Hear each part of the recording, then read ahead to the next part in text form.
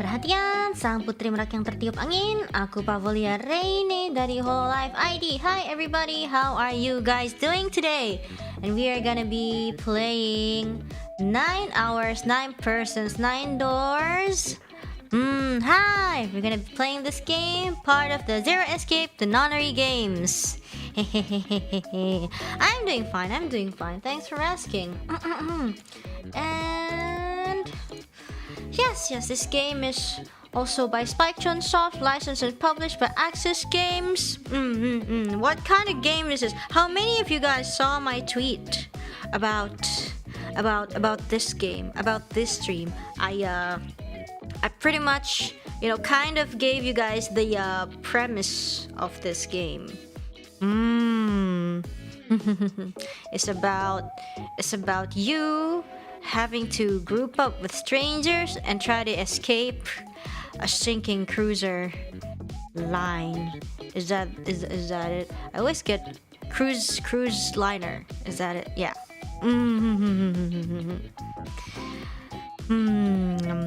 It's a Saw game, but it's like, I mean, yes, but also no. Yes, but also no. But basically what you gotta do is to escape, and the title pretty much explains it all. We have 9 hours. There are 9 people, so including us, probably 9 people. So me and 8 other people, and the 9 doors. There will be 9 doors. So yeah, what game is this about? 9 hours, 9 persons, 9 doors. The title really explains it very perfectly. But I mean, to dive into what those actually are, we're gonna have to play the game. So we're sinking again, in a sense. Yes, we are. And this is the first episode of the stream, so it's gonna be a clean first gameplay, which is nice. And before we start, I kind of wanna ask you guys to please let me make my own decisions. I mean, we can banter here and there. I feel like the difference between this game and I is that I is pretty linear, I guess, but this one has like a lot of branches, sort of, and you get to pick like whether you want to go like left or right or wherever. So yeah, I might ask you guys from time to time, but mostly I guess please just let me do my own thing, and if I don't know, if I die, that's on me.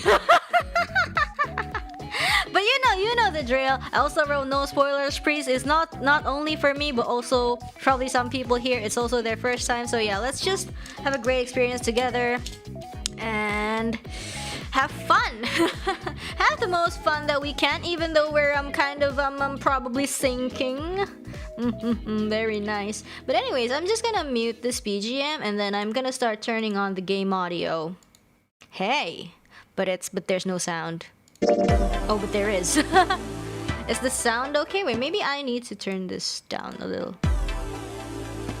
Okay, maybe this is okay, or maybe it's just loud because it's the options music.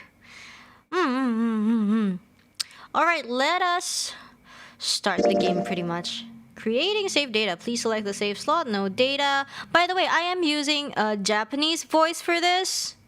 So probably, yeah, just like last time, I'm gonna be using Japanese. Hopefully that's fine. I think in the DS version. So basically, this is a quote-unquote remaster. Okay, I don't know why I had quote-unquote there. It's a remaster of the old game, which was on the DS. And I think the DS did not have voice acting, but this version has voice acting, and all the images are basically like remastered and stuff. So it is gonna be nice. Oh! Wait, it's the same sound effect. It's the same sound effect as I. Whoa. But this came first. So, Wait, there's 2 gameplay. What? Novel and adventure? What? Okay, anyways, but we are here.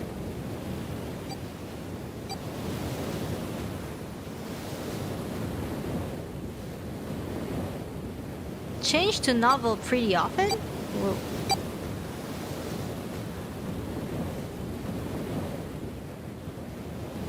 Okay.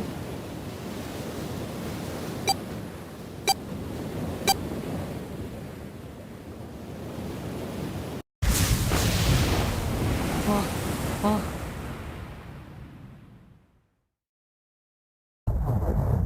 Oh. A loud noise startled.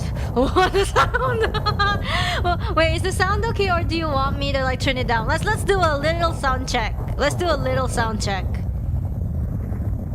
Oh my god. It's a bit loud. Yeah, I could tell. Okay, wait, hum. Hold on. Sound is pretty loud. What about now? What about now?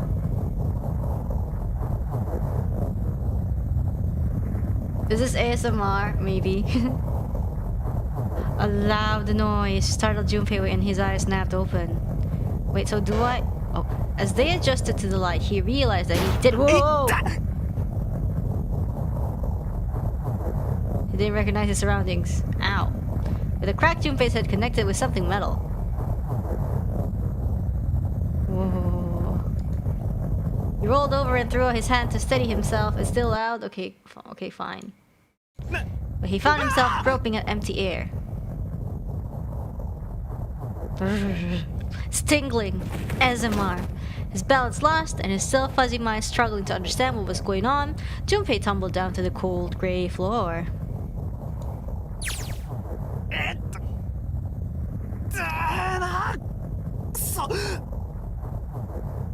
Whoa. Oh, this is adventure screen. Oh, wait, so... I don't know. It's a bed? Fell pretty far.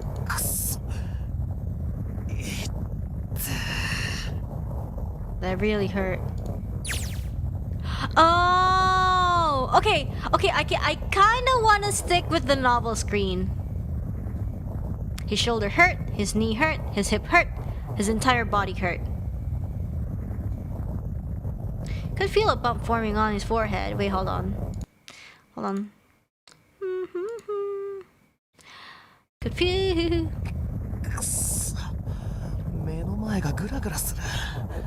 Huh? Must have hit my head. This ASMR in my ears. At first, he thought the tremor that ran through his legs was just another effect of his rude awakening, but as he looked around, he realized it was real. The whole room was shaking. But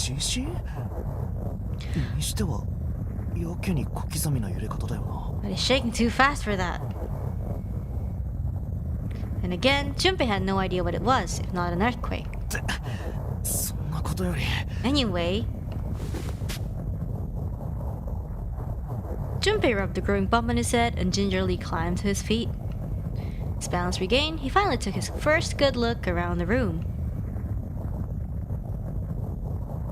And muttered to himself, This sound in my ears.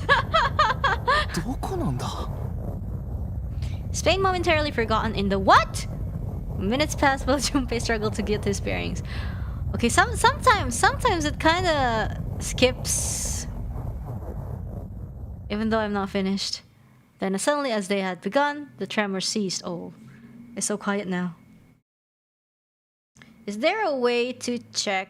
Is there a way to check log or not?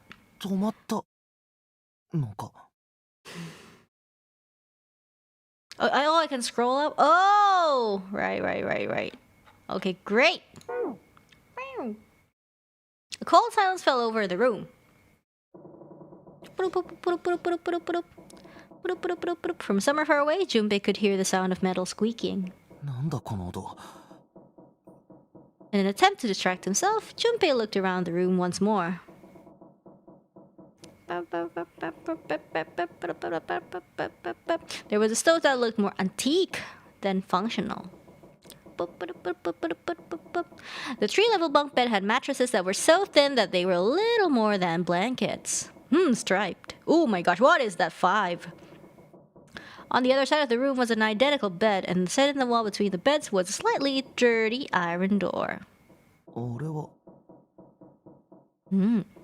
The first thing Junpei noticed about the door was a number roughly emblazoned across it. On the surface of the door, in red paint, someone had written,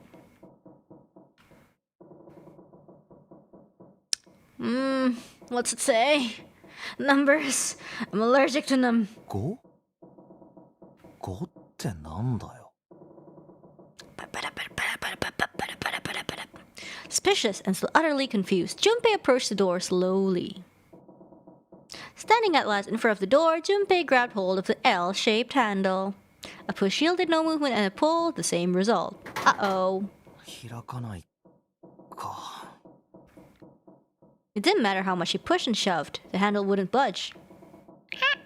Next to the door was an odd-looking device that reminded Junpei of a card reader. Wait, let me just show the cursor in this game because it's fancy. So, hold on. Give me a moment. Give me a moment. Capture cursor because it's cute. なんだ Yeah, これ。 see? Look at this! この It's 装 cute. 置が扉のロックを制御してるってことか。 Junpei knocked hard on the door. Is the card swipe task? Oh well, I guess I'm gonna die in this room. Junpei knocked hard on the door. Oh. 誰かいないのか。開けてくれ。 I'm very unlucky, guys. There was no response. Junpei threw his left fist into the door and stopped. なんだよこれ。 Wasn't really sure what else to say. It says S for say so. It was a bracelet of sort he's never seen before. In the center was a large LCD display. 腕時計じゃないよな。5 Go. 同じだ。扉の数字と。 True, the numbers were the same, but he had no idea what might that. All he knew was that it was strange, and he wanted it off. I love how it matches his shirt. Junpei flipped his hand over as if to remove a watch, but これどうやって外すんだ。 the other side of the bracelet was solid. No buckle, no clasp, nothing. He sighed and flipped the thing back over. There were a number of rivets around the rim of the face. Perhaps. この横に出っ張ってんの。 Oh.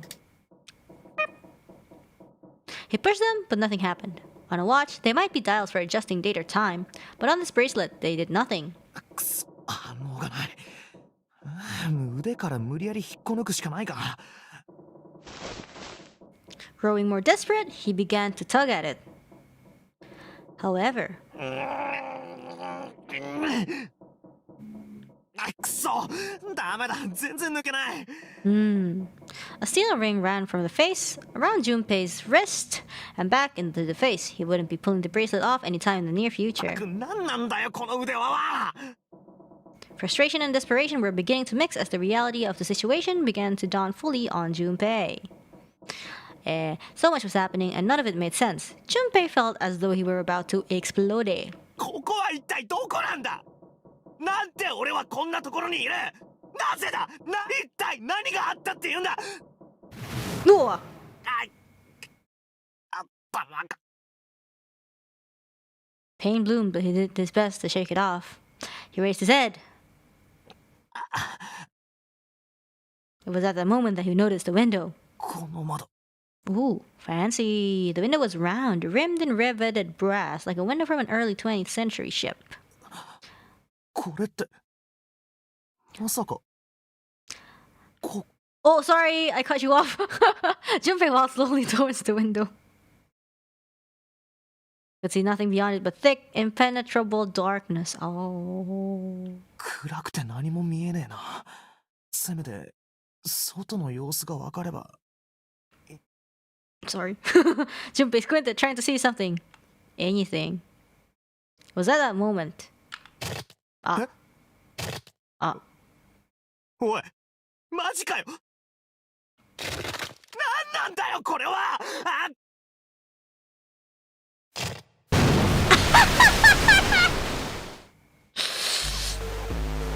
Guess I'll die. Thank you for watching the stream. A crack split the glass of the window, and for a moment, Junpei stared at it. Wait, let's do what happens with if I do adventure. これはくそおい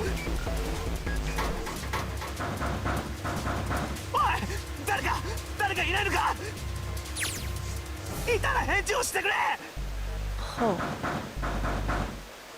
There was no reply. 水が Oh! If it's adventure, then you skip all the narration. 熱いぞとにかくどうにかしてこの部屋を出ないと And fast.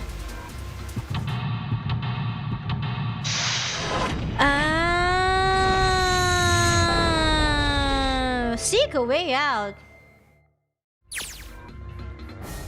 Wait, what? Operations during an escape.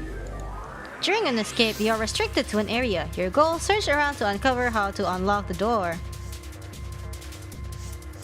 There are items and hints in the room that will help you escape. Click on the location you find suspicious. Search the room. What about sound, guys? Is sound okay? Oh, okay.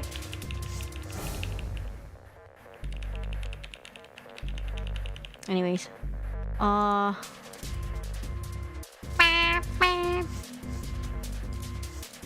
about items. Once you've obtained an item, you will be able to go to the item screen. Clicking item on the top left will take you to the item screen. Note from bulletin board. Oh, what's it? Okay, sure. It says... I don't know, okay. Investigate with an item. The item visible in the all of this lower left is the item currently in hand. When you close the item screen, the last selected item will be in hand. If you hold an item while investigating room, you might trigger a reaction. Oh, try switching out items in hand and see different places. Ah, click the item icon and press V to quickly change. But we only have one item, so... Oh, picture frame! And we can combine! Oh my gosh. Wait, we can combine. So what? Tab? We combine these two. Okay, we can't. Doesn't seem like there's anything in the sink. You don't know. There's a towel next to the sink. Oh, I can do this too, like if I want. But I'd rather. Oh. But what do I press again if I wanna? Oh yeah. Water just keeps pouring. It's like a waterfall. I don't think shoving something through the window is gonna... Okay, if I don't want to die, I need to find a way out of this room. I have to figure this out. Alright, Junpei. I have no choice. The water's already up to the chair. Yeah, and... Oh! Ooh, what's this? There's a lock on this briefcase. It won't budge. Let's see if there's anything in the keyhole. There's a small keyhole. 101. Okay, I don't know. Escape. In the door to the stove. It opens easily enough. Sure, wish the door. Oh! Okay. Screwdriver! I know what to do with the screwdriver. Combining items. See, I know. I think I want to open the frame. I think, maybe. Oh, a key. Nice. Small key blue. Let's cancel first. And what is this? Blue briefcase. Doesn't matter what I do, this thing won't budge. There's also a code. Okay, cool. I want to check the items. How do I check the items again? Oh, okay. Combine screwdriver and this. Yes! Picture of an old cruise liner. Yo. Okay, wait. I want to look at this. 1, 2, 3, 4, 5. Wait, so this... I don't know, guys. Okay, this is the red suitcase and the blue suitcase, right? But I don't know what does what. I don't know what does what.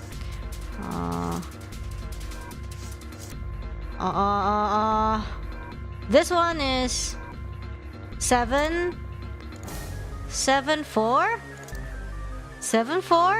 Why is this blue? I don't know. Okay, fine.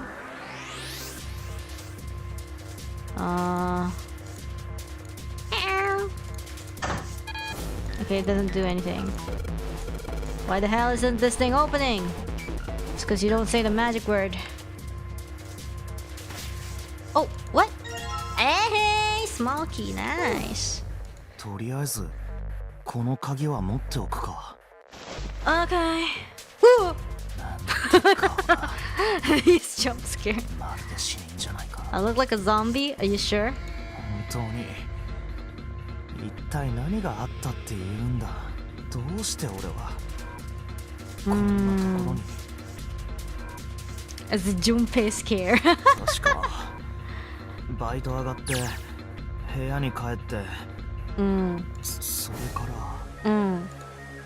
When he said it, something in his mind opened, and a memory bobbed to the surface. It was the last thing Junpei remembered before waking up in the strange room. It was past midnight when he came home. So does the adventure mode does not have like this at all? Junpei shuffled up the stairs and opened the door to apartment 201. Yes, that was his apartment. Wait, so what if I turn to ただい adventure? まって返事はなくてもつい言っちゃうんだよな。あ、今日もよく働いたぜと。ん？風？Uh-oh. 変だな。窓なんて開けたっけ？ Did I leave that open? 別におかしなとこはないよな。やっぱりただの閉め忘れか。He closed the window. Then it happened. Ooh. No. Junpei turned. It's funny how I got jump scared from the from the mirror CG and not this. The man wore a deep hood and bulky gas mask. His face was entirely hidden. So he couldn't finish. Junpei tried to yell, but all he could manage was a strangled croak.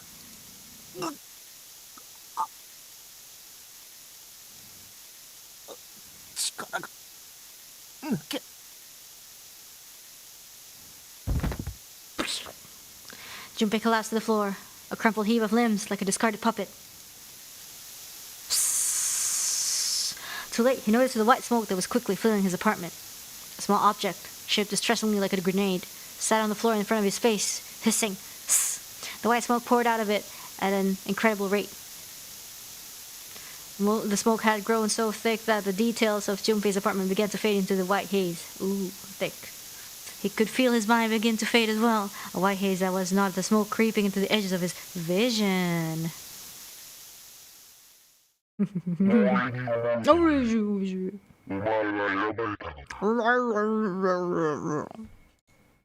rasping voice wormed his way out of the gas mask.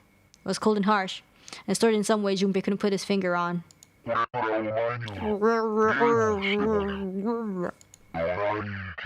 Nonary, no, Nonary game, I see. Oh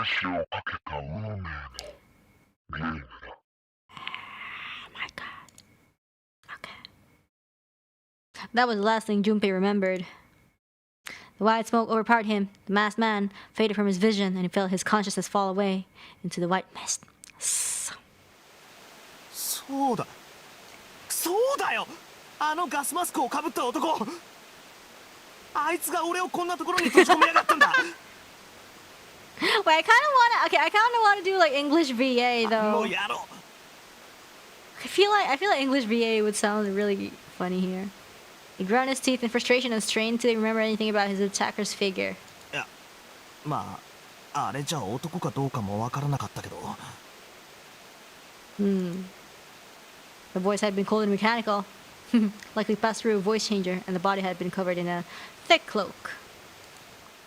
あいつは一体。He's like, peekaboo. お前は選ばれたのだ。 So how do I change the Can can I change it from this from like now right now? Can I do it? What it might mean? It was beyond him. わけがわかんねえよ。目的も何も。Oh, sorry, I cut you off again. I'm kind of curious if there's like an auto. Oh. これからお前にはゲームをしてもらう。ドライゲーム、生死をかけた運命のゲームだ。ノナリーゲーム。ノナリーゲームって何なんだよ、クソHe's so mad. I would be. With a yell, Junpei drove his fist into the mirror. Okay, menu. Okay, let's save. D deck. No. Return to the what? Oh, menu. Flow, save, map. Wait, do I have to return to the title screen to change to English?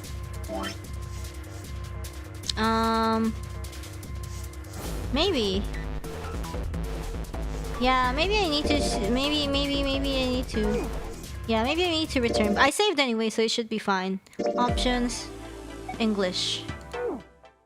Did I save? Yeah, I did. Continue. Yeah. Click to load. Yeah.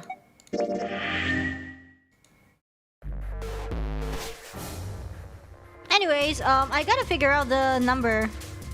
But I don't know. Wait, what is this? A bulletin board. There's nothing on it. Really? I'm sure something is written, but I guess you don't want me to find out, huh?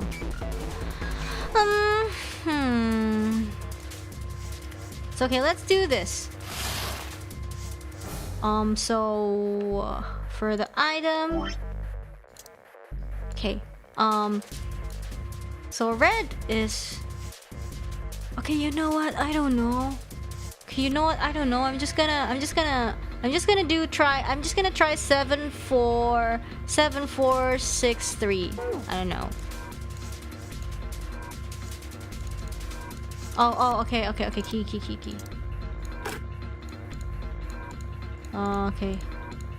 Okay. Let's give it a shot. Minigames. During an escape, your investigation may trigger one of several minigames. I'm gonna forget the code if you tell me what to do. The operations for the minigames are done by clicking the screen.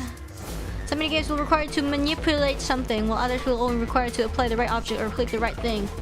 Operation instructions. Clicking the dial will cause it to move the next number.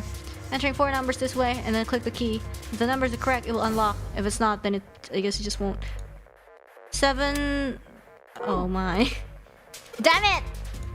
It's not opening. I already forgot. It's because you told me all those things. I already forgot. 7463. I don't know. What?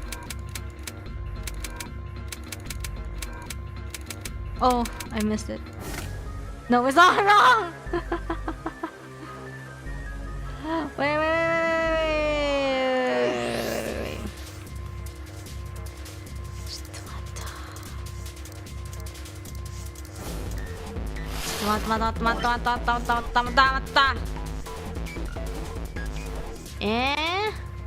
Wait, is it 7463, right? Or just 7? Or just the red one? Why? 74? Just 74 and then 00? I don't know. Meh. 7401? 7400? Oh, there's no... What? There's no 0 in here.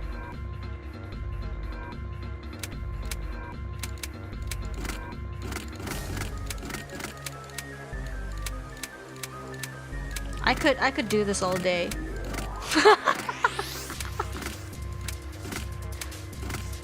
I love how the game doesn't really punish us for this. But it's gonna take a while, so let's see if I can get anything.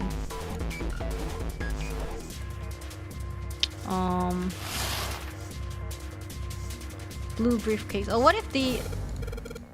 Is there anything else I can use? There's a pipe at the end of the bed. Oh, there's nothing on the mirror. Oh, looks like we got a light here and electricity. Can we electrocute ourselves? Because I don't know what to do anymore. Water.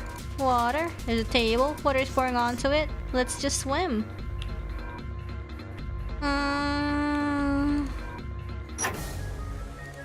Nothing inside. Nothing in here. So difficult. What? It's a closet. I know. I know it's a closet. Oh. Okay. Let's switch the items. Wait. Can we like? How do I switch the items quickly? Okay. Let's just put that first. Let's just put all the keys first. Like maybe it'll like enlighten me somehow, right? Keep it cool and look around for some more clues. Are there more clues? We have to believe. We have to believe. There's nothing useful. There's the stairs. I've got to hurry this up. What do you mean you gotta hurry this up? What do you mean? The thing is, like, it doesn't really highlight the thing. Oh. What? Oh! Nothing here. Oh my gosh, don't get my hopes up like that! Oh, oh, oh, oh, oh. It's pretty flat. Oh! We got it. From the flatbed. That's why people say flat is justice. So okay, the code for the red one is 74. Oh crap. 748 7485. 7485. Come on. 7485. 785. What? Oh, okay, it opened. I thought it failed. I was like, what? It's opening. Ooh, a stack of red key cards. I don't know what that is for, but okay. And then I guess we're gonna see this. What about the other one? It's gonna be 0 0 2 0 2 0 2 6 0 2 6 3. Okay. 0 2 6 3. Please. Yes. All right. Yes. All right. Let's open it up. Weird stuff. There's something in here. What is this? A file. File screen. If you find any documents or notes during an escape, the information contained in them will be available on the file screen. Press. Okay, yeah, I think I know. Alright, let's see what's in this file. Digital root. Let's see here. Compute a digital root with the following steps. First, add all the numbers in question to one another. If you end up with something greater than a single digit number, at the digits what? I don't understand! For instance, if you have a double digit number, at the... what? Math? Really? What? I don't understand. I don't understand. Yeah, I don't know. Okay, the digital root of 628 would be... Oh! Okay, yeah. Okay, that's easier. Oh! 1 to 4 would be 1 is 3, 6, 10. So it will be 1 because the final result is 10, and then you add 1 plus 0 and 1. Yeah! Therefore, the digital root of 1, 2, 3, 4 is 1. I see. So just keep adding numbers until I get the single digit number. Yeah, that's easier to explain. That's much easier to understand. Looks like there's something on the back of this thing. A notebook, a pen, a calculator, and a stack of key cards. Huh. So many things. Stack of blue key cards. New material have been added to the file screen. Calculator. Press.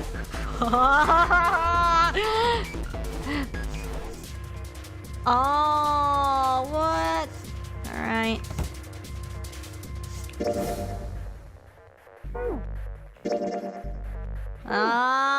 Yabe. Oh, flow. Flow. We have flow. Oh, nice. Okay. So what do we do next? Well, let's investigate these. Can we combine? No.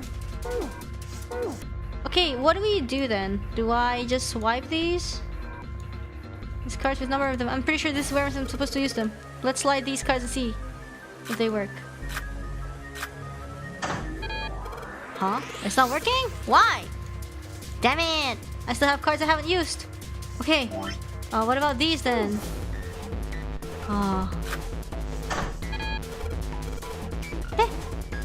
I've only got one other hint. Of course, the files. File said something about the digital root. A digital root. What am I supposed to do with? There's a 5 on that door. I have to get a digital root of 5. I'm not really sure about this. It's worth a shot.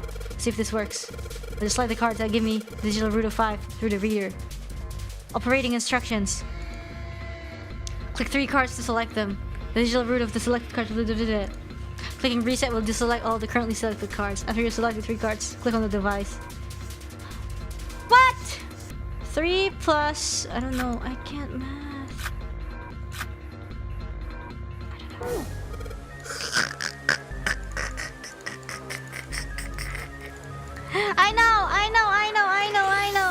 I don't know. I don't know.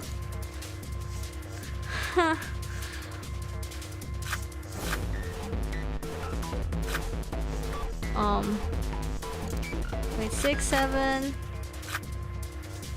Okay, right?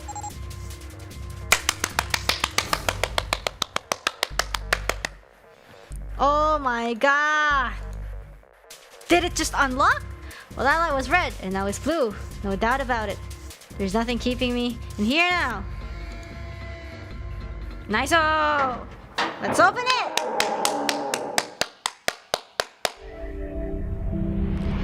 You found it.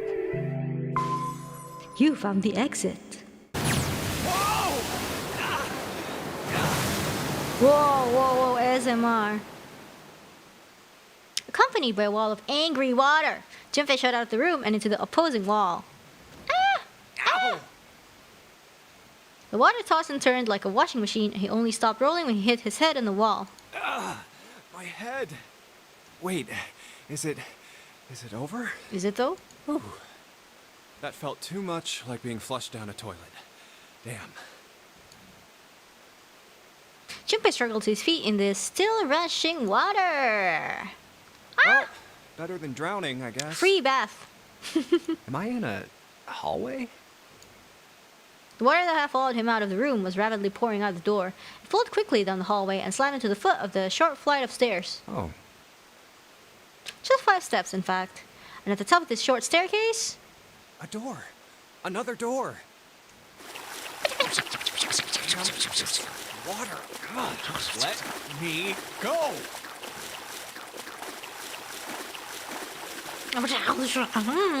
Free base. Junpei leapt up the stairs straight for the door. Oh, yes. It opened. The door burst open and Junpei exploded out of it, only to freeze in his tracks. What other possible response could there have been to what he saw? What? What the hell? What the hell? His voice trailed off, and all he could do was stare. A polished floor stretched out before him, ornate staircases rising up from the edges, each one of them equidistant from the others. The stairs and pillars were solid wood, and Art Nouveau embellishments and decorations covered the walls and pillars. It looked like something so much as the entrance to a luxurious mansion from the early 1900s. This is the inside of a ship? Junpei couldn't help but wonder. Well... The water quickly filling the hallway behind him suggested that yes, he was. As he looked, a fresh wave rolled out of the room he had been in, gathering speed as it moved towards the stairs. Yeah, that's what I thought. This is totally, Wait, Uh-oh. What the hell? A wave? Oh, shit! Shit! Okay, I gotta get out of here! Junpei spun around, his wet shoes squeaking in protest on the polished floor, and ran towards the tremendous staircase in front of him. Lamau. C deck. Deck.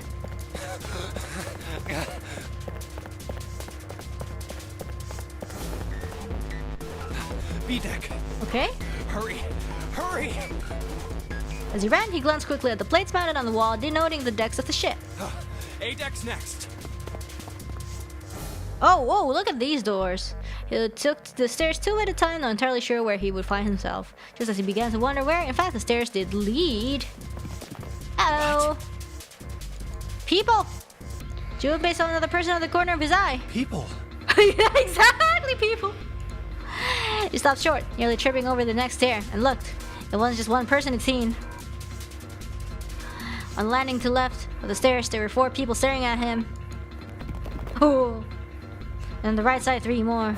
A lot of people. A lot of people, I see. As I was told, there were 7 of them. Wait, isn't it supposed to be like 9 people?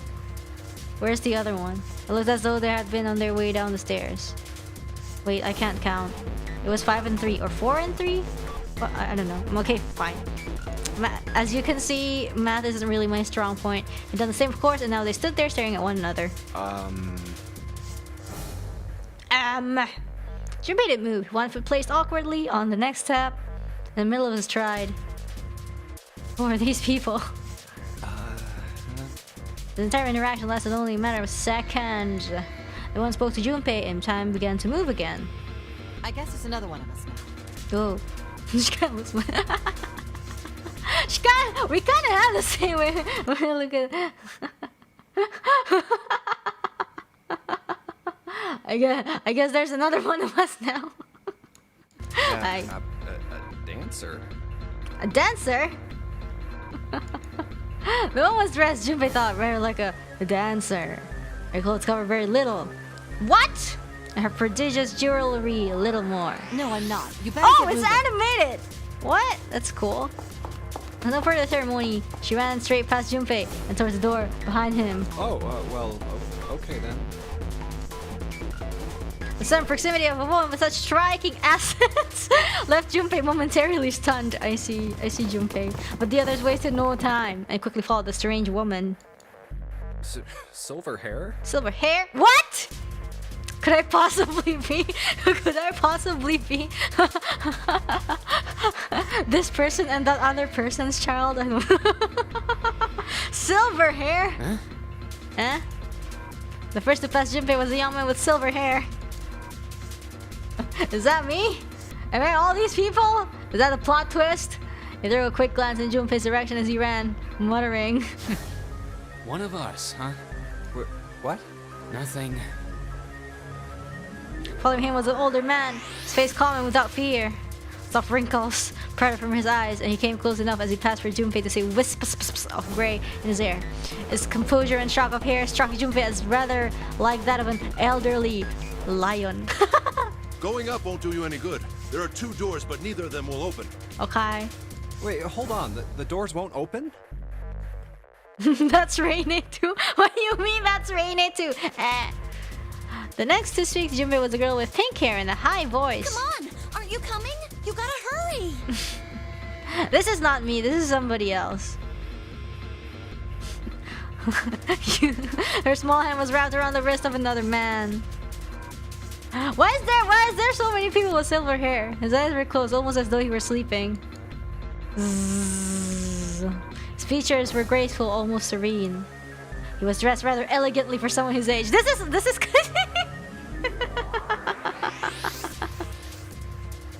Something about his posture seemed very refined, and Junpei couldn't help feeling he was noble and dignified somehow. And he'd certainly never seen one, but this man seemed like what Junpei had always imagined a prince would be like. That's 9 of us then. There's 9 of us All then. of the cards are in hand. Ha. What does that mean? I know. Junpei opened his mouth to ask what the other man has meant, but the girl with pink hair rushed past him. Wait! They're gone. Oh. Just what is going on? Music kind of slaps. There's an old man like a lion, a girl with pink hair, and a prince, and I have no idea what they're talking about. He turned just in time to see 2 more people running towards him. One of them had hair like a bird's nest. What's with the Reine references? It looked as though a swift breeze might topple him. And the other was a veritable mountain of a man. See, like we did the bird mountain last time. What? So many Reine references in this game.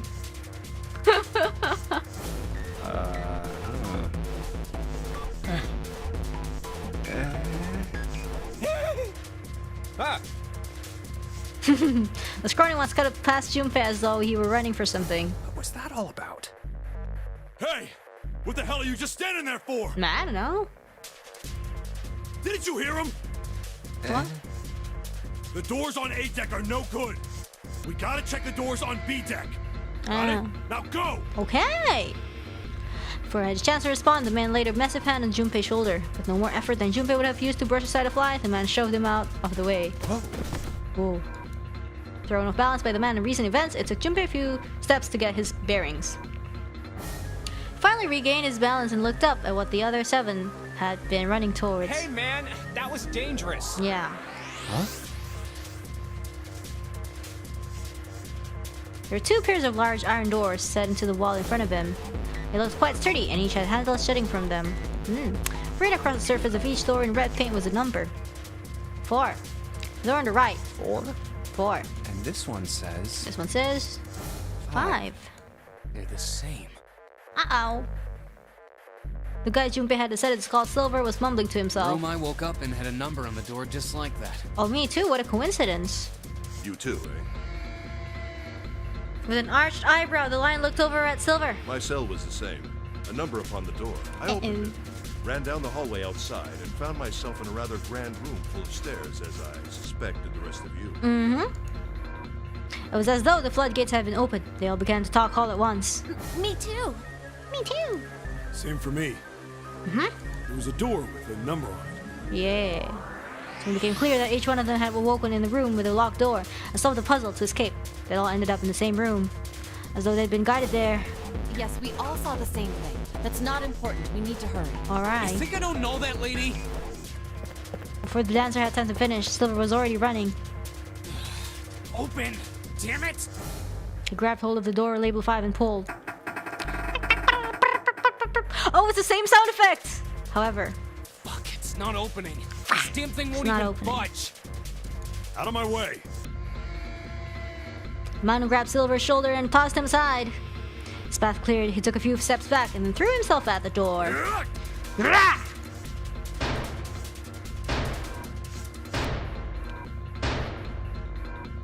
Oh. Uh-oh.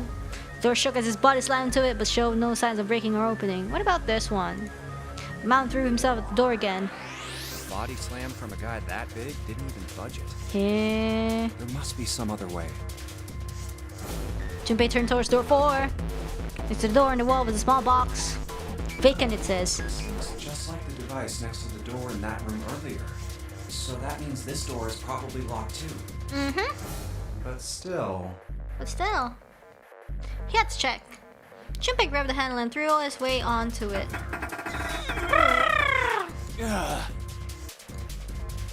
It was locked outside of the door next to it, as he'd suspected. Damn it! Oh. Junpei punched the door. It did not respond. Are there any other doors? He barely finished the thought of when C-deck plate he'd passed on his way up sprang unbidden into his mind. What? His body moved before he had time to think. Junpei turned and ran back towards the stairs.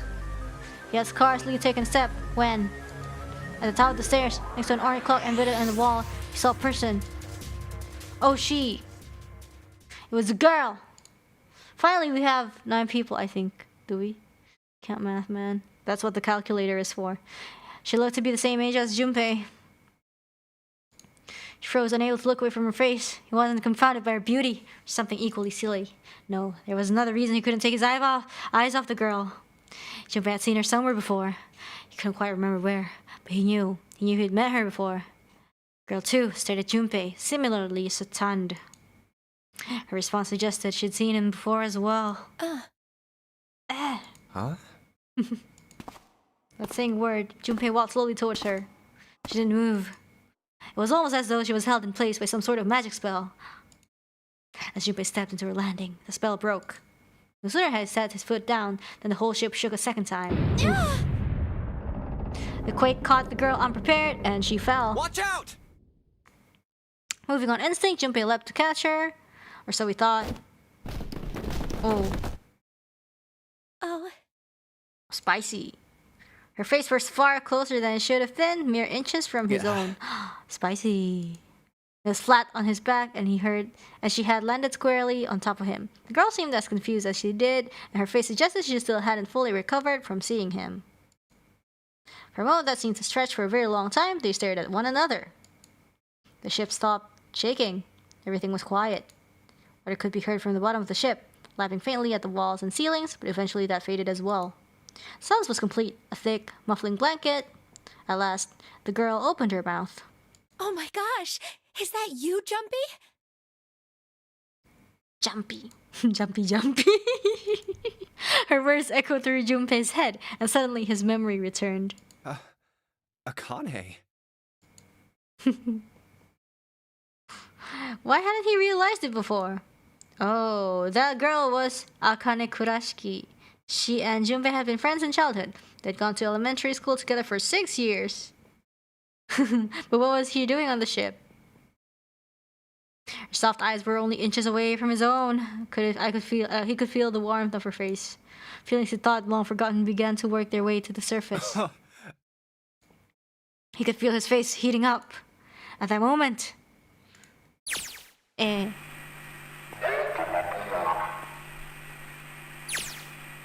welcome aboard.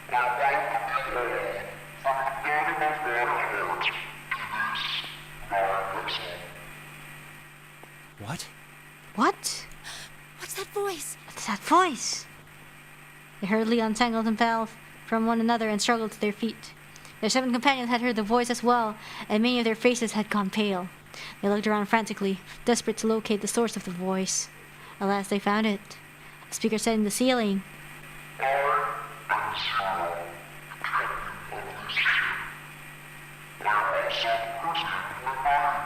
Oh gee, thanks. With the white psst gas, huh? The voice was harsh, obscured occasionally by the crackle of static. This is... Junpei recognized it. How could he have forgotten it? Ooh! Guy in the gas mask! Hey, asshole! What the hell is this? Come on out here. I want to get a look at you. What do you mean to do to us?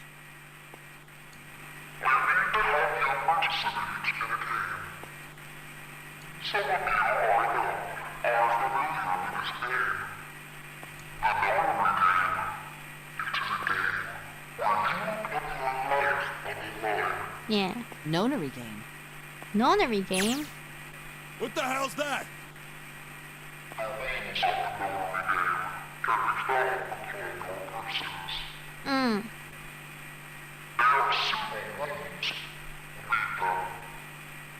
What is he talking about? Hey, there's something in my pocket. Check this out. Silver reached into his pocket and pulled out a small slip of paper. The rest of them reached into their own pockets and pulled out similar slips of paper. Oh. Junpei followed suit and dug into the pocket of his pants. He felt the telltale crumple of paper slightly damp from his earlier ordeal. Hey, I got one too. Then it would seem Zero has seen fit to grace us each with a letter. Would you mind terribly reading it to us, young man? His request had been delivered to Junpei, who, after a short moment of surprise, did as he had been asked. On this ship, you will find a handful of doors emblazoned with numbers.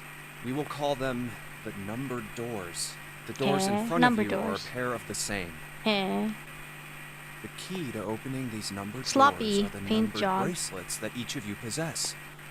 Should you total the numbers on your numbered bracelets and find that the digital root of that number is equal to the number of How that am I door, supposed to the know door that? will open. How am I supposed to know that? Only those who have opened the door may pass through. What? There are, however, limits. Only 3 to 5 people can pass through one numbered door. I see. All those who enter must leave, and all who enter must contribute. Haha. How can you tell, though? So this thing S. on my arm is Say so. a bracelet.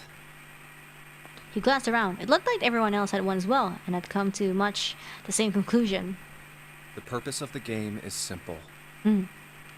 Leave this ship alive. It is hidden, but an exit can be found. In your heart. Seek a way out. Seek a door that carries a 9. Okay.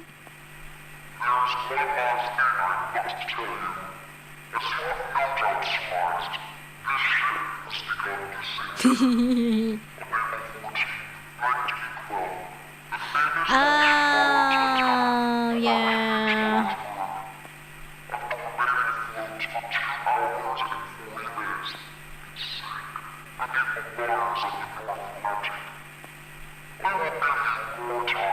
Mm-hmm. 9 hours. That is it. Part of the title.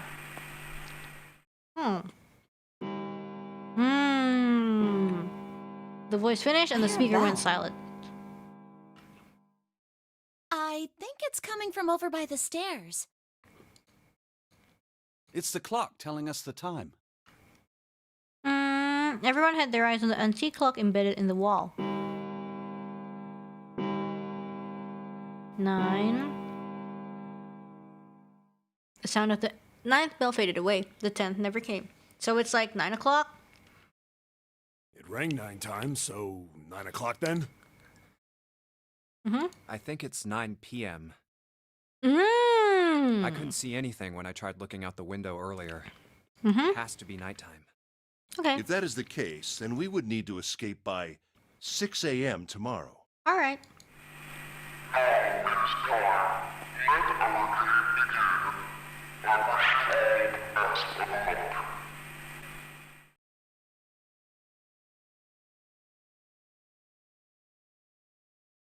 The speaker went silent and did not speak again.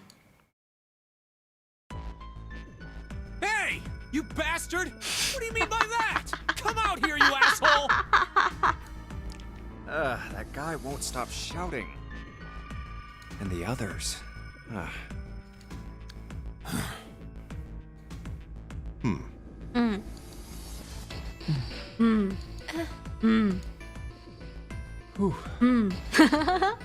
Junpei was consumed by his thoughts. I have way too many questions. Who is Zero? What's the Nonary game? What's it for? Is he some nutjob just doing this to mess with us, or does he have some other purpose? Ooh. Why pick me to be part of this insane game? Because your gacha lock went somewhere. And It's the not others? supposed to. Why are these 8 people here? Because they're the same. They have the same fate as And the you. most confusing of them all. Why is Akane here? I haven't seen her since elementary school. Because it's destiny. Why her? You Why guys now? are probably destined Coincidence? to be together There's no way. forever. There has to be a reason. Sinking. I'm just kidding. I don't know what exactly, but there has to be. Very well.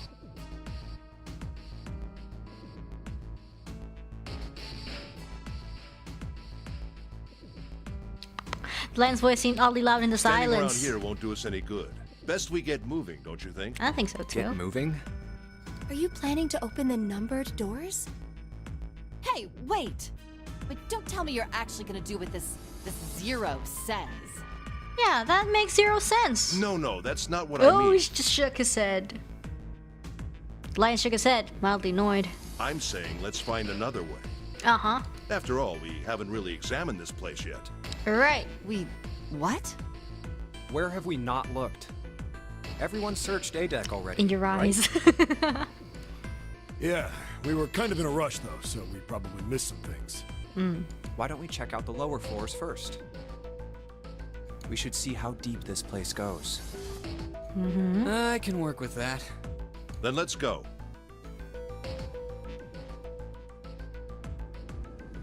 Sedang. Whoa! There's nothing. What the hell? It's completely submerged. Damn. If the water level keeps rising like this, we're all gonna drown. No, I don't believe that's something we have to worry about. The prince knelt down and gently drew his hand across it. See? The water's not flowing. Oh. That means the origin of the water has been stopped. Oh, nice. Perhaps this Zero fellow has used some sort of remote control to seal a watertight door lower down. He said that our time limit was 9 hours. Ah, In other words, this water won't rise for 9 hours. I see. And you're saying we won't sink till then. Well, that may be a little too optimistic. No point to wishful thinking. That's depressing. If we don't determine a way to advance from this point, we are stuck on A deck and C deck. Looks that way. Hey, hold on. How about we check C deck before we jump to any conclusions? We might find something there. Ah, you're right. I think we should look at the metal doors by the big staircase, too. They're pretty suspicious. No numbers on either door. And I don't see an authentication device either. Nope. It's locked. This one too. Damn, none of the doors are opening. Hey guys, over here. Oh, There's another door behind the stairs. another door. This one doesn't open either. Oh, it doesn't open. We'll Ooh. see about that. Hey, old man, give me a hand. Are they gonna brute force Using it? force, I see. Let's give it a try. Yes.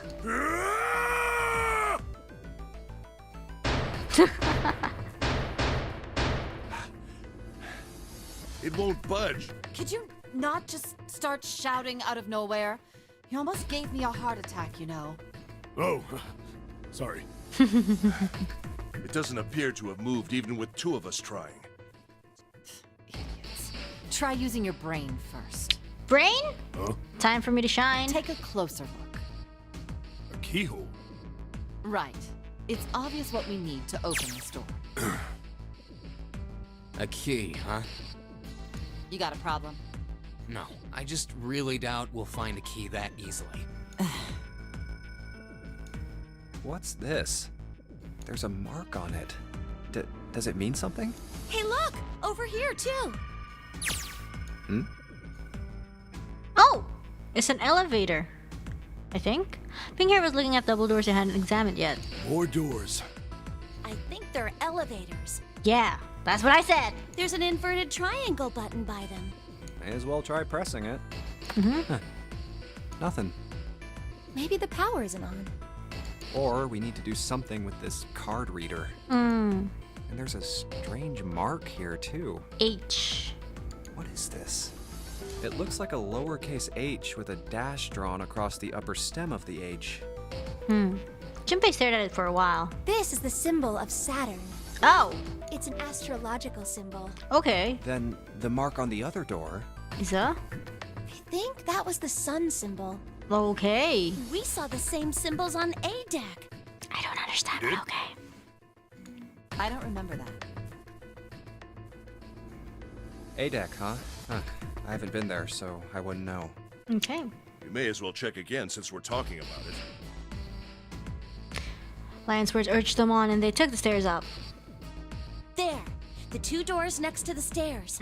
The one on the left had a keyhole with a similar symbol engraved on it. She's right. It's it looks similar to crosshair. what we saw downstairs. This is an Earth symbol. Oh, Earth? Alright. The horizontal line symbolizes the equator, and the vertical one represents the prime meridian. She's so I smart. see.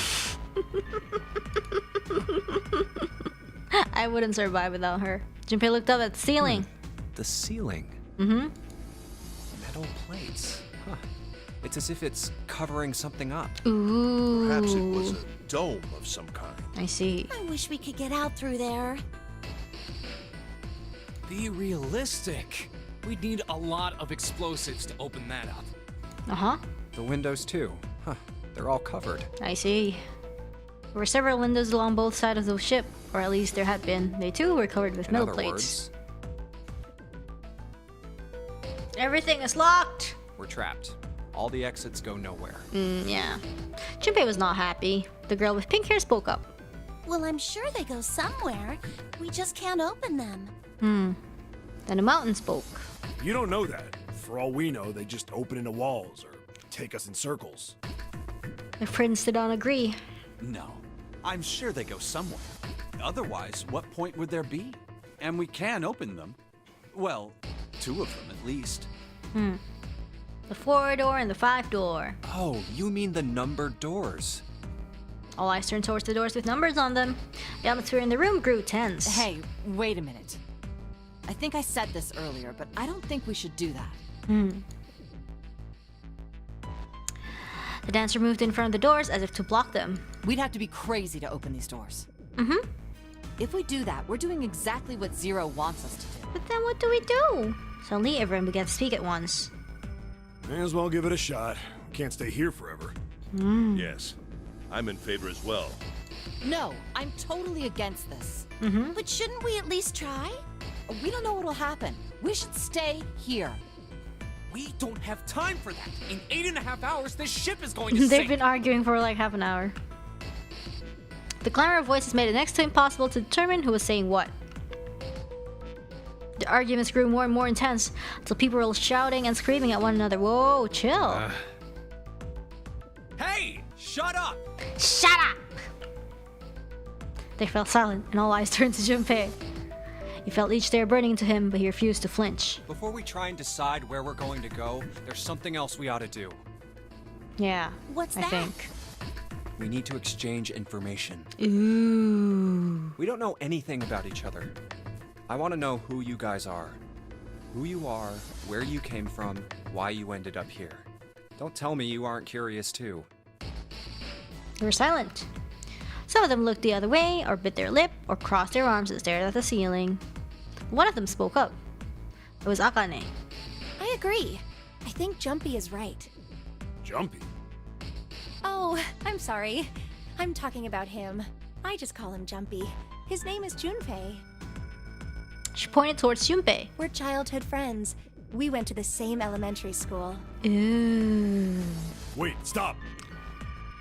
Don't tell us stuff we didn't ask you about. She's like, he's like, who? Who asked? Zero's probably watching us right now. What are you gonna do if he's listening in? Would that be bad? Hell yeah, it would! We don't know how much that bastard knows about us. Yeah. Maybe he just picked a bunch of random people to kidnap. If that is the case, then it'd be dangerous for us to let him know too much. I see. If Zero knows who we are, he could go after our families. I mean, he has a point, kind Maybe of, he'd tell sort us of. he had him to get us to do stuff, you know? But we still need to know what our names are. It's going to be hard to talk to each other if we don't have names. All right, then why don't we have code names? Code names, that's cool. Code names? Yeah, we'll each pick something. Like, I'll be 7. Why? 7? Why are you 7? Seemed a fair question. The mountain stuck on his left arm. Oh, cause his This bracelet number says 7. Oh, it says Al. Oh, I get it. Yeah, that's a good idea. All right. I'm gonna be Santa. Santa? Why Any Santa? of you chumps know Japanese? No. Oh. San means 3. M. So, I'll be Santa. You know, like Santa Claus. His watch says Fits, M. don't you think? Okay. Then your bracelet number. It's M. Yeah, it's got a 3 on it. Good job, Grandpa. Yeah, see M. Or W. I don't know. Sure enough, the face of his bracelet read M. Very well then. I'll go next, shall I? My bracelet number is 1. 1. Ooh. I. Given that, I think Ace seems appropriate. Ace. Oh, that's cool. I'll be Lotus then. Lotus. I'm sure you all know it has 8 petals. Which means, of course, that my bracelet number is... I'm laughing at something I shouldn't have. It's the infinity symbol. I would appreciate it if you would call me Snake. Snake. My bracelet number is 2. Is it because like it's like a snake, like psst, like it's like looks like a snake. Since Ace has chosen cards, then I choose dice. Snake eyes, clearly. Which is particularly relevant given that I'm blind. Okay. Wait, what? Dice, snake eyes. Oh, okay. I thought it was because you know, like how snakes are like curved. And he's blind. Are snakes blind? You can't see? It's just like casually because I'm blind. You can't I see? knew it. Oh. He kept his eyes closed during their entire ordeal, which had suggested something strange, but to hear it said so casually. It was something of a surprise.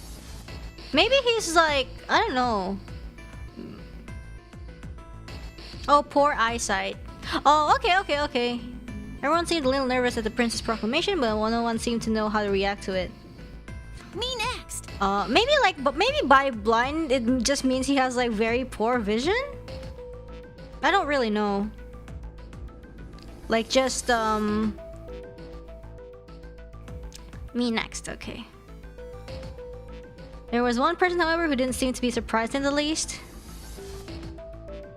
The girl with the pink hair. I want to be Clover. Clover? You know, like a 4-leaf clover. Oh, alright. 4. It's a chair. Come around to Junpei. He held out his bracelet. Alright, my number's 5. S. So my code name is gonna be... Why have one? It's not like there's any point to it now. he's gonna be the only one who doesn't have a name. That's a kind of in mid-sentence. I mean, we all know your name already. You're Junpei. That sucks. Oof. They all nodded. I kind of stepped forward nervously. Then you should all call me by my name too. Because, I mean, it doesn't seem... It doesn't seem fair to Jumpy. You're thinking it's not cool for you to hide your name after you told us his. I kind of fidgeted awkwardly. Junpei decided he had to do something. What's your bracelet number? What's your bracelet number? It's 6. Okay. It's G. Junpei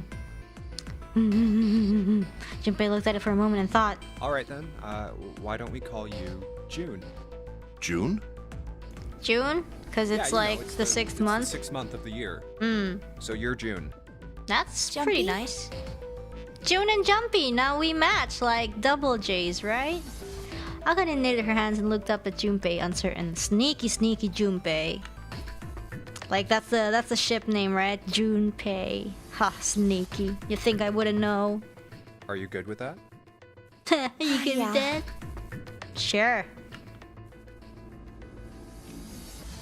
She thought about it a few more minutes, then seemed to come to a decision and gave Junpei a small nod. Okay then.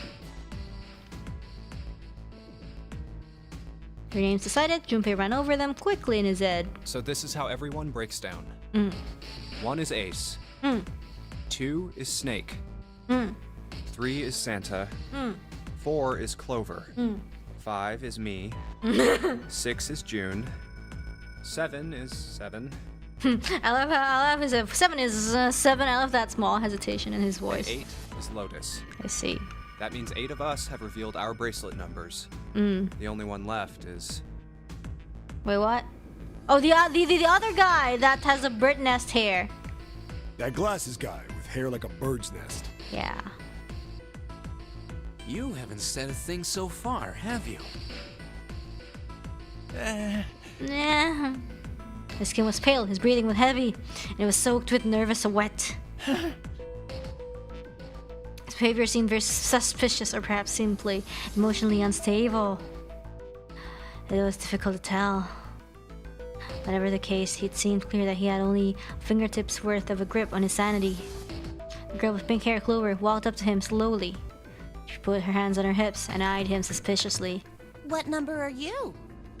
I mean, clearly, we know. We're just like asking you out of courtesy, you know. His bloodshot eyes twitched from person to person, and his breath came in hot pants. Hey, I'm talking to you. Maybe he can't think of a play word for his code name. He's just like, oh, I gotta think fast for a cool name. The man licked his dry lips with a shaking tongue and spoke with a voice like old paper. Isn't it obvious? There are 9 people here. I don't know, maybe you're like 0.1. And you know who numbers 1 through 8 are. Maybe you're 0. I'm the only one left. So you're 9? 9? Yeah. He extended a trembling arm. Lowercase g. Clover looked at it contemptuously. What's your code name? What's your code name? Code name? Yessie? He can't think of a cool one. What do you want us to call you? We all made up names. You should too. I don't need one. Why not? because I am not gonna stay here with you. What? Took a shuddering breath and exhaled. Clover looked at him with something very like disgust. You've got some sort of plan? I do. Hmm? Yeah? What's that? You sure you want to know? I mean, not really. Yeah? All right, let me show you. I'm gonna do this! Eh. Oh. Ah! By the time he realized what he was doing, it was too late to stop. Hey! The man's body moved like a snake's. But Snake is the other guy. The username's taken. In the blink of an eye, he had slid around his behind her and wrapped his arm around her waist. Hey! What the hell do you think you're doing? Yabbit. Sana leapt forward towards Clover and the ninth man. It was halfway there when... Stay back! Oh. Suddenly the man's hand dove into his pocket. Wait! No! Ah. That's illegal! How is he allowed to have that? He held into Clover's pale, quivering neck. No! If you get any closer, Get any closer? What? I'll cut her open! Hey, no, that is bad. No. Please. No. Nope. Yeah, Nope. that's right. The man's smile was neither friendly or reassuring. Sweat poured down his neck, soaking the collar of his shirt. Oh. Clover, are you all right? Oh.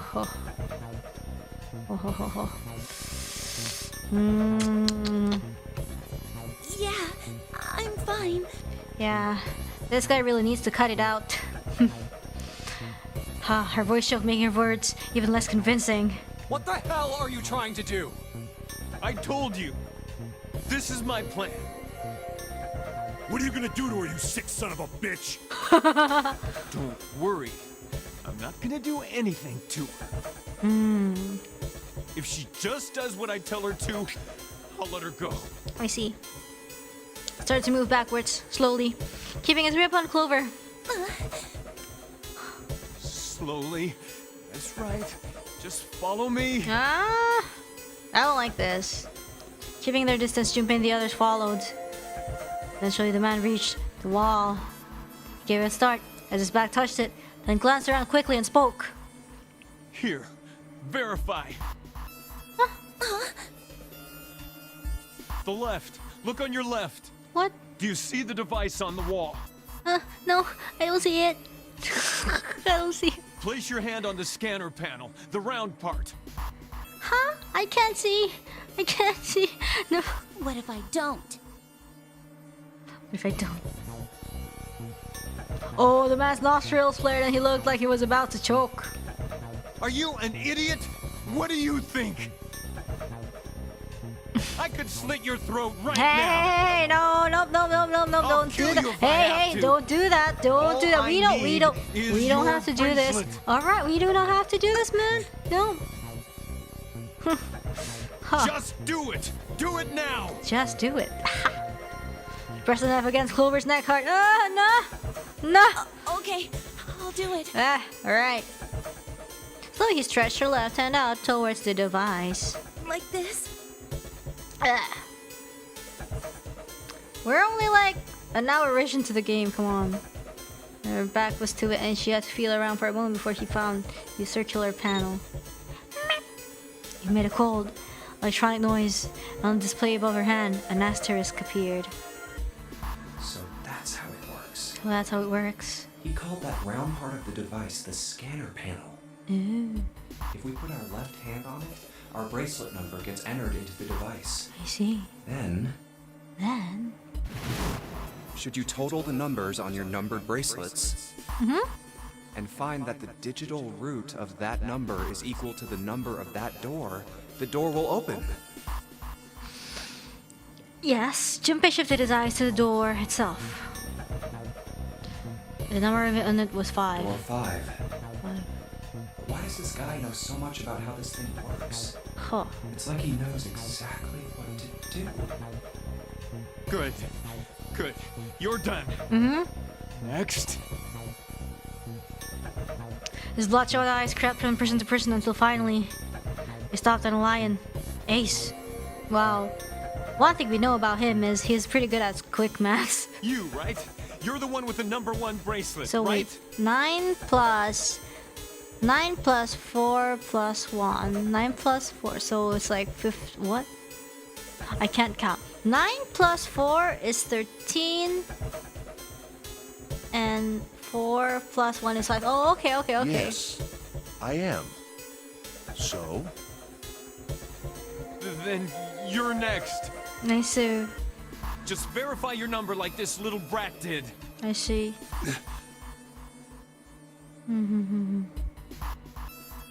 What are you doing? Do it! Don't you care what happens Oh, to 9 her? would be a 0 in digital roots? Wait. Did they actually tell us that? What? Okay, just calm down. Anyways, alright. I mean, the knife man jerked his chin towards the device. I'm coming over. Okay. Well, any number edited by now has the same digital root. Oh, okay, so it doesn't really like matter. Alright. Wow. That's easy maths for him. Wow. How come he gets all the easy math privileges and we don't?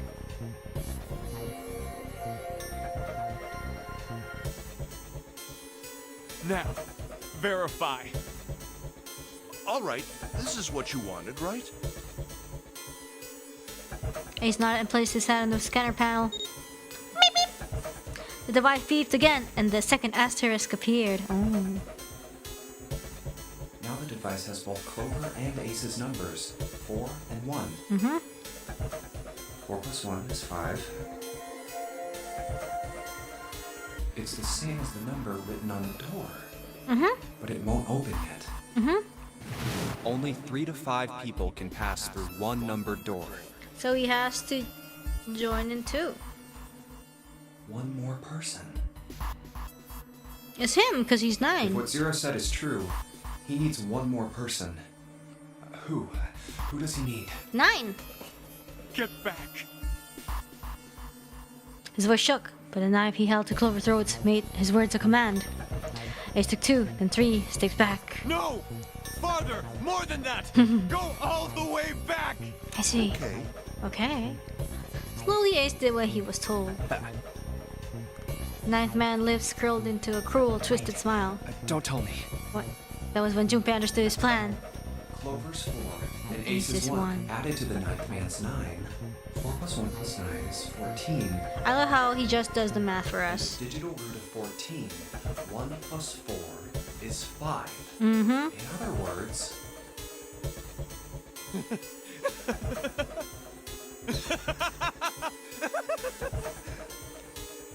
Thank God you were all so cooperative. Now I can get out of this nightmare. I see. He pressed his own hand against the center panel. The third asterisk appeared on the screen. He dropped his hand to the lever on the side of the device and pulled. Whoa.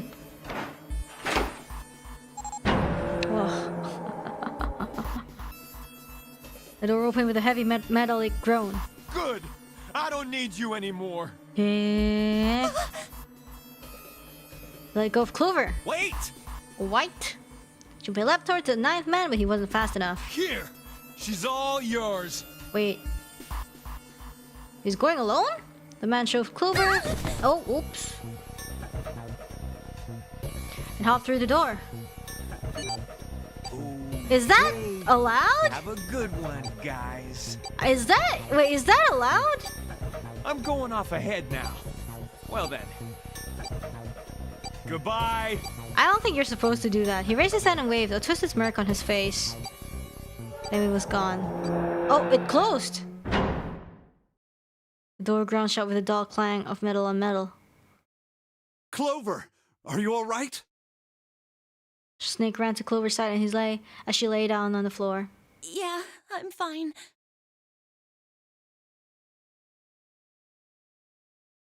She climbed unsteadily to her feet and once there, leaned heavily on Snake's shoulder for support. Damn it! Junpei ran to the door. That bastard! The others followed him. Several pairs of hands grabbed hold of the handles and pulled.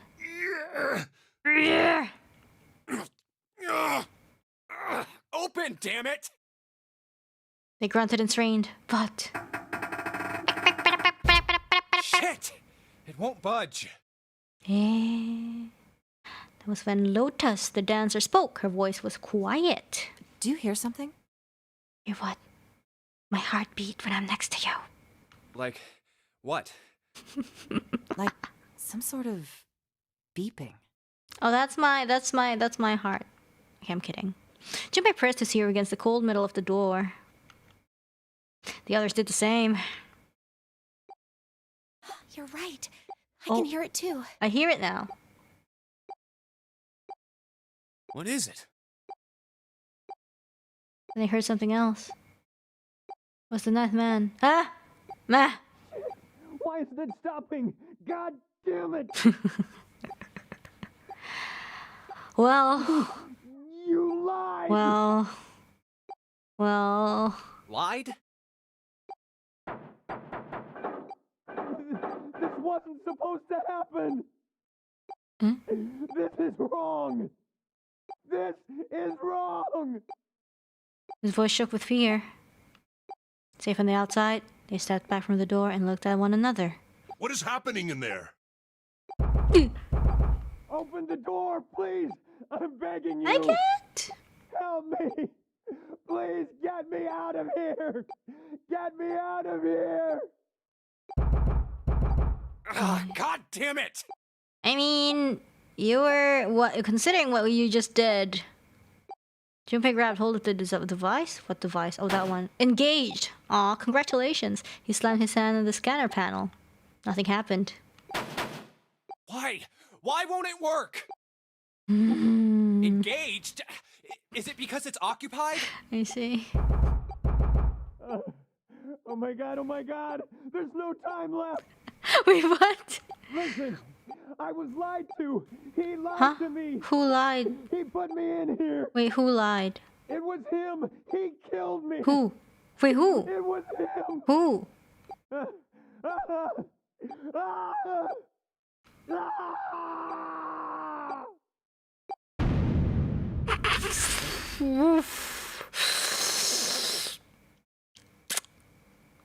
Guess you could say he went out with a bang. The explosion rocked the room. Instinctively, they ducked and stood up slowly when they realized there was no danger.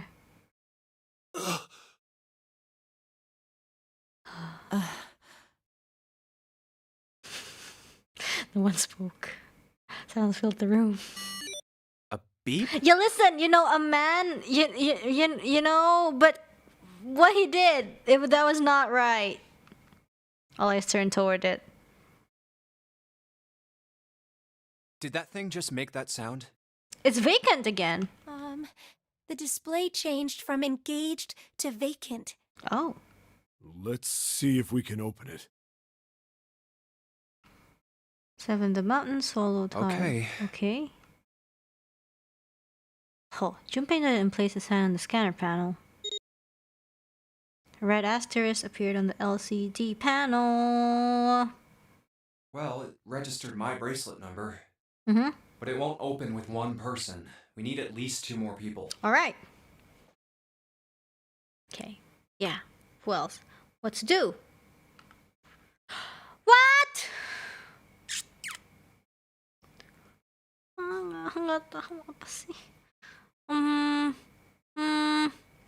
Wait, what door is this? I don't...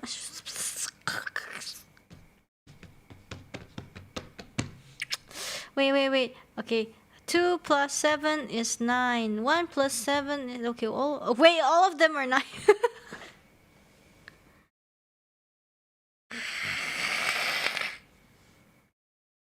These should work, but... Who?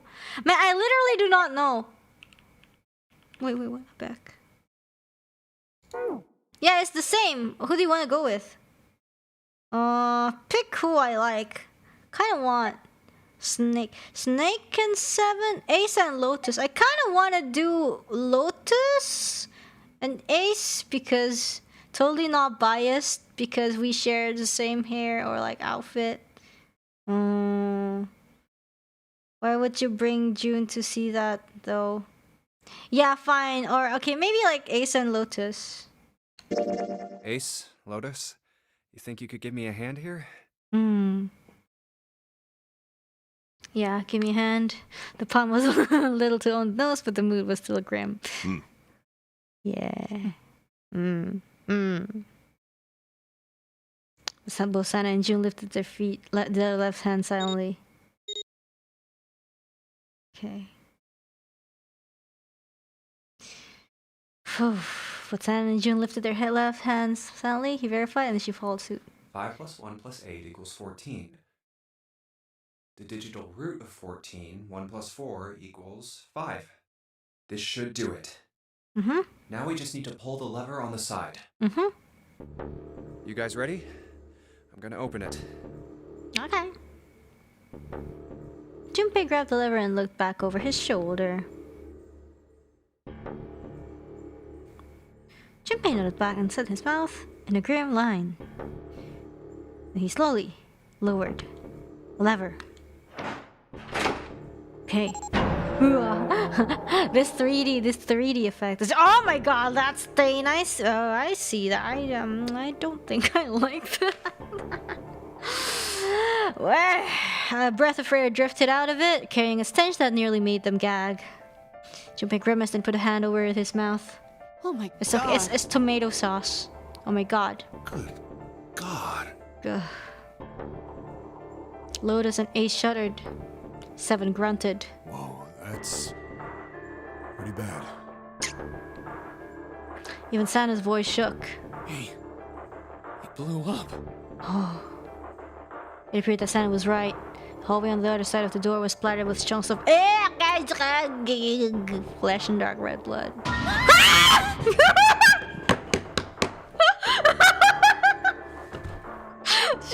she screamed too.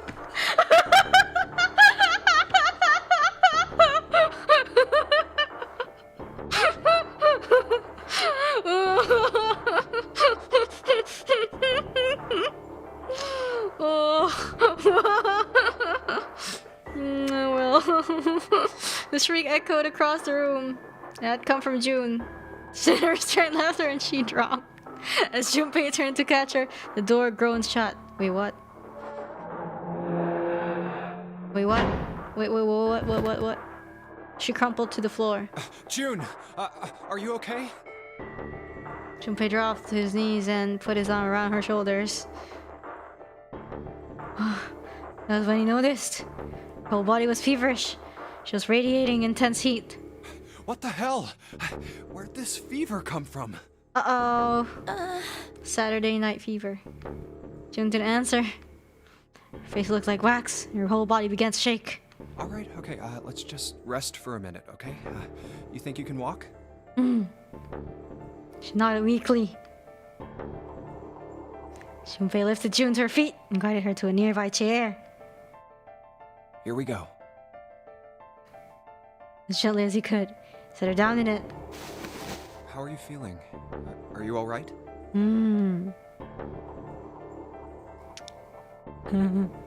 She nodded, and as she did, a single huge tear rolled down to the side of her face. Why? Why did this happen? Her voice cracked, broken by misery and grief, and choked by sobs. Why did this happen? Junpei spun around. Do any of you know what the fuck is going on here? Oh, language, young man. Who's Zero? You can't say What's this Nonary game? Come on! Anybody? Anything? What the hell is going on? I see. What are we doing here? No one spoke. A snake, Santa Clover, Seven, and Lotus. They simply stood there, 7 pairs of downcast eyes and 7 grim lines for mouths.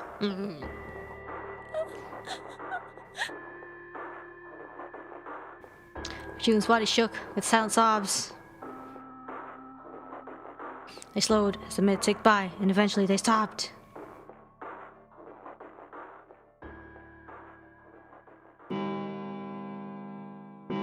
Then suddenly, in the cold, heavy silence that had enveloped them like a thick fog, a bell began to ring.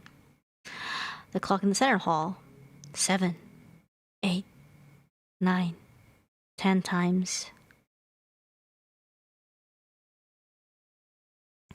And then on the 10th ring, it stopped. The sound of the bell faded away into silence.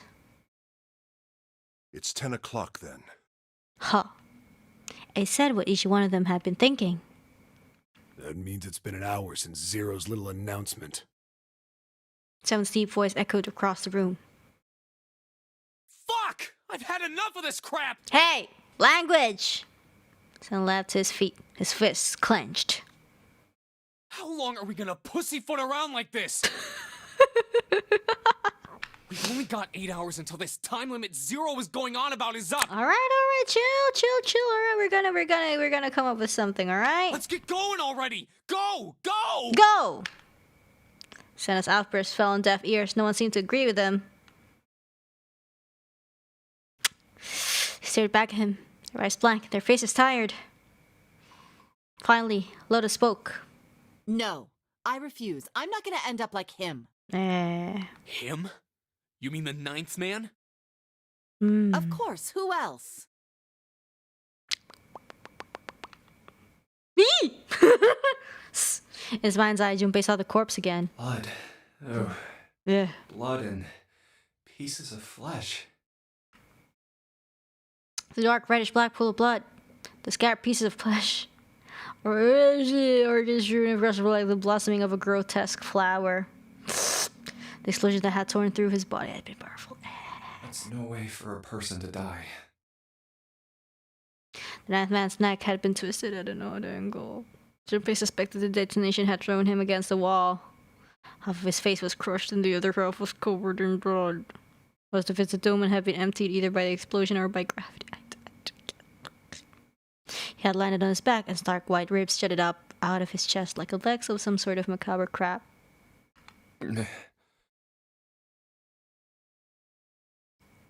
Ugh, same. Junpei felt something flip in his stomach. I think he just screwed up. Yeah. Eyebrows went up and Santa continued. He probably set off some sort of trap and that killed him. I'm not gonna screw up like that. I'm getting out of here alive. Don't jinx it. Whatever Snake was laughing at, Santa did not find particularly humorous. What's so goddamn funny? Oh, my apologies. You were just, so very confident. I couldn't help myself. What the fuck? I think you've mistaken the situation. Huh?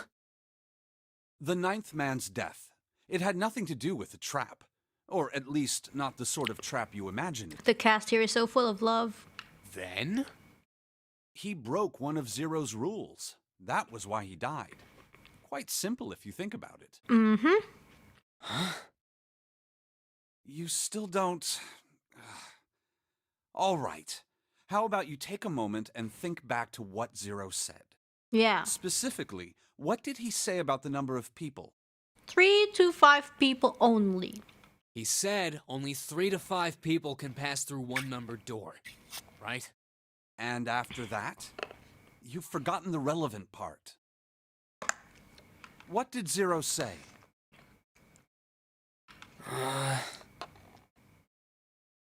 Santa furrowed his brow in thought.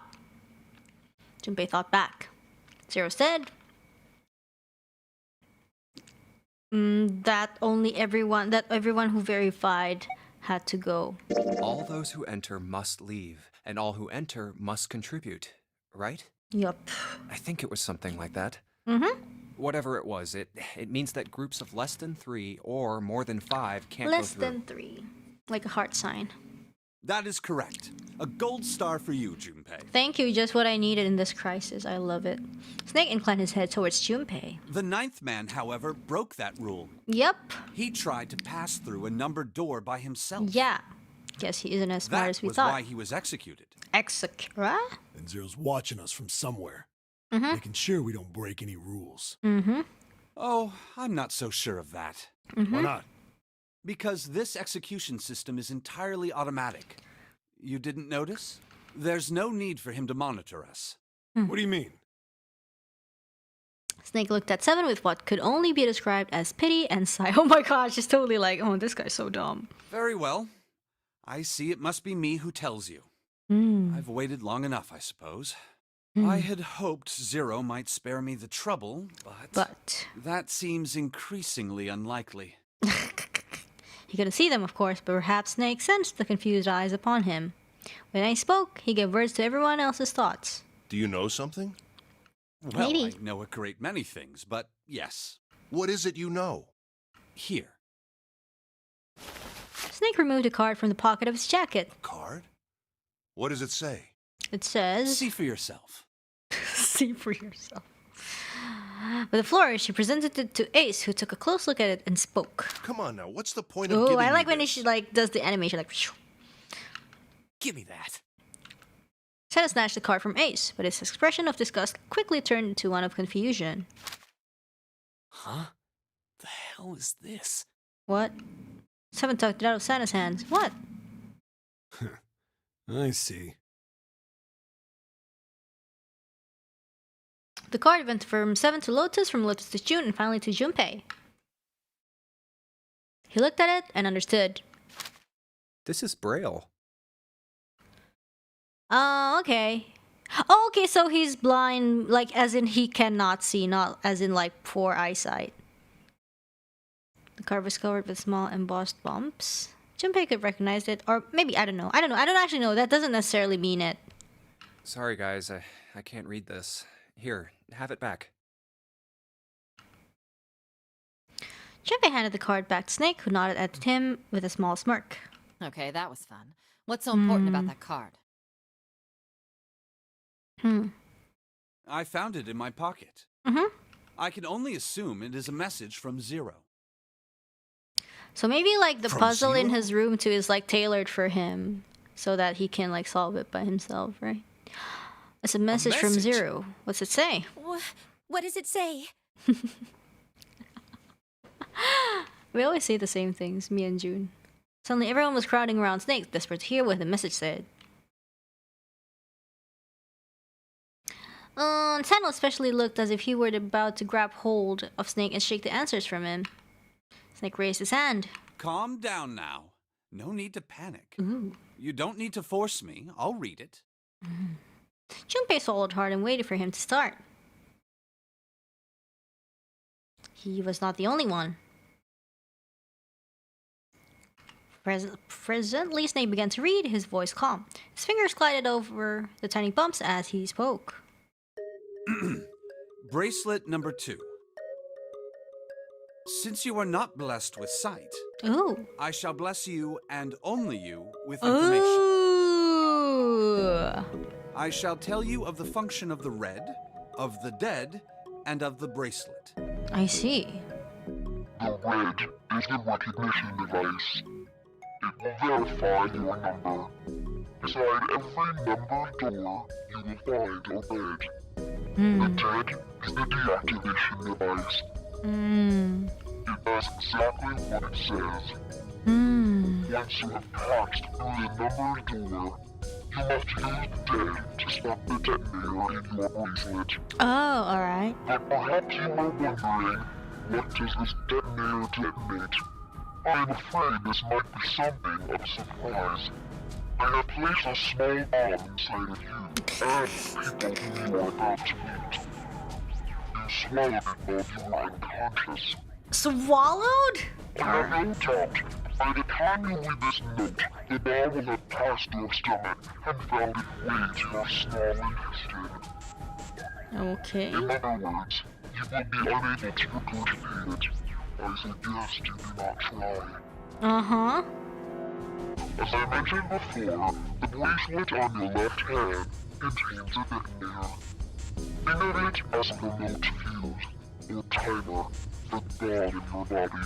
There is only one condition which will cause it to detonate. That condition is that you enter a numbered door. Once you have done so, the timer will activate, no matter who you may be.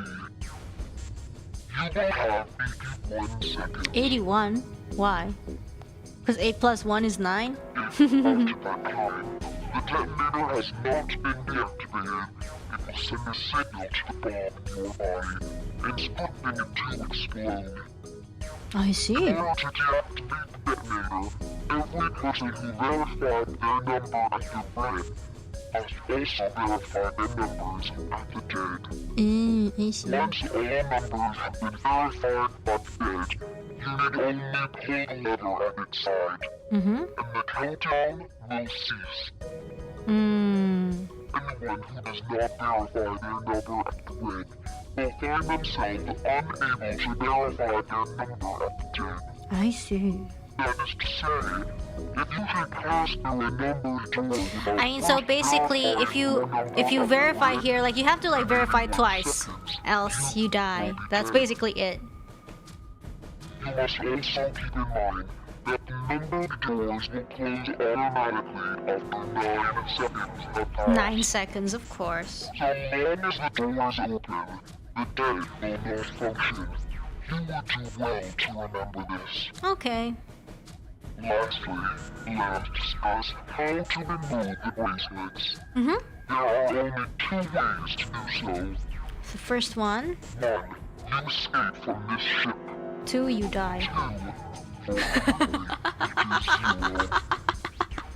other words, once the bracelet is taken outside the confines of the ship, or the exciting wearer's heartbeat has fallen to 0, it will shut down automatically. Okay. There is no other way to remove your bracelet. If you attempt to force it off, or disable the detonator, Uh-oh. Anti-brute forcing device. This is all the information which I can impart to you. How you choose to use it is for you to decide. If used wisely, you can eliminate those who might be a danger to you. For a time, you would be able to control your fate. I wish you the best of luck. Snake finished reading and carefully returned the card to his pocket. So it's saying only those who verify their numbers at the red can pass through the numbered doors. I see. Teams can't add or subtract people after they're scanned in. Okay. The reds, deads, and bracelets enforce the rules. They're judge, jury, and executioner.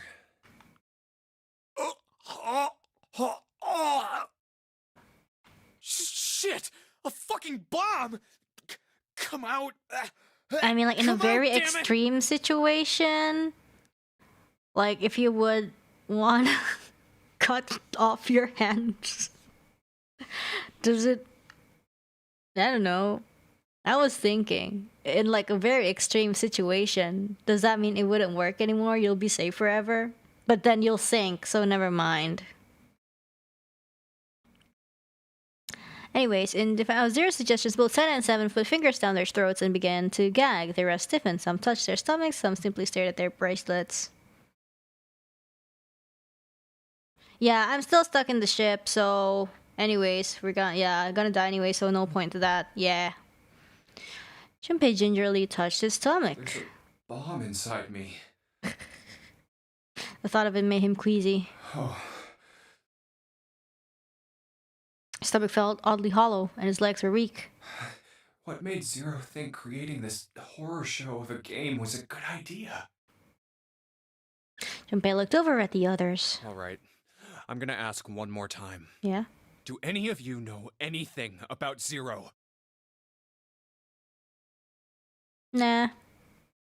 They're all silent, each person waiting to hear what the others would say. Finally, Santa spoke. Actually, I saw him. I saw Zero when I got grabbed. I didn't see his face, though.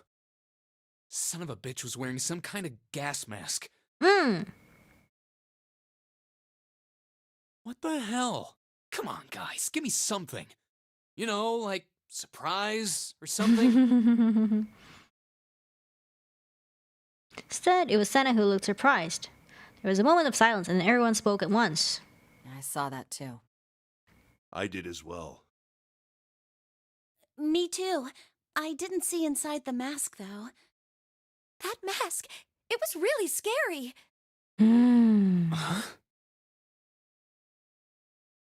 Oh, so all of our abductions were the same. We were taken from home at midnight. The person claiming to be Zero had a mask on. There was white smoke, and then each of us passed out. We woke up to find ourselves on D deck, in a room with a 3-level bunk bed. How about you, Seven? Did the same happen to you? Only 7 stories seem to like the detail of the others. Oh, me? Yeah, well, mine was just like the rest of yours. Yeah? Suspicious. Yeah. Had occurred to Junpei at the time that it sounded somewhat strange, but he didn't press the issue. Okay, that's good enough for now. He hadn't done so because there was something that struck him as even stranger. So, I have a question. That was the mystery of the relationship between Snake and Clover. Snake and Clover, you were both kidnapped from the same room, and you woke up together. Oh, okay, so they were together. Junpei looked at them So, thoughtfully. what's the deal with the two of you anyway? It was Clover that answered. Clearly, she felt she had nothing to hide. We're siblings. Oh, alright. Siblings? Yes. Snake is my older brother, obviously. That means I'm his little sister. Oh, okay. That really so hard to understand? Junpei was taken aback. The other seemed just as surprised. She is correct, of course. He laid his hand on Clover's shoulder. Are you, surprised? Well, yeah, but... Why? There are other people here with connections to one another. Those two, for instance. Snake pointed at Junpei and June. Oh, you mean between Jumpy and me? Ah, yes. You did say you were childhood friends, didn't you? Wait, you went to school together? Yeah. June glanced at Junpei, uncomfortable with the sudden attention. Well, yeah. Junpei felt somewhat nervous as well and tried to scratch his head as casually as possible. Hey, you think maybe we could figure out who Zero is this way? Yeah, you're right. You connect the dots between the victims, and that leads you to the perp. Textbook stuff. Junpei, June, does any of this ring a bell? Huh, ring a bell. Ring a bell? They looked at one another. And like it was staged, they both tilted their neck at the same time. Well, perhaps you went to school with the son of a multimillionaire. A millionaire? Son? Well, someone bought this boat and set up all of this. Whoever Zero is, they must be incredibly rich. Well, we can't be sure of that. To me, this seems as though it's the work of an organization. Organization. Not an individual. I see. Most likely, Zero is simply the representative of a larger group. Maybe. What sort of organization? It could be a number of things. An army, perhaps, or a research group. Perhaps this is all some sort of psychological experiment. Oh. If it is, then it's a pretty fucked up experiment. No language, young man. I mean, come on! A guy's dead! The word dead hung in the air, heavy and ominous. The room went quiet again. I don't know who the hell this Zero asshole is, but I know for sure he's gotta be pretty fucked up in the head to do all this. If this was all one guy, then he's got some serious issues. Serious issues.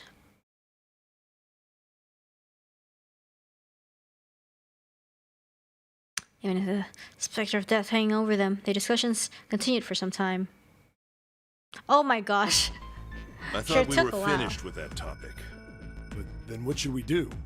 It should just go move. We should talk it through. Oh my god, enough! All we're doing is talking! Santa threw up his hands, his voice filled with irritation. I mean, he kind of has a point, yeah. Talking won't solve anything! It can't help us find our way out of here! You're really sure you want to just sit around? We've only got 7.5 hours left. We already wasted an hour and a half of our 9 hours. Everyone was already on the edge of panic. What Santa told them only made that feeling more intense. No one was willing to argue this time. You're right. Very well then. There's only one way for us to proceed. Sure not gonna be fun running around knowing we gotta jump when Zero says jump. Well, it's stupid to just sit around here doing nothing. Well, thanks to Snake's card, at least we have some idea of how this all works. Okay. Correct. And so long as we all follow the rules, we will most likely be all right. But But what? Who's going to go in which door? I don't know. Should look though. Should number doors. I don't know. I can't math. You do the. Yeah, I'll leave it to you. I can't math. Oh yeah, that's right. We can't have any more than 5 people in one door. All 8 of us can't go in the same door. Then it would seem we will have to split up. Wait. Oh. Lotus looked terrified. I'm telling you now, there is no way in hell that I'm going into door 5. Oh yeah? Come on now, don't be selfish. Call me whatever the hell you want. I'm not going in there. If I'm going to have to walk through all that blood, then I'd rather stay here. Then you can die. And we were doing so well. He shook his head sadly. Sorry, but I ain't going in there either. Someone else can go into door 5. Oh, Santa, Nobody not you wants too. to go to door 5. Hey man, I just bought these shoes. If you think I'm getting some creepy dude's blood all over them, you got another thing coming. Man. What the hell, man? Oh. Weren't you the one who kept saying we should get going? Yeah, so? Doesn't mean I wanted to go into door 5. Oh, God. These people. There was an awkward silence. The 7 spoke. Fine, I'll go into door 5. Oh! I can't go in there alone, though. Anyone else willing to come with me? There was another long silence. Mr. Snake was the one who'd break it. I'll go. What? Don't worry. You'll be fine. We may part now, but I'm certain we'll meet again later. How do you know that? Because I do. Oh. That's not an answer. That's not an If answer. you're going, I'm going too. I'm going into door 5. What am I going to do with you? There's nothing you have to do. A stepped forward. If I join you, the problem is solved, correct? 7 is 7, and Snake is 2. And if you add Clover's 4 and my 1, the digital root will be 5. Nice. 7 plus 2 plus 4 plus 1 is 14. The digital root of 14. 1 plus 4 is 5. Oh, it works perfectly. Oh, I like this animation. The 4 of us can go into door 5. Wait, what about the other 4? What's their digital root gonna be? They gotta count for everybody, man. Lotus, Santa, June, and me. Our bracelet numbers are 8, 3, 6, and 5. Yeah, you do the 8, 3, math. 6, 5. What would our digital root be? I don't know. Wow, I have to answer. 8 plus 3 is 11, 2, 6, 8, 5. It would be 4. 8 plus 3 plus 6 plus 5 is 22. So, the digital root of 22, 2 plus 2 equals 4. He repeated what he It's determined. 4. Add up our 4 bracelet numbers and the digital root is 4. Then we can go into door 4. Yeah. Huh. That worked out well. Oh, So okay. the team assignments will be like this. 7, Snake, Clover, and Ace. They would go through door 5. Lotus, Santa, June, and me will... Are Wait, these what? really the teams I want? Oh, what? Really? Beyond door 5 is what remains of the 9th man. I never want to see that thing again, but something's telling me that it'd be a good idea to examine the corpse even just a little closer. Choice time? Of course, if I went through door 5, I wouldn't be going with Lotus and Santa.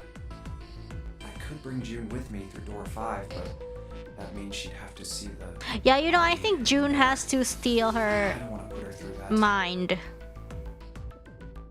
Junpei was torn. Should I stay silent and go through door 4?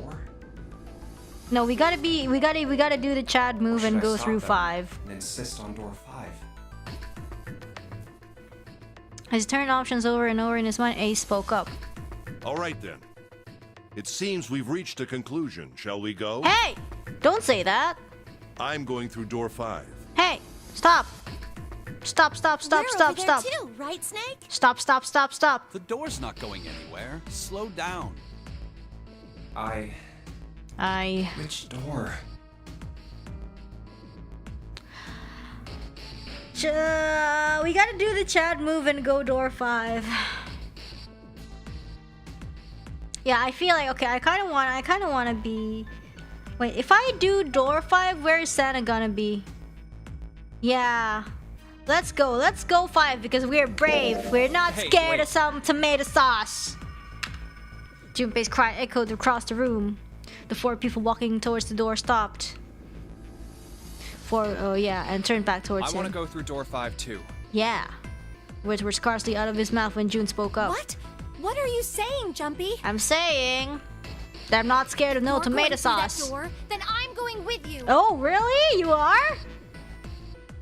No, you can't. I can't take you with me. Why? Well, you know what's in there, don't you? I mean, she could just like close her eyes. Well?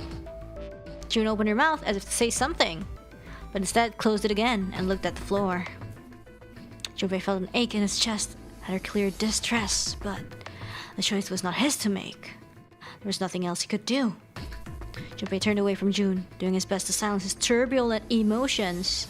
Please, let me go into door 5. So scratched his head and looked at the young man. Man, now we're right back where we started. You know that? No, we are not. We just gotta get someone who's good with maths, and then everything's gonna be sorted out. Number 5, right? Yeah. Then we can do the other combination, like the previous one, right? Ace and Lotus. If we are going to add Junpei, then we must subtract 5 from the rest of us. Why not go with the other Ace, thingy? Please, take good care of Okay, Clover. actually, I don't know.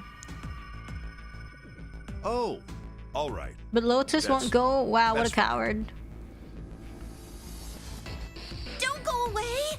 You need to listen to me, Clover. Okay, so it's gonna be me and who?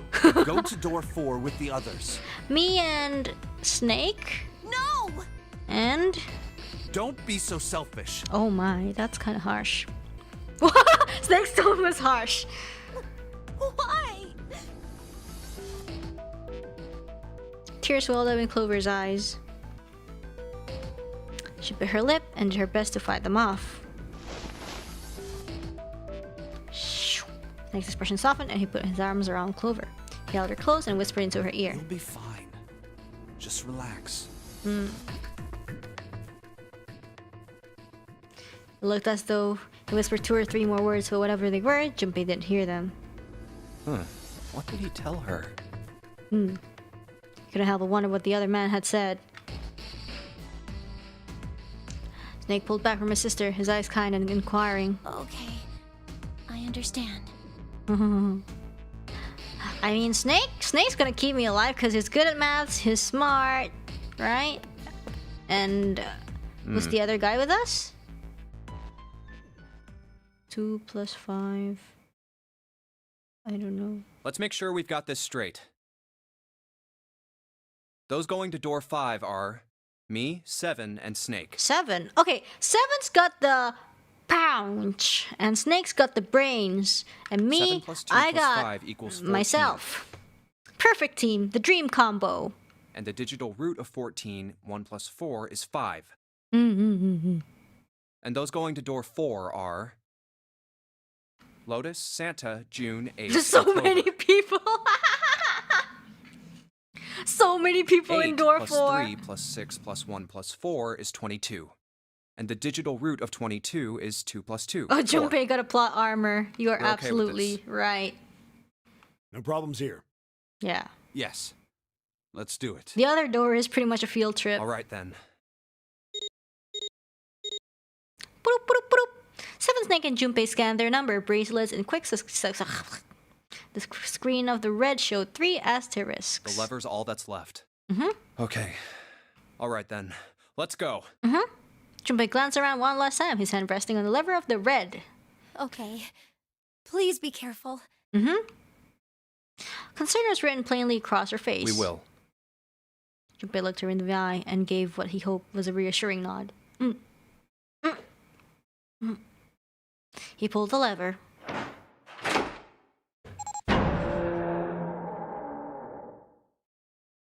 With the sharp clack of a lock releasing a clock. What? With the sharp clack of a lock releasing the door swung open. And it's open. And it's open. Ooh, a tomato sauce. Someone's been cooking. Ahead of them in the small hallway were the pitiful remains of the 9th man. Oh. He got eliminated from the cooking competition. That's messed up. That was the 9th man. Yeah. For a moment, Junpei froze. Try as he might, his eyes would not leave the corpse, and his feet would not leave the floor. 7-2 seemed paralyzed. Snake, on the other hand, seemed unconcerned. He walked calmly down the saucy hallway, and only stopped when he realized his companions were not following. Oh. How can you... Well, do you intend to kill me?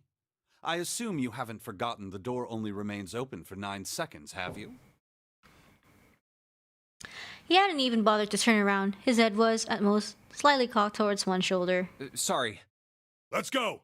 Let's go! Junpei and 7 looked at one another, nodded, and threw themselves through the door. As they did, a cold tone sounded from the left wrist of all 3 men. Whoa. Ah, the skull. Cute. 7 and Junpei looked down at their bracelets on both of them. On Snake's red skull had flickered to life. The countdown started. Okay, go, go, go, go, go, go! They had scarcely processed this information when... Oh! Yikes! The sauce is everywhere. The metallic slam, the numbered door behind them swung shut. Shit, the door! There's no turning back now. And if we don't manage to find the deactivation device... I like the music. Hey, where is the dead? Is, I don't know. How the hell should I know? Maybe Stay if calm. you... Look around you. Maybe if you go through the hallway, it is there. I get it. Junpei spun around, searching desperately for the dead. He found it easily enough. It was on the wall next to the closed door labeled 5. Found it. Right here. Oh. Woo! As he yelled, he struck the scanner with his head. Hand, not head.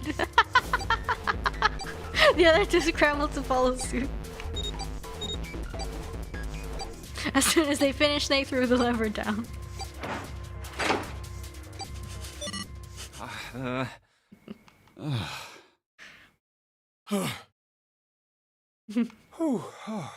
Well, it looks like it stopped. Alright.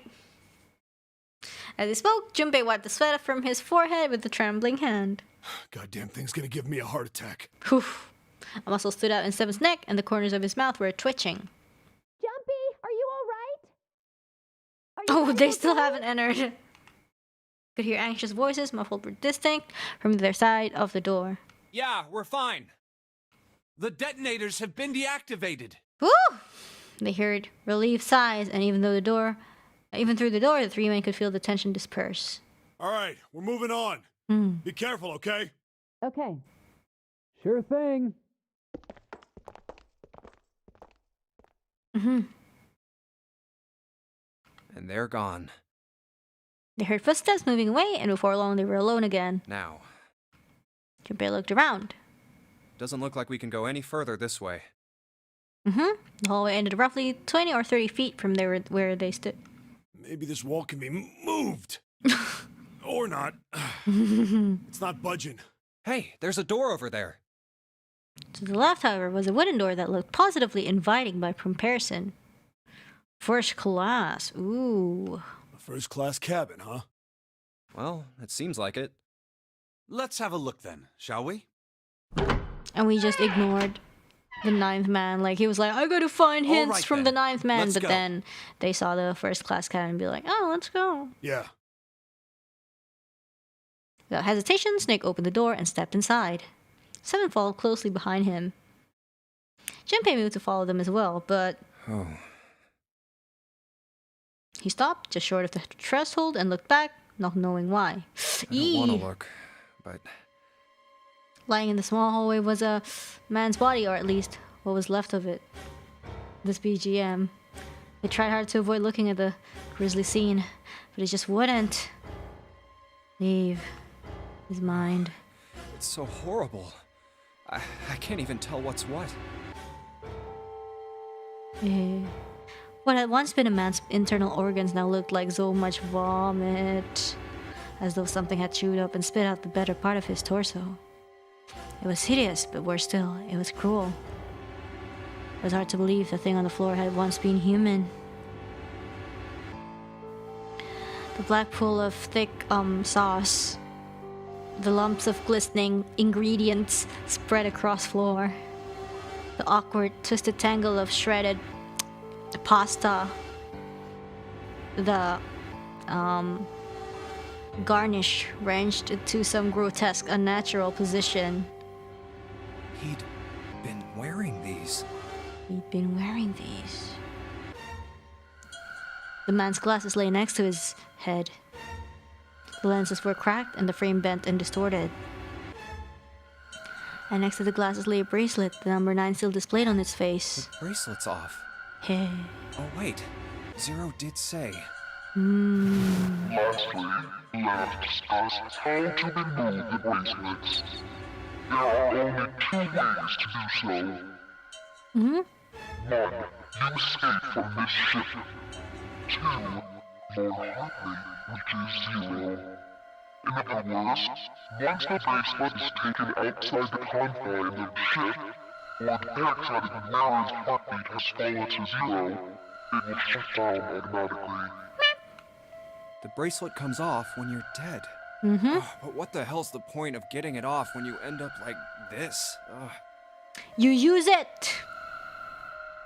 You use it! Just imagining for doors. How it must have happened. This was a human.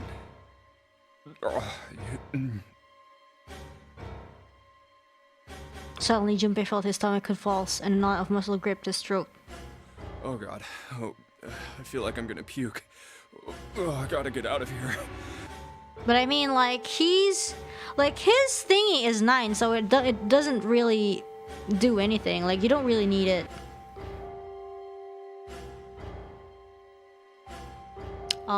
He clapped his hands over his mouth and ran to the first class cabin.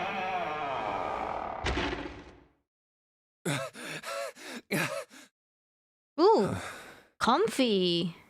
The atmosphere changed immediately. The room was gorgeous, and despite the apparent age of the ship, none the worse for wear. Where did they... He looked around. 7 and the snake were nowhere to be seen. There were 2 doors on the right side of the room. He opened the one on the right and went through. Through here? So many. On the other side of the door was a short hallway. He jogged down the hallway, opened the door at the other end, and peeked through. Oh, there they are. There they were, to his right, busy examining something.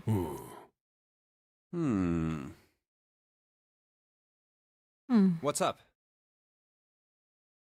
He stepped through the door and walked towards them. Check this out. We found this thing here on the door. Oh, what's the that? red light's on. Does that mean it's locked? So I would maybe. assume. Is there any other way out? We looked around a little. Other than this door, we didn't find anything. So you're telling me that unless we can open this door? Yes. We won't be going anywhere. Okay. Junpei stepped away from the door and looked around the room. This looks like a bedroom. Then the other room is probably a living room. Or the closest you can get to one on a ship. Oh, yeah? All right, let's find a way to open this door. Come on, guys. Oh, okay, great.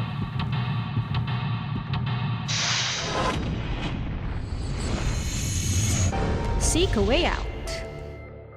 Let's do this. First class cabin. Oh, there's 1, 2, 3, 4, 5, I don't know, rooms. There's a lot of rooms. So this is a locking thing, flashing red, a microphone, satellite dish. Some sort of sound. We gotta make a sound. Make some noise. Ooh, nice. Score plate A. Sure. Took Junpei by surprise. Snake, unusually so calm and collected, suddenly began to move. He stared about the room, almost frantically, clearly looking for something. No, Junpei thought, not staring. After all, he's blind. Blind or not, Snake was clearly attempting to do something. At last, Junpei could no longer contain his curiosity. What's wrong? You got weird all of a sudden. Snake waited a moment before answering. I heard something strange. Something strange? Ah, well, never mind.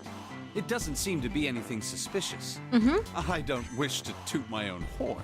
But my auditory senses are considerably more advanced than those of most humans. He has good ears. I notice even the slightest of noises. I mean, like, I think it makes sense. It does make sense. Right. Are you gonna tell me you can hear a needle drop from a mile away? What if you can? No, such a thing would be impossible.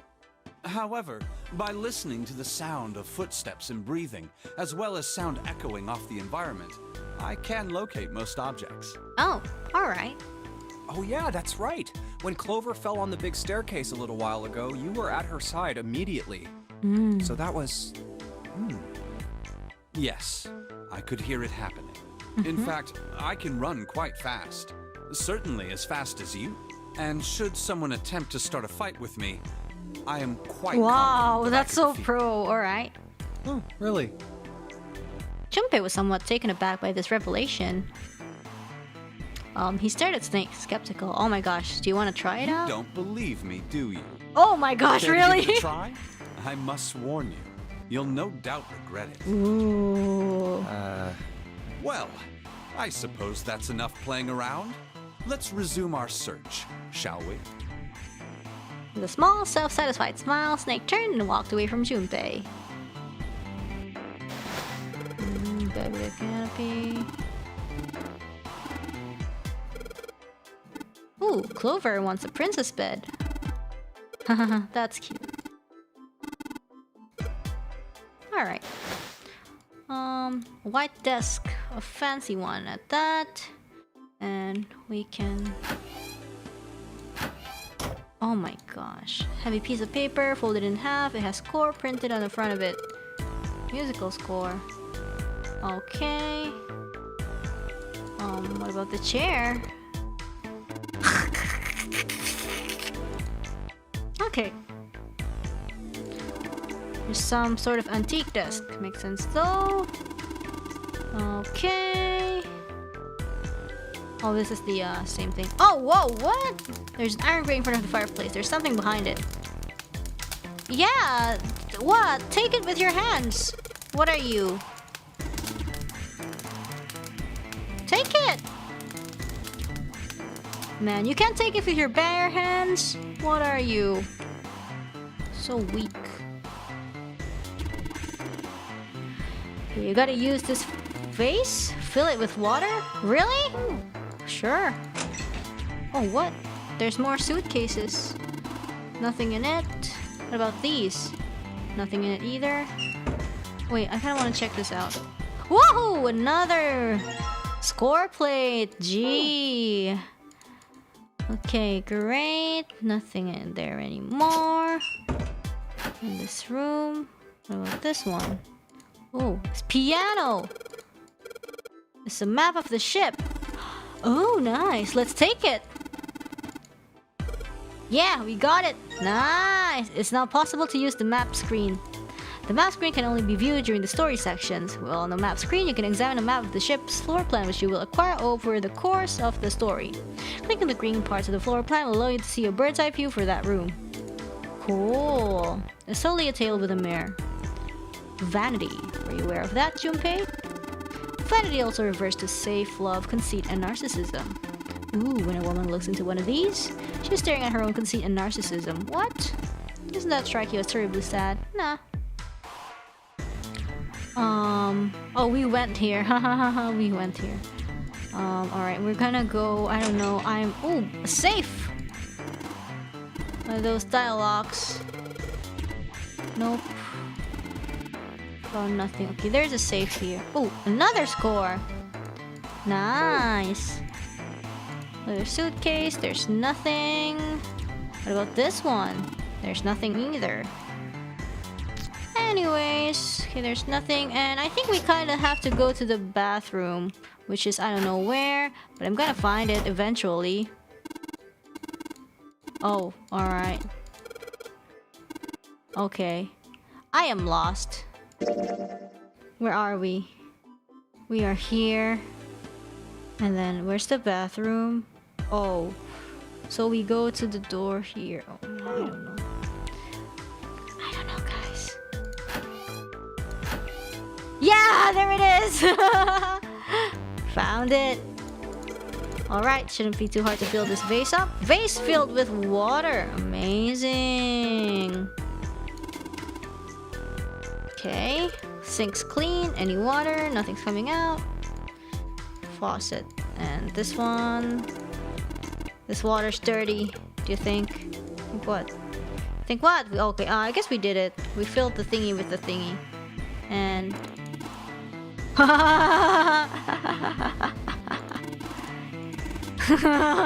Nice. That's not a mic. It's a shower head. I see. A vase. What's the vase gonna be for? Interesting. I'm lost. I am absolutely lost. I am lost. Says core. Oh, I gotta put out the fire. Oh, wait, yeah. Yeah. Yeah. Wow! Good job. Nice! Another success. The fire didn't stand a chance. Alright, I'll just pull this out now. Don't want to get burned, so let's pull down the sleeves. Nice! Core plate! And then we're gonna combine that. I don't know. Okay, maybe, let's Junpei tuck the plate into his pocket. Uh-oh. Seven cried out and stumbled. His balance lost. Oh no, are you having a fever too? He threw out a hand and caught the wall in time to steady himself and avoid the floor, but his face was flushed and looked startled. Hey, Seven. What the hell was that? Are you alright? Huh. Yeah, I'm fine. I just felt a little dizzy, that's all. I see. What the hell is wrong with me? There's memory loss, now I'm getting dizzy for no reason. Memory loss? Memory loss? Junpei couldn't hide the surprise in his voice. Seven, for his part, seemed unconcerned. Oh, yeah, I guess I didn't tell you, huh? I told the rest of them before we ran into you on the stairs. I told them I couldn't remember a damn thing from before I woke up. Well, what? Didn't realize I hadn't told you. Whoa, wait a minute. You're talking about amnesia, right? Yeah, I guess so. Well, why are you an amnesiac? What happened to you? If I knew that, I wouldn't really be one, would I? Oh, yeah, I guess that's true. He forgot to tell him about his amnesia. Huh? Well, you look pretty calm for somebody who doesn't remember anything. If you've really got amnesia, shouldn't you be, like, upset or confused or something? Well, sure. I mean, I was pretty confused when I woke up down on D-Deck. But that was a while ago. I've had some time to get used to it. After a while, I figured it wasn't worth the trouble of worrying about it. After all, why worry about something I can't change? Well, people usually don't stay amnesiacs forever. I figure it'll work itself out eventually. But that's it? That's it. That's it. Alright, that's enough talking for now. Let's get back to work. Seven gave Junpei a look. The younger man wasn't sure how to interpret and started to walk away. Fine with something like that. Somehow, though, Junpei didn't find his reassurances very reassuring.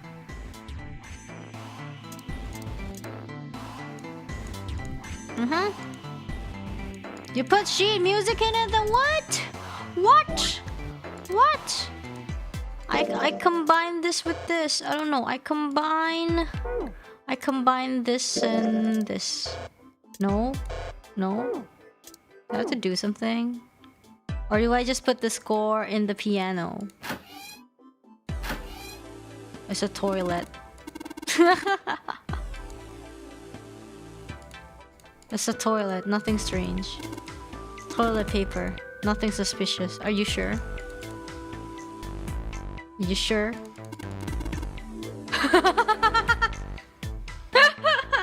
There's a hand coming out of the toilet!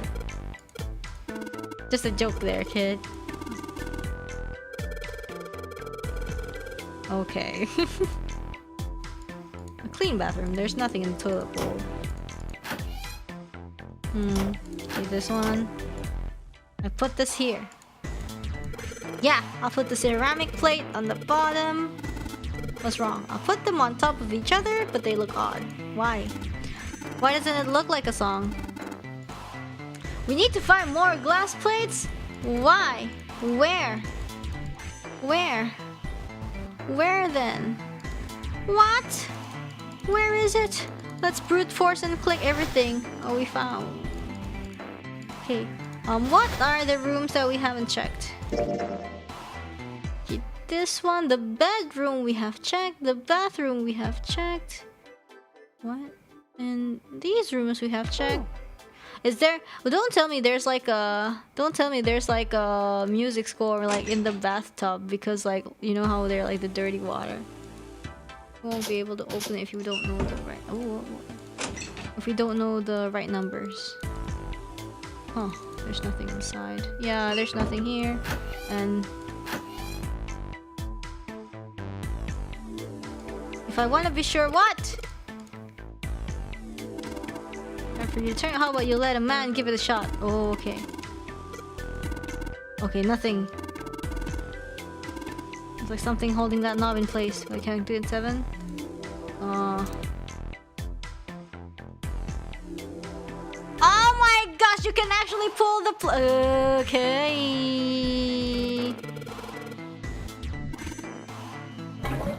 I didn't know that this existed. See? Right, we got it now, and we play it on the piano now. I don't know where to go. Oh no, wrong way. Wrong way. Is this okay? This is the wrong way. Now this, okay, this one. Yay, no, we got it. Okay, put the ceramic plate on the bottom. Let's do this. Sweet. Now I can play the music. Okay, the keys on the piano are not what you might expect them to be. C won't be C, D won't be D, and so forth. You must listen carefully to determine which keys to strike. Do you understand? No. Alright, let's give this a shot.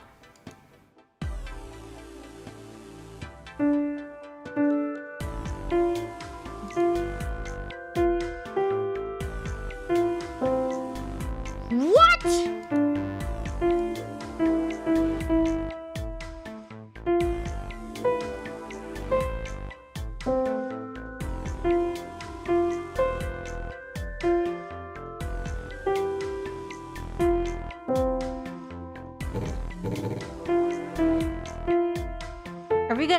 Are we gonna brute force this?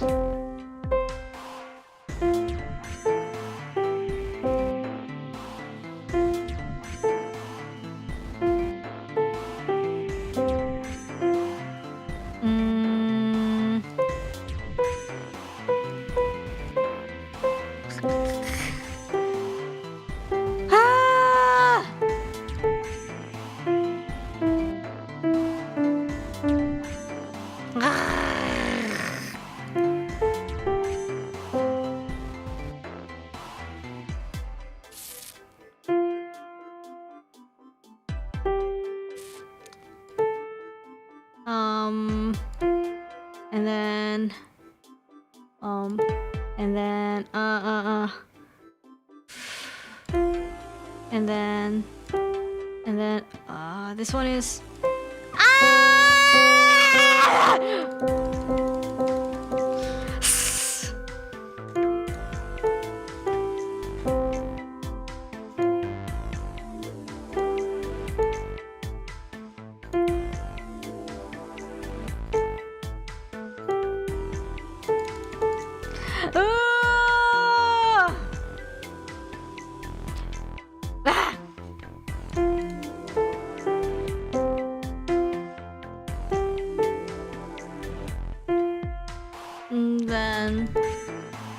then I'm also this.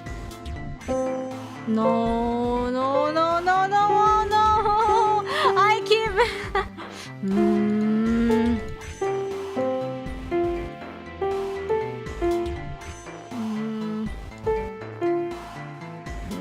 then this one.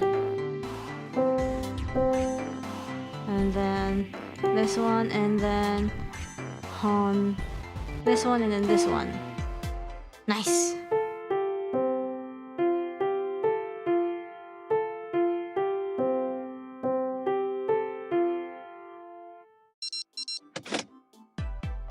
Well, it unlocked.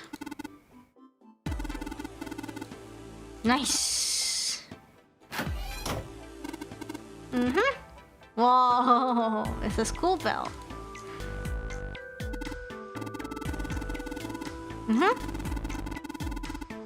Ah. Westminster? The palace in London that plays host these days to the what?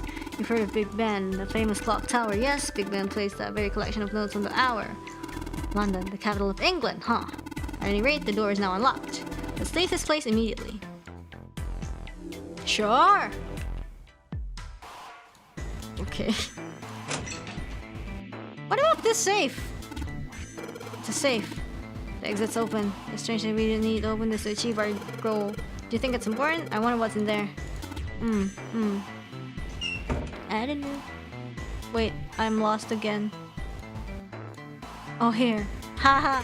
Alright, let's go!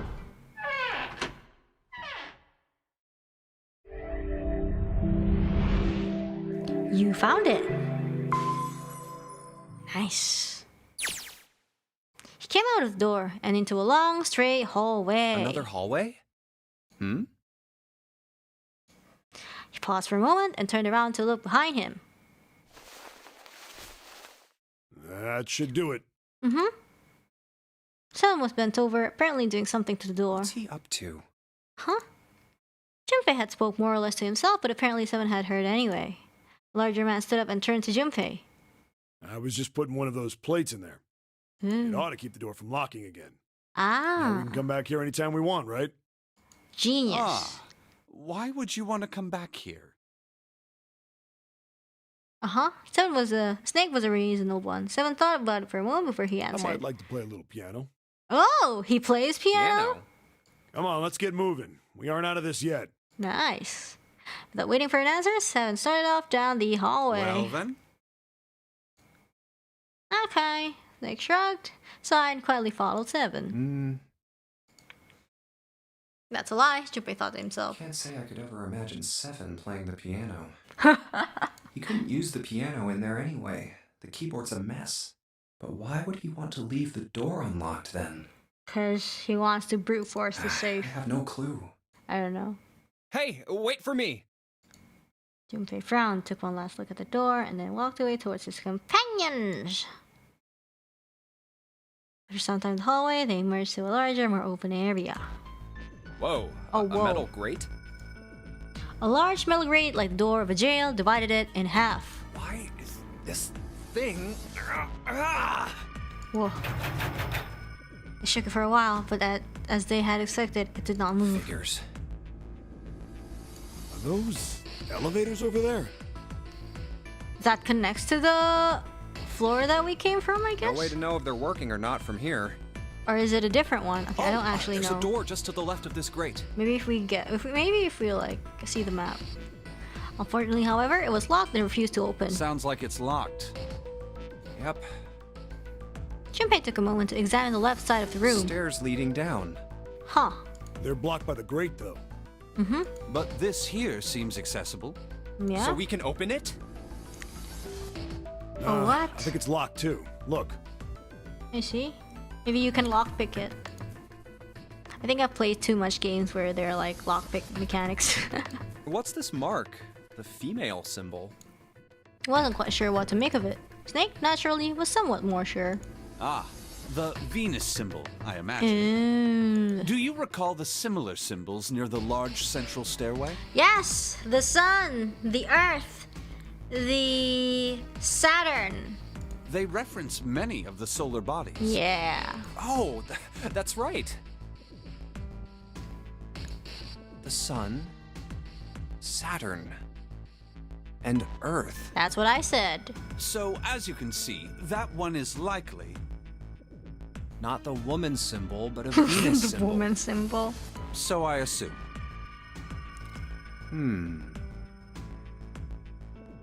Hold on. Where's 7? Huh?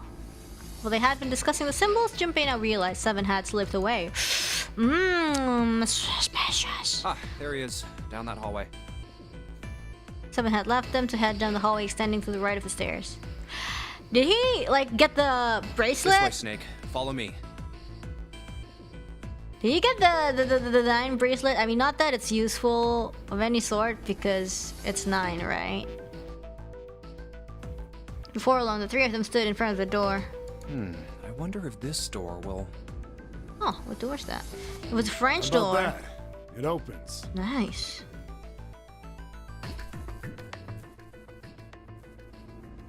Junpei steps to the door and realized that, like so many others that they're in car, it was unlocked. Oh, nice. And when he thought he was afraid it would suddenly lock itself, Junpei threw the door open.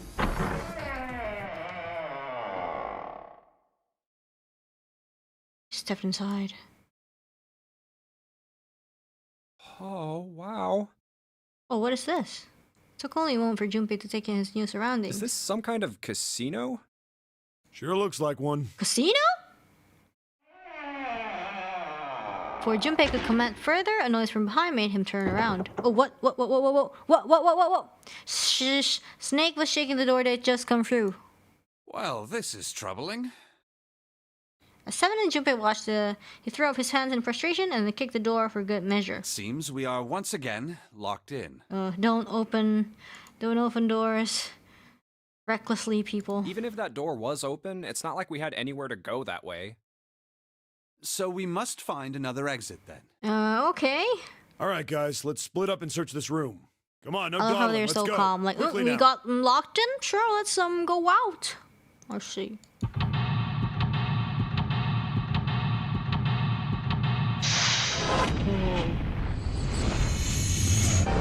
Seek a way out. Casino.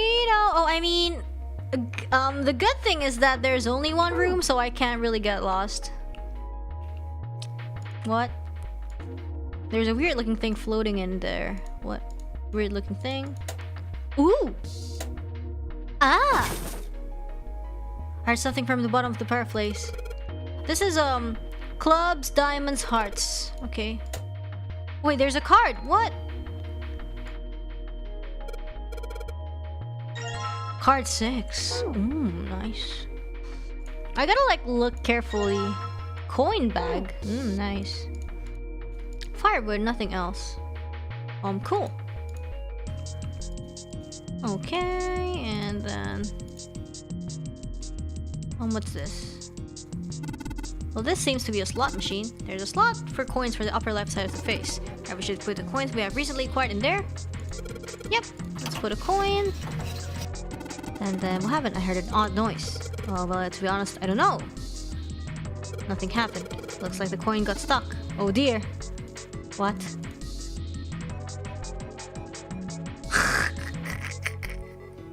What?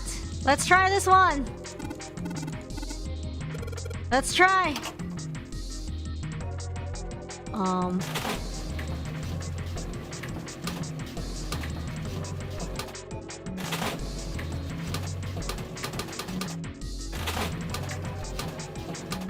No. No.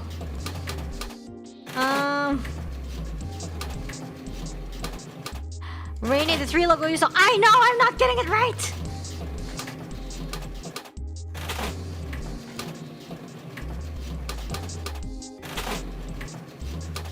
Ah! Oh, whoops.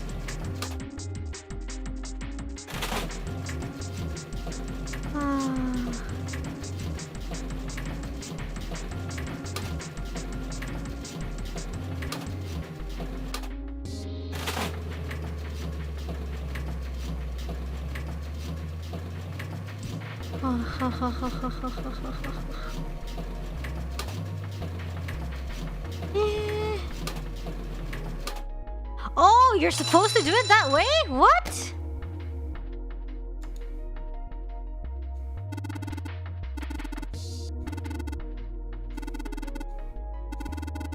I thought you were supposed to legit brute force it.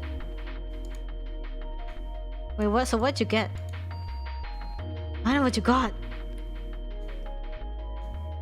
What?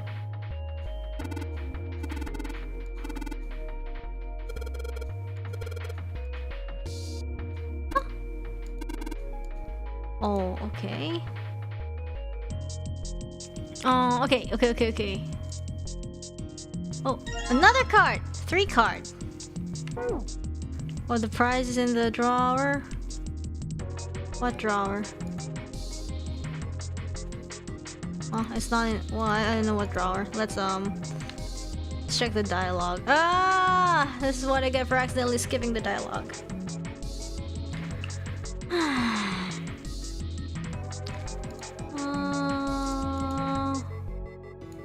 Wow, there's not much. Oh, here. Another card.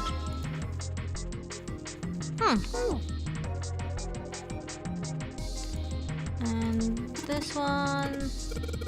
Playing card? Oh! So many cards we have here. Huh! What? Card is pretty well polished. Oh. Oh my gosh, she drank. Nice. Oh, is it really okay to drink that? Huh, okay. Count is pretty well polished. There's nothing much here.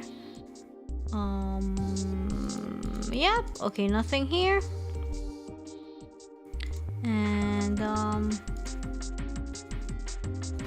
oh, there's something inside. It's a key. And the key with the Venus symbol. Oh, for the thingy! Yeah!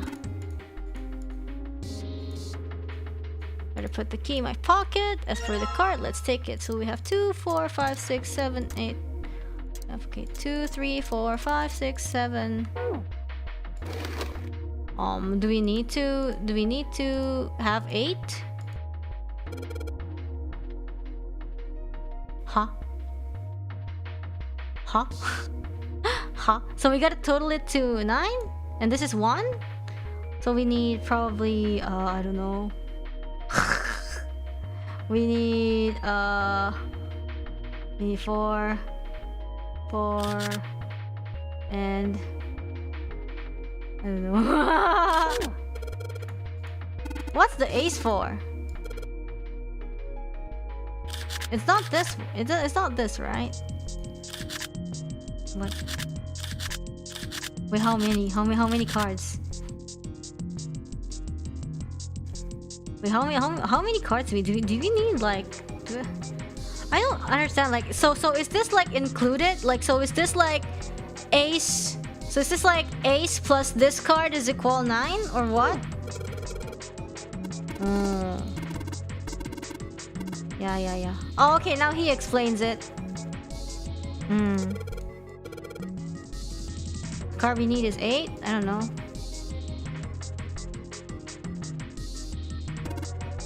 But stained glass, how beautiful.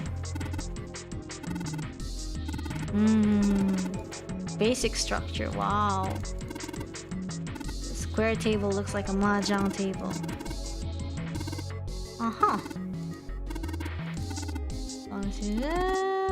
Okay. Suddenly 7 began to speak. Ah, Baccarat. Ah. You ever played Junpei? Junpei shook his head. He barely even heard of the game. No, never. Alright then, how about I explain the rules to you a bit?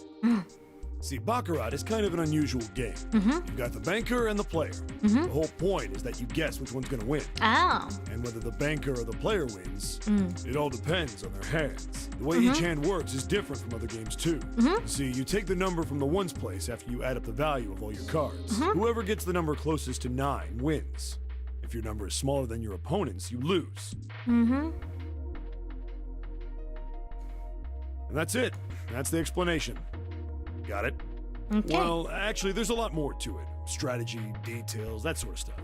But what I just told you sums up the core of the game pretty well. The single digit of the sum of all the cards you have. The strongest hand is a 9, and the weakest hand is a 0. You just ignore the number in the 10 spot. Do you get it? Yeah. Yeah. Okay, Well, yeah, maybe I get it. half of it. Enough. I got a chance. I at played winning the game enough. if I played I now. played enough card games in board game simulators to know However, a little bit. we have no way of knowing if the puzzle in the Baccarat table makes use of those rules. And if it does, in what manner? I mean, brute force it, I we guess. Try everything. Yeah. Okay, let's do this. Yeah, okay, it's the 8 of spades. So, okay, yeah, let's play. It's the opponent's hand. It's an 8 probably.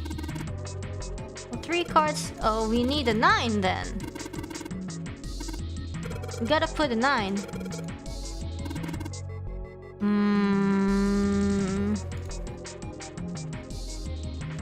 Let's give it a shot. Before I start, I better make sure I got the rules straight. There are 3 empty invitations, so he's gonna pick a card and play it. I figure if I put them in the right spot, something ought to happen. Alright, let's give this a try.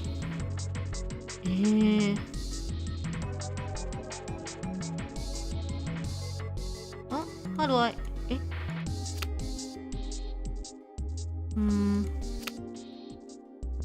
If I do this...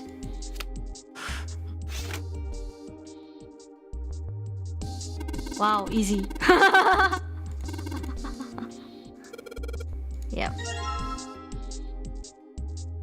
Anyways, let's go. Okay.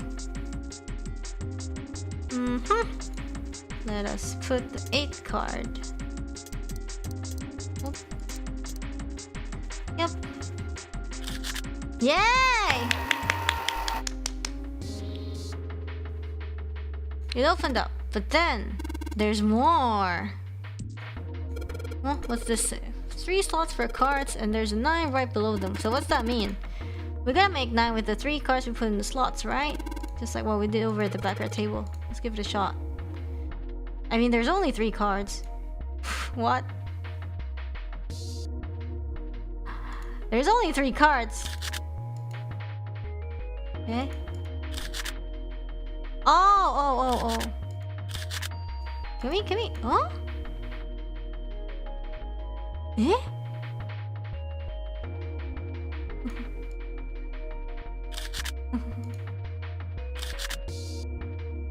Yeah. Okay. What happens now? Oh, nice. Seems exit is unlocked. Nice. Let's go. Whee! You found it. Junpei and his companions ran out of the casino and into a large open room. And now we can open this grate thingy. A room, in fact, that they had been in once before. There was little to surprise them there. They already knew what their next step had to be. This way. The iron gate still stood in place, locked tight, blocking the stairway. And right in the center of it... The keyhole with the Venus symbol. Yay. The Venus key should work here. Wasting no time, he pulled it out and shoved it into the keyhole. He turned it. With a distinctive sound of metal on metal, he felt the lock clicked open. It sounds like it did. All right, let's get this thing open. No problem. Let me help with this one. Whoa. I thought it was automatic, but it's not, I guess. It sounds as though you have opened it. We should be able to reach C deck now, I imagine. Nice. Snake, are you gonna be all right?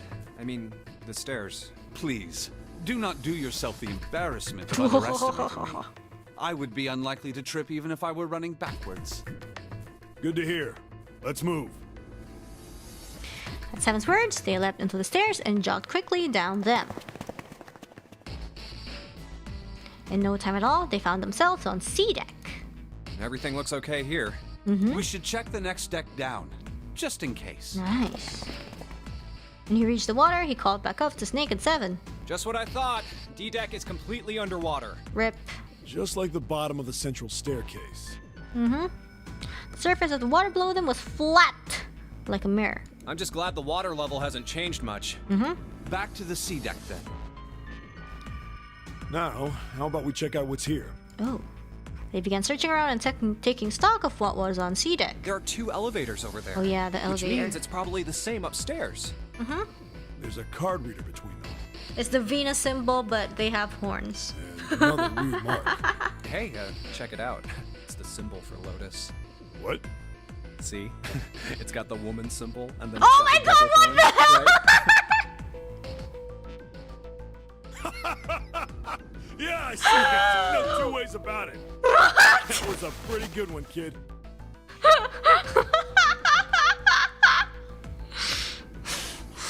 Wow. 7 tells Junpei he likely thought to be a friendly manner. Junpei feared his neck might break, even though it was clear. 7 had kept his strength in check. Oh, whoa, would you watch it, man? Whoa, that hurts. You're gonna break my neck. What are you talking about? The human body ain't that weak. Maybe this'll toughen you up, huh? If we were looking for a devil, we've got one right here. True, thankfully Snake interrupted. After Junpei's observation, he'd gone over to examine the card reader. This is a Mercury symbol. The marks you mistook for horns are a stylized version of the wings and staff of Hermes. Wings and a staff. Huh. So then, she beats you with the staff until you die and go to heaven. Sounds like Lotus, all right.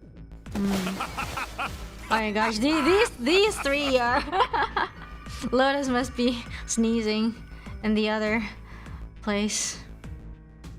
Man, 7 shook Junpei's head even more vigorously, and the younger man began to feel as though his brain was being jostled about inside of his skull. 7, oh, that's too much. Oh, my head. Junpei's stomach began turning uncomfortably. Oh, I think I'm gonna puke. Oh no. Unless we can activate this device, I doubt the elevator will function. In other words, we gotta find a key card with a Mercury symbol on it. So okay. I would assume. Okay. Let's forget the elevators for right now. Yep. Good idea. How about that hallway to the left? Whoa, there's a bunch of doors. There were a great many doors lining both sides of the hallway. They seemed to stretch on forever, and all 3 men suddenly felt very small. Ah, shit.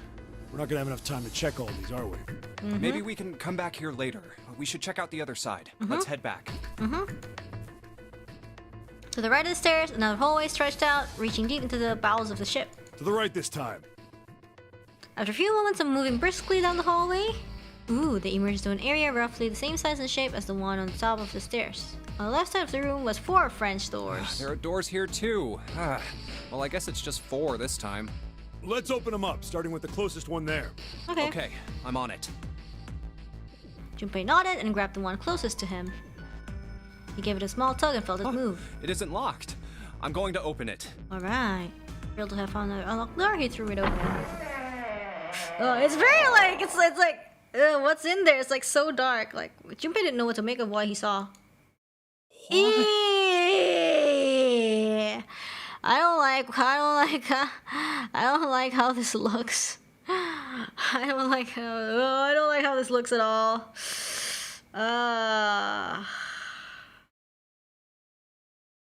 Simply stood, unable to speak. It's kind of like these places are just like, it's you know, it's not like it's quote unquote scary. It's just like kind of unsettling, if you get what I mean. Like the vibes. Oh.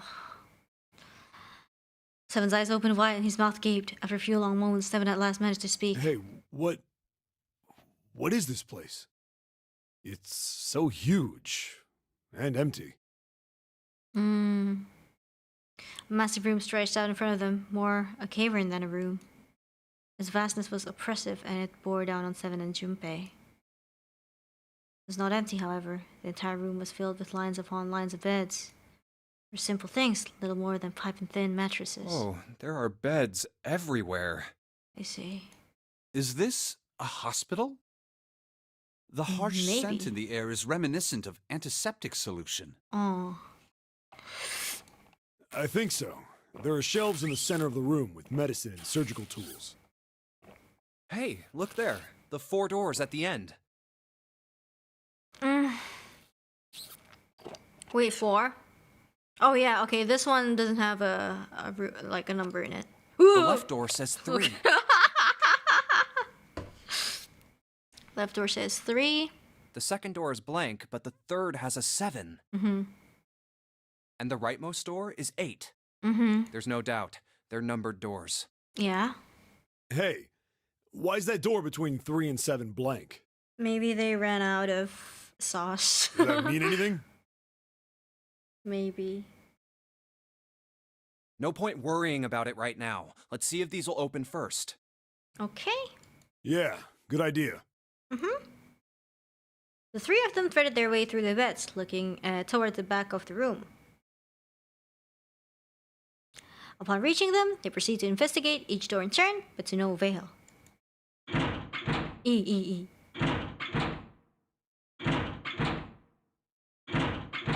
Yep, locked. Just like I thought. Naturally.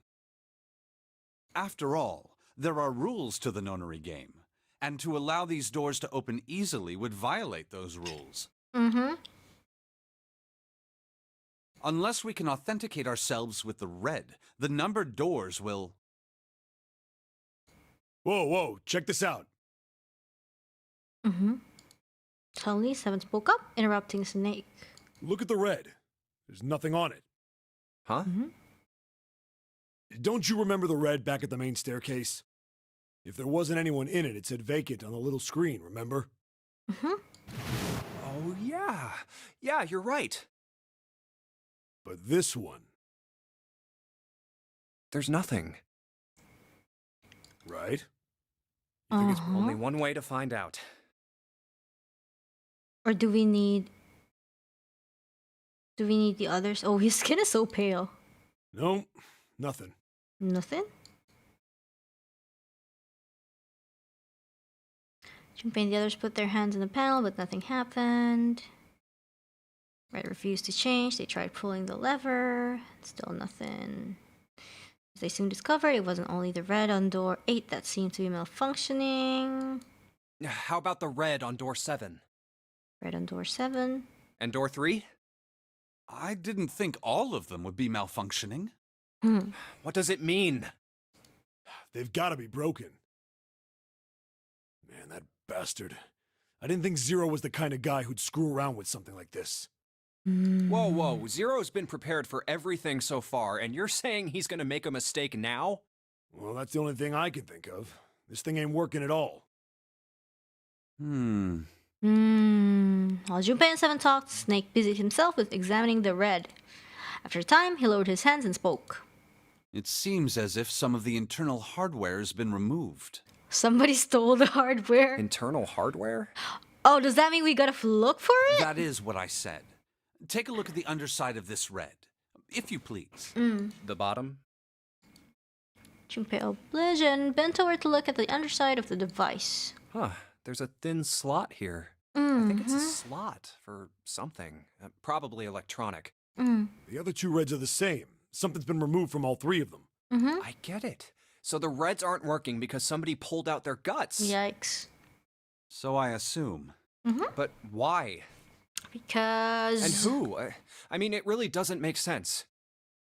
I wonder. I have no idea. Why on earth would I know something like that?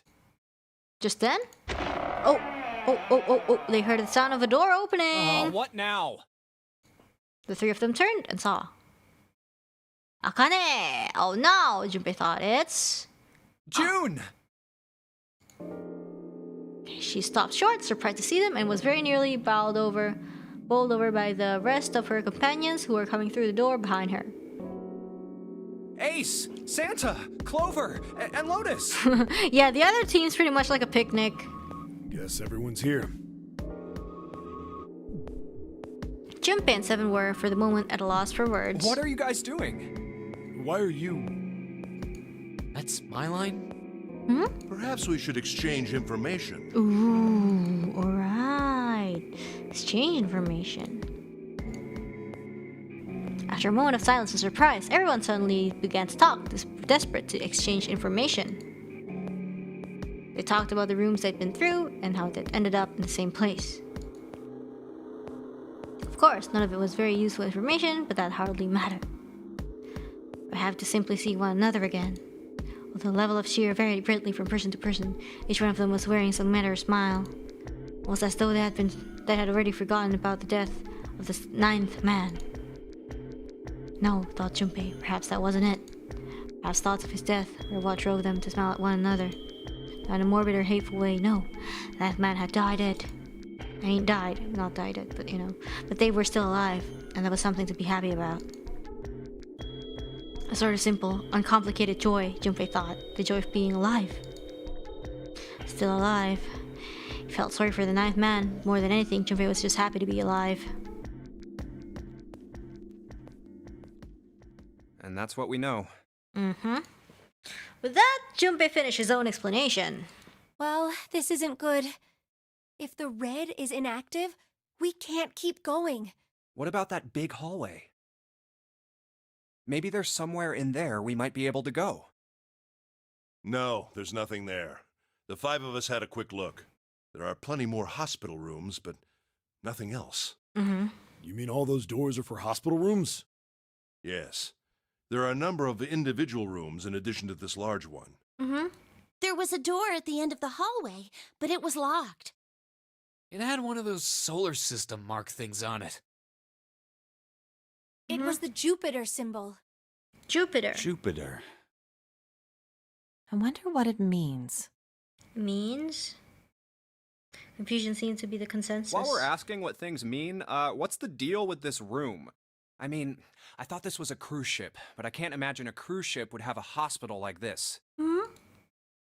No one, not even Snake, appeared ready to offer an answer until Seven unexpectedly spoke up. Well, I figure it's probably a hospital ship. Chances are it's the Gigantic. The Gigantic? Junpei looked at Seven, shocked by both his knowledge and the apparent identity of their prison. He was not the only one. What is this Gigantic? Seven nodded to Lotus and began to The speak. Gigantic. She was a sister ship to the Titanic, built in the early 20th century. Actually, the Titanic had 2 sister ships, and they looked exactly the same. The Gigantic was said to be one of them. They intended to make her a passenger liner like the Titanic, but World War I began soon after the ship launched. The British Navy took her over and made her a hospital ship. Oh, okay. At some point during the war, the Gigantic was damaged by a German mine in the Aegean Sea. She ran aground afterwards, so she didn't end up sunk. Oh. What happened to her after that? One theory going around is that a man named Lord Gourdane bought her. Lord Gourdane. Seemed like he'd been one of the few to survive the Titanic sinking. That trauma turned him into some kind of obsessive collector of all things related to the Titanic. I see. Soon enough, the guy wanted the Titanic itself, which was impossible, of course. It's stuck at the bottom of the Atlantic Ocean. But the Gigantic wasn't. And seeing as she was identical... So you're saying this Lord Gourdane bought this ship? Yeah, at least I think I am.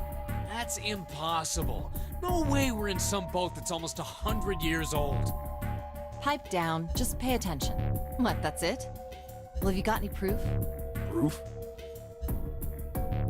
Proof that this ship is really the Gigantic. Well, this ship's got stuff that's like the Titanic and a hospital ship. So, I just figured. Oh, for goodness. Don't tell me that's your only reason. Then what? Then where are we? No, I've got more. Like? Well, I mean... Seven looked around desperately, doing anything to avoid meeting Lotus's piercing stare. He scratched his head for a moment, then gave up. Finally, he opened his mouth. I don't know. I don't know. I guess your memory isn't back yet, is it? Yeah, sorry about that. Then almost as if to save Seven from further embarrassment... Ooh. It's the clock. A bell began to ring from far away. Huh. A bell. What sounds time like is the it now? clock in the main stairway. Junpei counted each chime carefully. 10, 11, 12. We only got 6 hours. 12. It's midnight. Then we've still got 6 hours left, right? Let's get going. We gotta find the missing parts for the Reds. What do you mean, find? How on earth do you propose we do that? We've looked everywhere in this room. But we haven't found anything. Okay. Right. That only leaves one place to look. One? One? Well, not just one. Mm-hmm. Huh?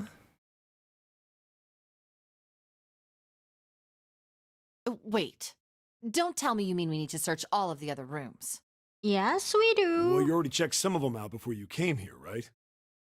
We each checked a single room, so 5 rooms in total. How many rooms are there? All right then. That's 5 rooms we don't have to search. Mm-hmm. We just have to split up the rest between the 8 of us. Mm-hmm. If each of us can do 6 rooms apiece, Oh we'll my. have the other 48 rooms 48? cleared in no time. What? No. There are 48 other rooms? Like Lotus is kind of like negative. Like she doubts everything, but she doesn't really like have good input either. So it's like, yeah. Lotus did not seem excited by the prospects and fidgeted nervously before responding. Maybe. There was some discussion. The 8 of them decided which rooms to begin with and in what order they should go. Junpei was chosen to search for the rooms on the starboard side, moving from fore to aft. All right, so everyone knows which area they're searching? Yeah. Yes! They also determined when they would return to report their findings the next time the clock sounded the time. When it did, they would meet back in the large central room full of beds. We'll all meet up when the clock goes off again. Mm-hmm. How about in that room with all the beds? Ooh. Yeah. Sounds straightforward enough. If during their search any one of them were to locate the missing components, they were to yell for the others. I'll shout if I find any of the components we need. Mm-hmm. I hope we can find them within the time limit. Uh-huh. If the strategy failed, they'd return to discuss their options later. If we can't, then we'll just have to come up with another plan. Great. Right. Then let's do this. The details decided, they left to begin searching. Out into the hallway they went, each to the rooms they had been assigned. However,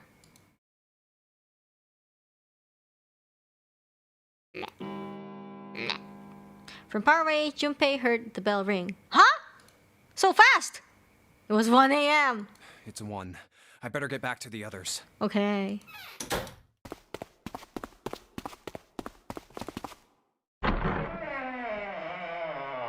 So fast. He jogged through the entrance of the large hospital room to find 6 of the others already there. Huh? Eh? 8 Santa Clover, 7 Loads. They had gathered in front of the door number 8. Perhaps to be accurate, they had gathered in front of the red next to the door number 8. What are they doing over there? And one of them found a missing piece. What happened, guys? It was June who answered him. Jumpy, look! She was pointing at the red. She pushed through the others until he stood in front of it. Now it works. Immediately, she knew what she had meant. Vacant? Junpei sighed. Come on, guys. Who was it? I thought we were supposed to yell if we found it. Oh, what if like whoever took it out so that, so that they would like do useless stuff and then like, waste time instead.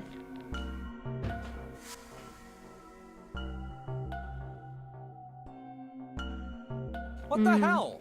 What is up with you guys? Wait, what? No snake? What? Really? Well, that's the thing. We don't know. You don't know? When I got back, it was already like this. There was no one else here. Wait, who's there? Who's there? That means so I was the first one June, back. Lotus. The missing parts were already back in the red. Okay. What? Let me see. Must be Lotus because she keeps complaining.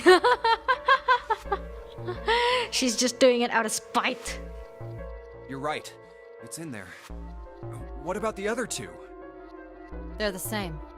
Let me take a look. Oh, it works, so... Junpei quickly examined the other 2 boxes. Yeah, it It's works. just as you said. It works. This BGM is actually really scary, but Alright, I just want to like, be sure it's here. not as scary because I don't stop talking, but like I would imagine like if you're like playing alone, it would be like super suspenseful. Nobody has any idea what the hell happened here, right? Yeah. Correct. None. None. Yes, and June nodded silently. 7 raised his hands as if to say not me, and Santa just shrugged. Yes, please keep talking. Only Clover lowered her head and did nothing. Wait a minute. Yeah, now he realizes that Snake isn't there. Yeah. Where's Snake? Exactly. I mean, I didn't realize either until you guys told me. Sorry, Snake. Junpei swept his eyes across the room a second time, but Snake was nowhere to be seen. Does that mean that he found them? Really? I've no idea. There's nothing to suggest it, but nothing to suggest he didn't either. I don't suppose we'll know until we can ask him in person. Yeah, But I guess whatever so. he did or didn't do, he's pretty damn late. What the hell is he up to? Maybe he's lost. Maybe. Yeah, well, that seems likely. Dude can't see. I don't know how he gets around in the first place. I see. Huh. Clover raised her hand. Whoa, whoa, whoa, whoa, whoa, That's impossible! Shh, man! Alright. Suddenly she was shouting. Yeah, my brother's blind, but he's got really great hearing. He can get around as well as Yeah. anyone who can see. Yeah, we learned that. So he couldn't get lost. That's impossible.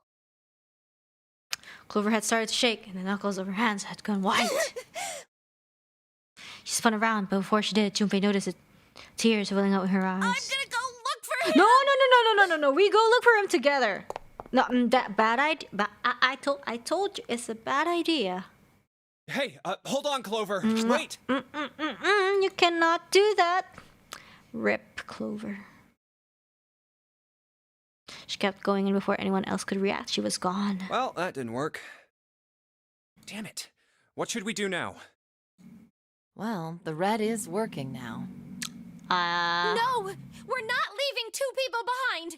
We should go. Yeah, look like for what them. if it doesn't add up? Like what if like the two people, like, you know, what if their bracelets don't add up and they're like, Oh, man. This ain't good. Oh, yes, what an excellent idea. We just wasted a bunch of time looking for some piece of electronic junk. Now let's waste some more by looking for a couple of okay, you know, like idiots. Santa also kind of needs to shut his mouth because he keeps like being like all sarcastic, but like he's all like, I want to go to the door with no sauce because I just bought new shoes. Then remain here if you feel you must, but there's no time. We've only 5 hours left. Yeah. Junpei and the others nodded to one another and took off at a run.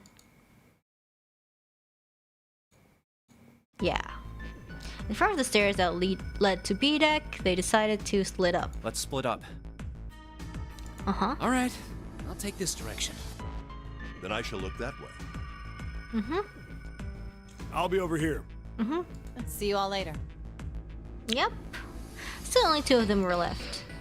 Those two were Junpei and June, who had been a few steps behind the All right. others. We should go too. Alright. Yes, let's go. But where should we start? Let's see.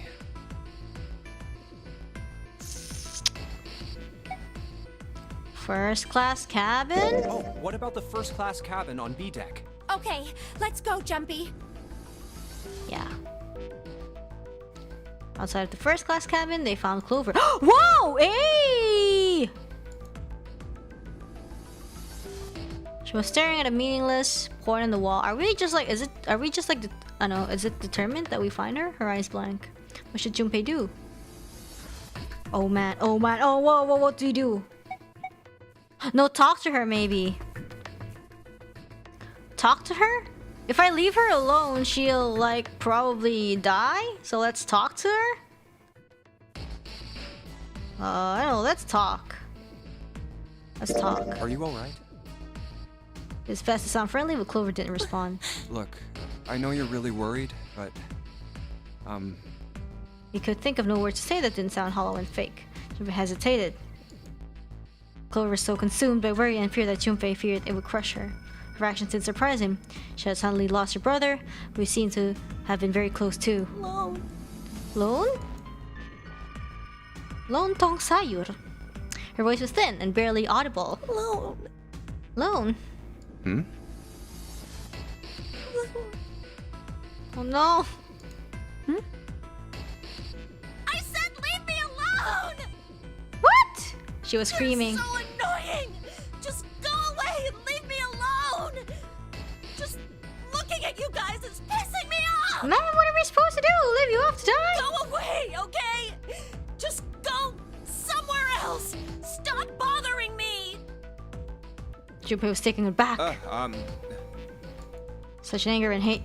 Jun's eyes had gone wide with surprise as well. Why are you still here? Did you hear me? Huh? I mean, Fine, forget it. If you aren't gonna leave, then I'll just... you'll just what? all right. Let's go, June. Yeah. They turned and left Clover. As they did, Junpei glanced back over his shoulder to see Clover wiping tears from her face. Clover had driven home the misery of their situation, but Junpei told himself that getting depressed would get him nowhere but depressed. We really need to find Snake, for Clover's sake. Alright. He did his best to push away the misery and depression and force a smile. Where do you think we should go next? The hallway with all the rooms? It's probably not in the casino, huh? Hey, why don't we go back to C deck? We can take a look at that hallway with all the rooms. Okay, let's get going then. Together, they ran down the stairs. Oh! Oh, Ace! Hey, Ace! Hey, Snake! Where are you? Answer me if you're there! What should Junpei do? Run to Ace?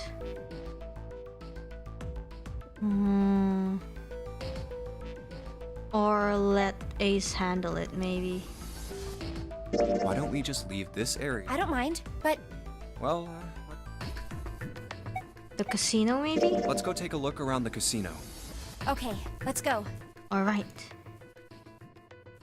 Let's go to the casino. What's in the casino? Really knew it, they were there. So was Lotus. She was leaning against the wall, examining her nails. Hey, what do you think you're doing? Examining my nails? Isn't it obvious? I'm looking for Snake. I'm just not seeing it. Really? Maybe you need to look harder.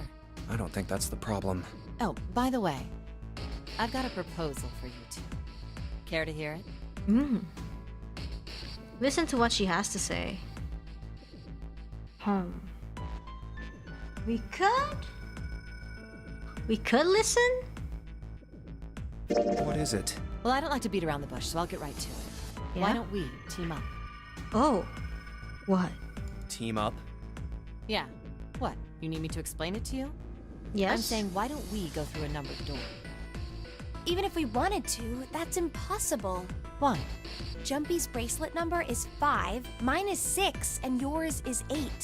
Our digital root would be 1. Yeah, it doesn't work.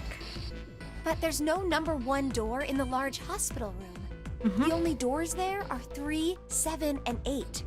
So... Then we add another person. Oh! Huh? Funny. Who? What? Isn't that easy? 7.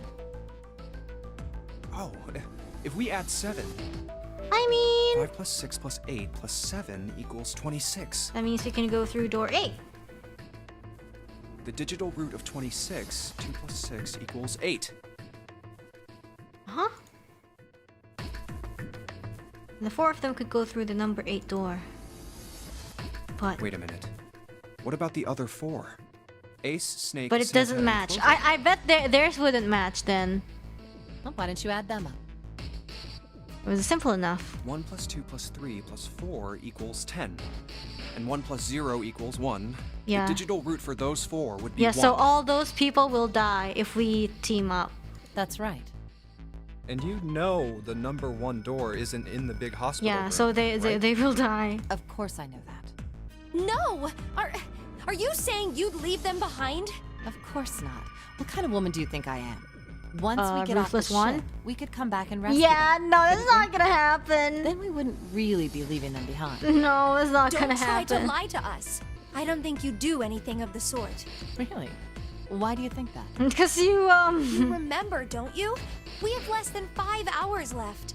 Even if we manage to escape, there's no way we could come back to rescue them in less than 5 hours. Well, you never know until you try. No, yeah, of you're course. not thinking this through. Even if we brought 7 with us, we wouldn't be able to get off the ship. Yeah. The 4 of us couldn't open door 9. It is hidden, but an exit can Oh, be found. yeah. Oh. Seek a way out. Seek a door that carries a 9. Yeah, that's right. The digital route for the 4 of us would be 8, so we'd have to add Ace to make 9. Yeah. That's right. Unless we bring Ace too. So you have to we'll be keep stuck. everybody alive. I mean, or not. There's another way, but... Oh. Well, that's unfortunate. Mm-hmm. Unfortunate. That's all you have to say? She didn't sound particularly bothered by what Junpei said. Beaten by math. Nor did she seem particularly surprised. Nor did she seem particularly surprised, Well, and let's then... try and find another way, okay? Nice. A way to get out of here with all 8 of us. Yeah. That's impossible. Are you being serious? And you do know that only 5 people, at most, can go through one of the numbered doors, right? The number 9 isn't going to be an exception to that rule. Regardless, at least 3 people will get left behind. Huh? Yeah, Oh. I guess that makes sense. The moment he said it, Junpei felt a chill run down his spine. Oh, wait just a second. You're skipping over a really big detail. What she said was true, but how Lotus could remain cavalier about so terrifying a prospect was beyond him. Is that really okay? That means 3 people will die in the end. Are you okay with that? That's just... Lotus's forehead furrowed. Do you think I could have a moment alone? There's some things I need to think about.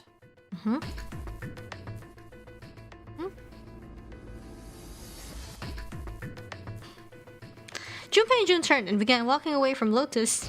That didn't turn out to be a very pleasant conversation. Ouchie. Yeah. Junpei's heart felt heavy and his steps sluggish, but he told himself her pessimism would get them nowhere. Well, regardless, So he forced himself to smile and turned let's to just June. focus on finding Snake for now, okay? Okay, Yes, we can do You're that. right. We can think about those other things later. Yeah. Yeah. Junpei nodded. All right. Where should we go next? Back, I guess. Because we went to the first class cabin with where Clover was. Let's Hey, go back. why don't we go back to the big hospital room? Sure. Together they ran down the stairs. Hey, wait. Oh, Santa. On their way to a large hospital room, Junpei and Jun noticed Santa standing next to the number 3 door. Santa? Junpei paused.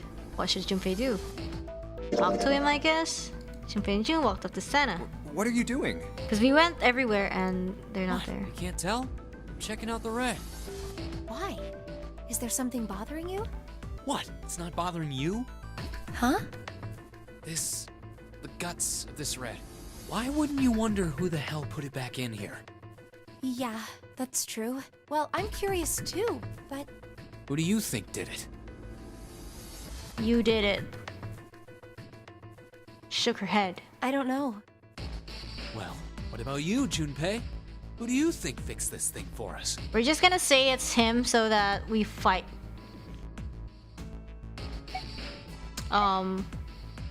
Wait! Okay, someone other than the 8 of them. Maybe there's someone else on this ship with us. No, oh, wait, no, wait, no. I meant to say that maybe it's someone else out of those choices, which could be like Santa, but I mean, okay, whatever. Hiding here? Yeah, well, I mean, it's just an idea. And you're saying this mystery person fixed the reds? Yeah? No, Why? I didn't think that. I read wrong. That's, I don't know. Santa shoved his hands in his pockets and cracked his knuckles. Seems unlikely. Why? I don't know, just a feeling. Hard to believe Zero'd bring in a secret 10th player. I mean, the name of the game is the Nonary game, for Christ's sake. You know what Nonary means, right? Yeah, maybe the non in Nonary stands for No, nonsense. that's not what I meant. I mean more like someone who's been living here for a long time. Oh, that's kind of... Or someone who, like, That's kind of creepy. Seriously? That's even more ridiculous.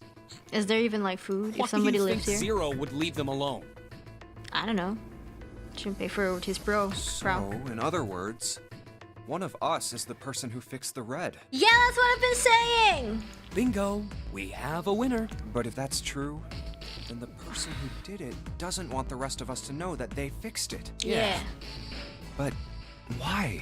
I think Lotus is too selfish to do that. I don't think Lotus is the No one. idea. Maybe if they can clean Maybe it's on like that, somebody means who's we like find out pretending to be something like, else. hey, I'm your buddy. Something I'm your bad. buddy, I mean. Dunno. What was the But choices? whatever it is, Ace? it's- I don't know. Of course.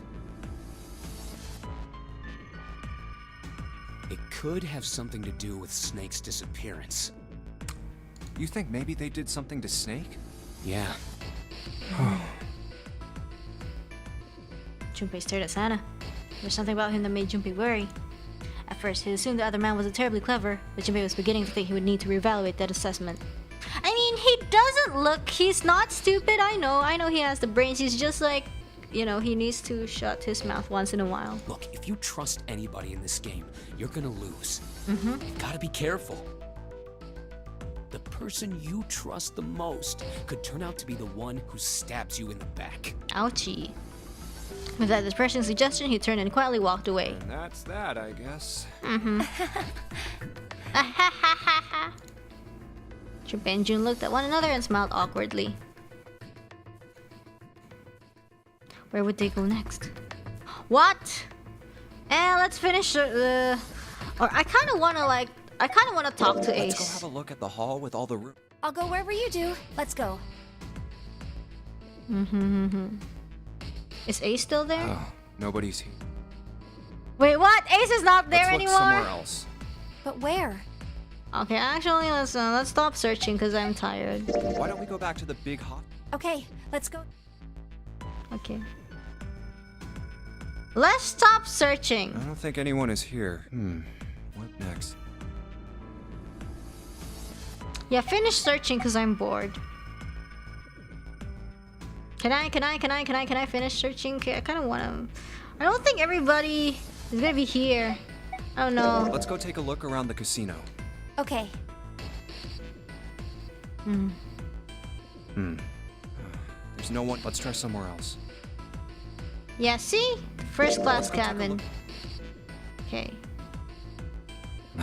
See, No one's here. Maybe we'll nobody's have to- there. where? Nobody's there. The hallway with all the rooms. Yeah, nobody's here. Let's head back to the large hospital room. All right, that's probably the best idea.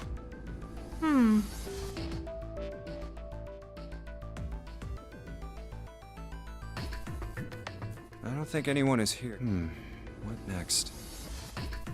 Yeah, let's. Yeah, let's finish searching. Bye. Snake was nowhere to be found.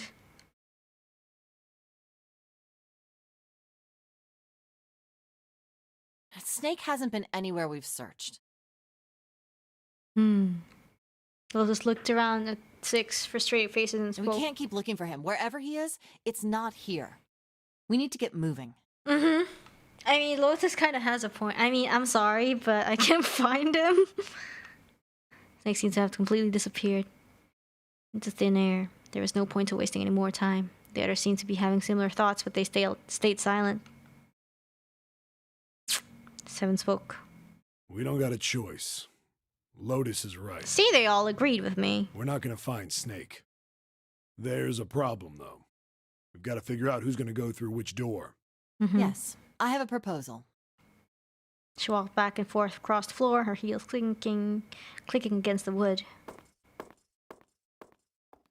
Finally, she stopped. Why don't we decide on one person to sacrifice? What? Sacrifice? What? Well, perhaps that's a bit of a harsh word, but yes. What? You've all figured it out by now, haven't you? What? No, I have not. I don't we can't count. all make it through those doors. If we split into 2 teams of 4 and 3 people respectively, then 3 people will be left behind.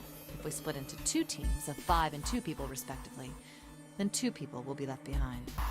She does all the math for But if we us. split into 2 groups of 3 and leave one person out, then only one person will be left behind. Lotus will leave you. 2 teams of 4, 3. Not sure, because I don't want to count. Wait a minute. Hmm?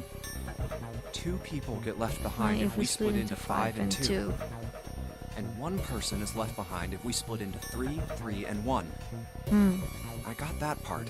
You can't go through the numbered doors with any less than 3 people. Mm-hmm. But if we split into 4 and 3, then why do 3 people have to be left behind? Mm-hmm. Just run the numbers. No, I don't wanna. Let's say we go through door 7 with 1, 4, 5. Yeah, you do the math for me. Who's left over? I don't know. That would be 3, 7, 8. Mm-hmm. What's the digital root for that? I don't know. 3 plus 7 plus 8 is 18, so add 1 and 8, 9. Huh? Exactly. But door 9 isn't here, right? Mm-hmm. That means 3, 7, 8 won't be going anywhere. That was just an example, of course. Mm-hmm. There are a lot of different combinations, but the result will always be the same. Like, they provided the calculator, but like, I mean, okay, fine, I guess I can use it. It doesn't matter which 4 it is. The 3 that are left over can't go through any of the doors. Alright. Go ahead and calculate it if you have the time. You'll see. Okay. Anyway, that's how it is. It's okay, like, why? Like, why do you have to count by yourself if we got all these people to count for us? Now, if we get back to my proposal, we only have to sacrifice 1 person if we split into 3, 3, and 1. Wait, what do you mean 3, 3, and 1? Oh, like, 1 person can't go.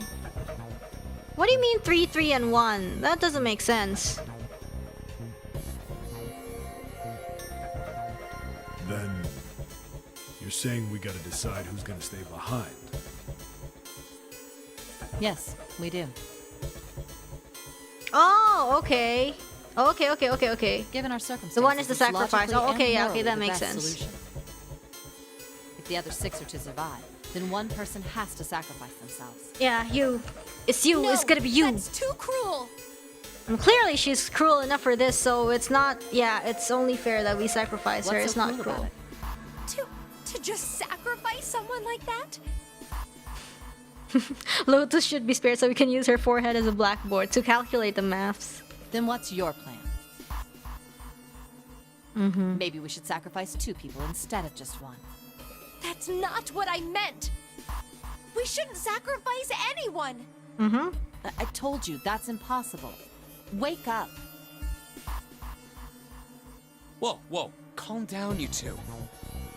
Stand a step between Lotus and June. Look, what Lotus is trying to say is, you should aim to bring the greatest amount of happiness to the greatest amount of people, right? Exactly. That's how democracy works. Mm. And for that reason, I think the only fair way to decide who will be sacrificed is through a vote. Oh, congratulations, Lotus. You're in for a What do you surprise. No, that's terrible. I'm not asking you. Shut up. What about you, Santa? Me?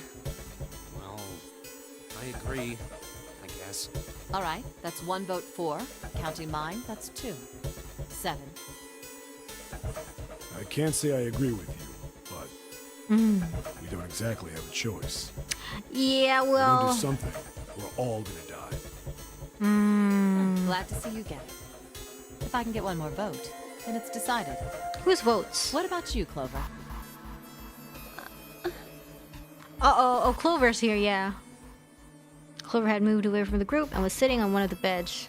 Her whole body dropped. Junpei didn't know if she'd ever heard Lotus's proposal. Hey, Clover. Oh, so it's like, it's not like vote for the person who you wanna. Yeah, alright, yeah. Your brother has to be behind one of the numbered doors.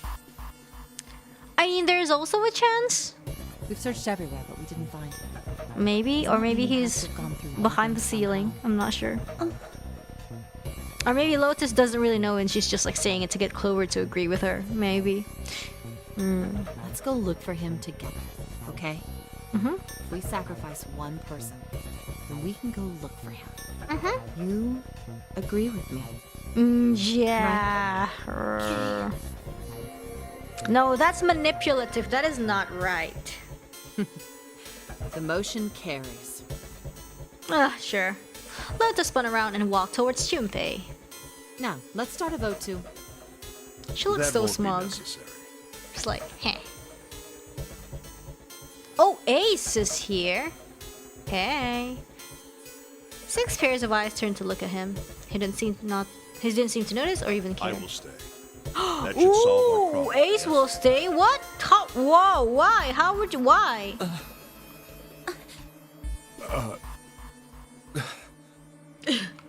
Ace, what are you saying? No, you can't do that. That won't solve anything. Uh-oh. June's voice shook and she looked around desperately for someone to agree with her. He simply looked at her. June, I'm afraid you may have misunderstood me. I said I would stay, but I never said I would sacrifice myself. Huh? I trust you. Each and every one Oh, of he's gonna like guilt trip them. I believe you'll come back for me. I see. Whoa, whoa, whoa. There's optimistic, and then there's just nuts. Nuts? Those doors only go one way. You go in, you don't come out. If we go through them. You won't be able to return, correct? Yeah. True, but that will not be the case once you've escaped from the ship. What? Please, I beg you, once you've escaped, come back and rescue me. Ideally, within the time limit Zero has given us. No, that's ridiculous. There's no way we could get back in time. Finally, Junpei could hold his tongue no longer. We've only got 5 hours left. We don't even know where the hell we are. How on earth are we gonna find someone to come and rescue you? Then, perhaps you would prefer to stay instead of me? Ooh. Or perhaps you would be willing to leave June behind?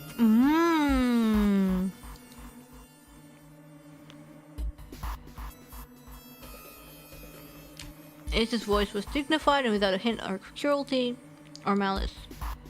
You see, there's no other choice. Then I see we've come to our conclusion. Go on. Don't worry yourselves about me. Go, quickly.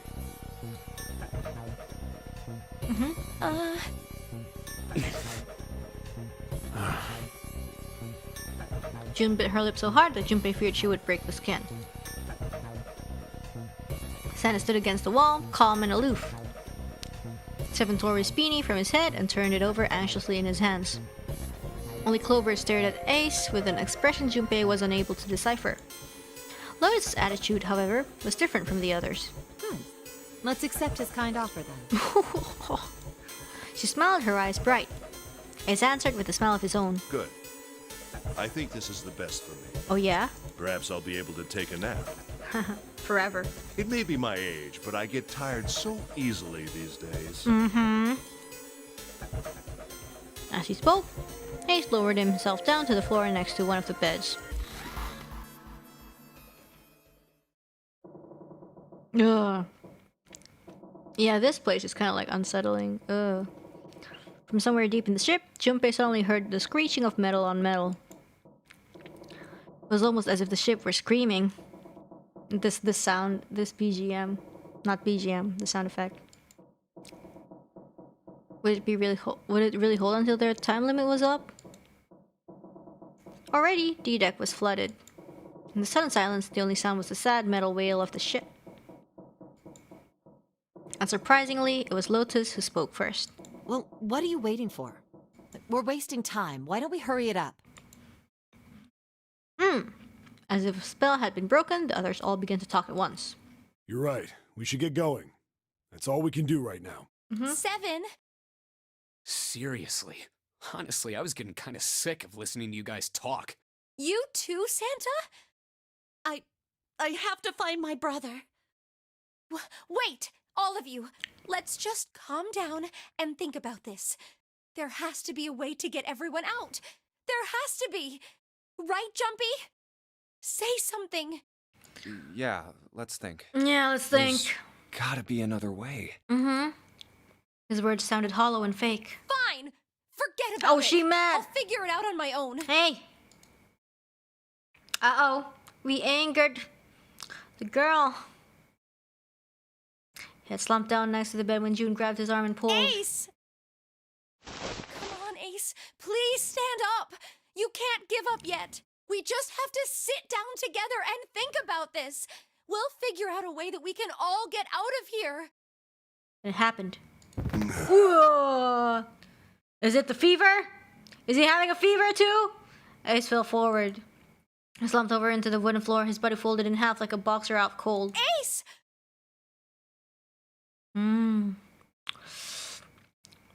June cried out and dropped to her knees beside him. She put her arm around his neck and he did her best to lift him up. What happened? Ace, say something! Shook him frantically. His eyes fluttered open. I'm alright. He's alright. His voice was weak and slightly slurred. How are you alright? This. He held out his left arm and slowly opened his hand. A syringe? What is that? Soporil. And it was a syringe and a small vial. The vial was empty. It had only recently been emptied. A few drops clung to the sides. There was a label taped to the side of the container. It read Soporil Beta. Soporil Beta. Soporil Beta. Beta. What does this do? Did you use this? Yes. It's just anesthetic. Anesthetic? I'll be fine. Anesthetic? I found it earlier. Huh. While we were searching the hospital rooms. I see. I thought it might be useful later. Uh-huh. I didn't think I'd be using it on myself. Anesthetic? Does that mean he's in super pain? Why did you do this? Didn't I tell you? I'd like to take a nap. I really am very tired. Uh-huh. Junpei knew that wasn't why he'd done it. Ace had injected himself with anesthetic to forestall Junpei and Jun's attempts to bring him along. If he couldn't move, there was nothing they could do. Oh, he'd injected himself so that they would be forced to leave him behind. Is there something you want to say? I'd just like to sleep a little. Could you keep it down? Shut up, he said. No, don't, Ace. Don't fall asleep. You feel warm. So comfortable. I think I'll have a nice dream. Ace's eyelids drooped further and further, almost as though he were dying. Ace! Ace! She shook his shoulder again and again, but this time he didn't respond. Only the gentle rising and falling of his chest told him he was alive. Junpei was relieved to see he was, in fact, still breathing. Let's get him up on a bed. Not in a few hours. Let's get him up on a bed. He lifted Ace up off the floor and laid him on the bed he'd been leaning against. When Junpei turned around, Lotus gave him a look of pity. Well, we really don't have a choice now. Mm-hmm. We can't let his sacrifice go to waste. Uh-huh. Right? Like you even mean that. You say something? No, nothing. And suddenly, Santa spoke. Yeah, but we're not done choosing yet, are we? Huh? Oh, Santa's gonna vote Lotus off, huh? We haven't decided who's... Oh, okay, never mind. Yes, that's true. I thought he was gonna be like, haha, even though he's sleeping, I'm gonna bring him. You're staying, Lotus, bye. You first, Lotus. Which door do you want? I want door number 8. 8? It's the same number as my bracelet number. Sure. Got it. You're 8. You're next, 7. Which one do you want? I'll take 7. I can't get along with that old lady. What? What did you just say?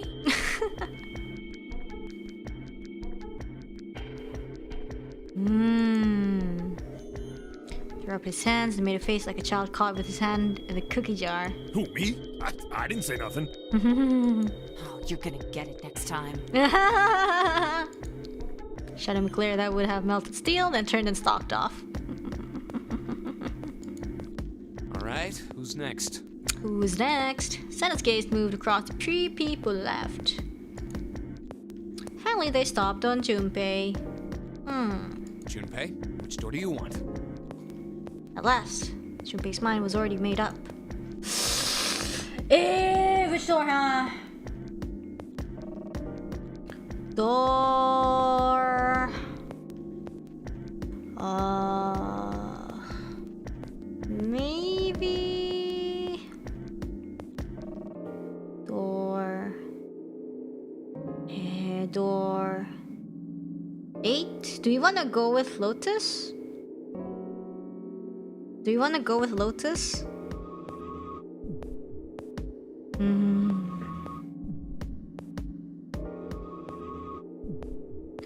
Why? Why not? What do you guys have against Lotus? I mean, I know what you have against Lotus, but...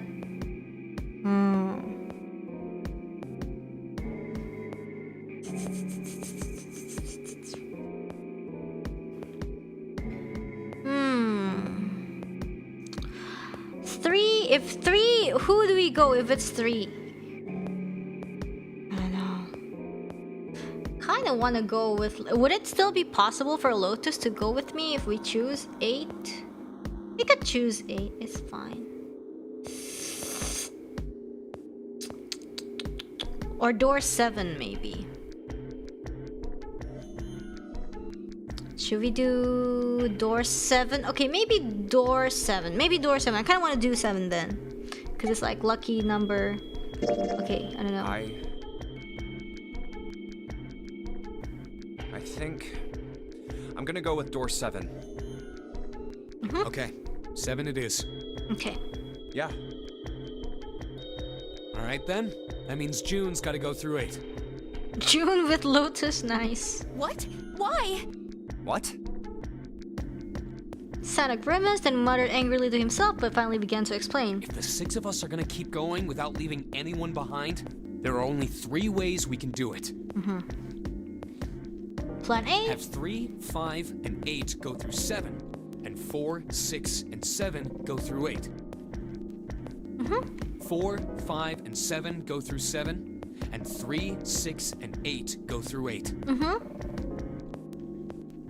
Plan C? Or 3, 6, and 7 go through 7, and 4, 5, and 8 get 8. There are no other combinations. In other words, 3 and 4 and 7 and 8 can never go through the same doors. You get it now? As Sana finished, June looked over at Junpei, tears welling up at the corners of her eyes. Okay. Oh no. You're saying we aren't gonna see each other again for a long time. I mean... it's okay. Junpei felt just as June did. He wanted to be at their side though, whatever trials they were preparing to face. Sure. But he knew if they were to... he had to swallow his feelings. In order for the 6 of them to move forward, he and June had to be separated. He looked at June. He was scared to lose her, but he swallowed the stealer's resolve and he did his best to smile. Hey, come on. You're making it sound like we're never gonna see each other again. We gotta split up, but only for a while. Yeah, only for a while. This is just like when we went into the 4 and 5 doors, remember? Yep, exactly, I think. We got split up then too, but we all met back up. I'll bet 7 and 8 are just like that. You mean they're connected somewhere? Yep. Yeah, probably. Probably. Probably. She didn't sound very hopeful. But 7 that interjected. I'm sure they're gonna connect somewhere. Why?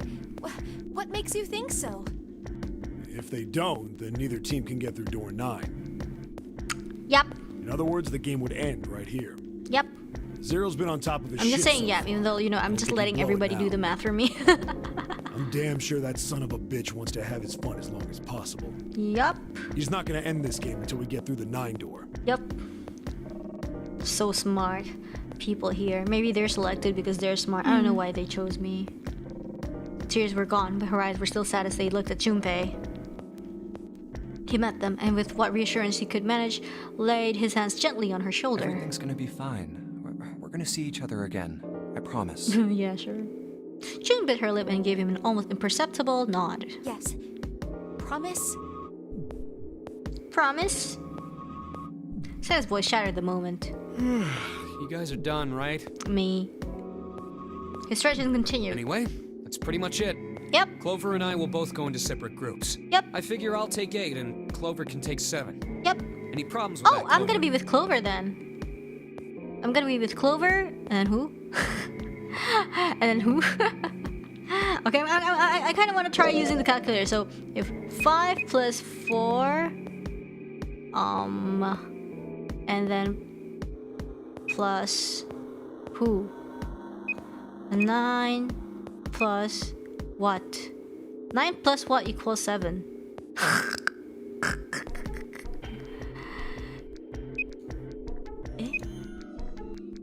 Oh, then plus 7 with 7. Okay. Whatever.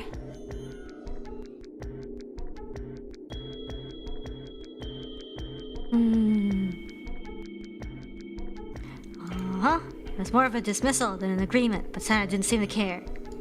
All right, we're ready to go then. Let's move. Okay. At Santa's command, the group split and headed for their respective doors. Clover 7 and Junpei walked towards door 7. Santa, Lotus, and June headed for door 8. Yee. For a long moment, they stood in front of the door. 7 took a deep breath. You guys ready? Sure. Yeah. Okay. Okay. Let's go.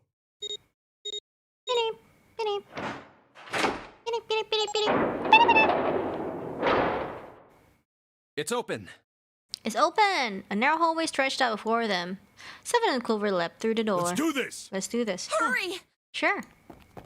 The moment they did, their bracelets beeped. Beep beep. The detonators in the bracelets had been activated. Junpei stepped forward to follow them. But as he was about to step over the threshold, he stopped.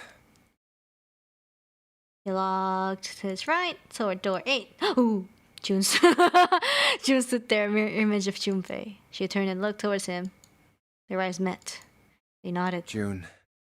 Jumpy. Their farewell took almost 1.5 seconds. What the hell are you doing, Junpei? Motion blur. And someone took hold of Junpei's arms and hauled him bodily through the door.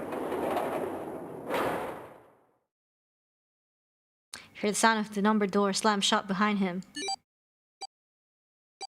His bracelet gave a cold electronic beep. Only 81 seconds left! Let's go! No time to waste, guys! Let's get moving! Okay. Someone lead the way down the hallway. Junpei and Clover followed him as fast as they could. After what seemed like far more than 81 seconds, they reached the end of the hall. Look! The door on the left! I can see the dead! Nice. There's no time to rest or catch their breath. All three slammed their hands in quick succession over the scanner panel on the dead.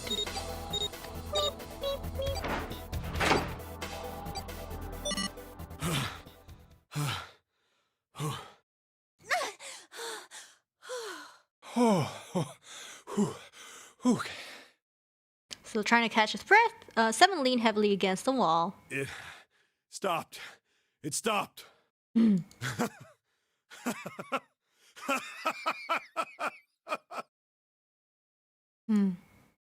smile seemed forced and a little crooked. This is the second time we've gone through one of these numbered doors, but whew, you never really get used to it. I mean, it's your second time. It is fine. He stood up straight, no longer out of breath, and wiped some of the sweat from his head and neck. Clover smirked at him. I would have thought a guy your size would have bigger balls than that. What? What the hell did you just say? Say it again! I dare— You have no... You little— You wanna die? I'd like to see you try. Oh my gosh. Fucking brat. Alright, let's go! Hey, Is he really calm gonna down, punch a guys. kid? This isn't the time for this. It's not gonna do us any good. You're right. I'm right. Gosh. Junpei sighed. Sometimes he wondered if the doors in the puzzle were really the greatest challenge they faced. Wait here for a minute, all right? I'm gonna go see if there are any other doors. He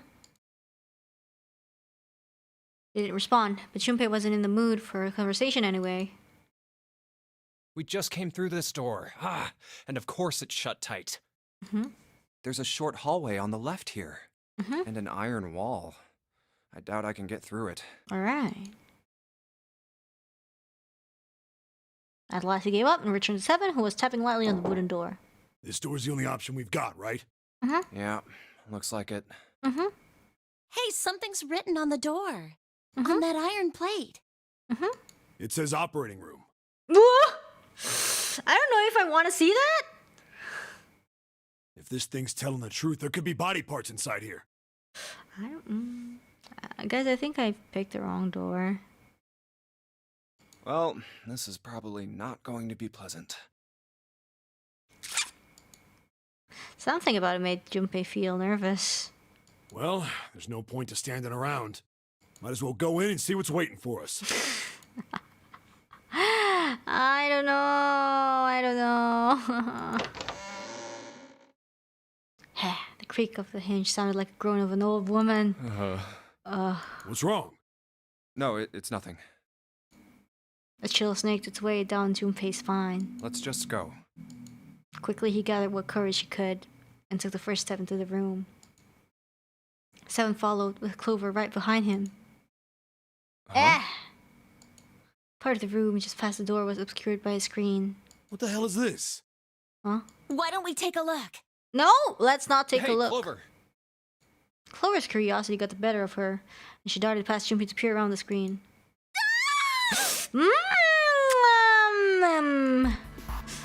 What's this music? Her scream nearly blew out Junpei's eardrums. What? Clover! Here, he and Seven ran towards Clover to see what had frightened her. Hey, what's wrong? Around the screen, and the cause of her act was immediately clear.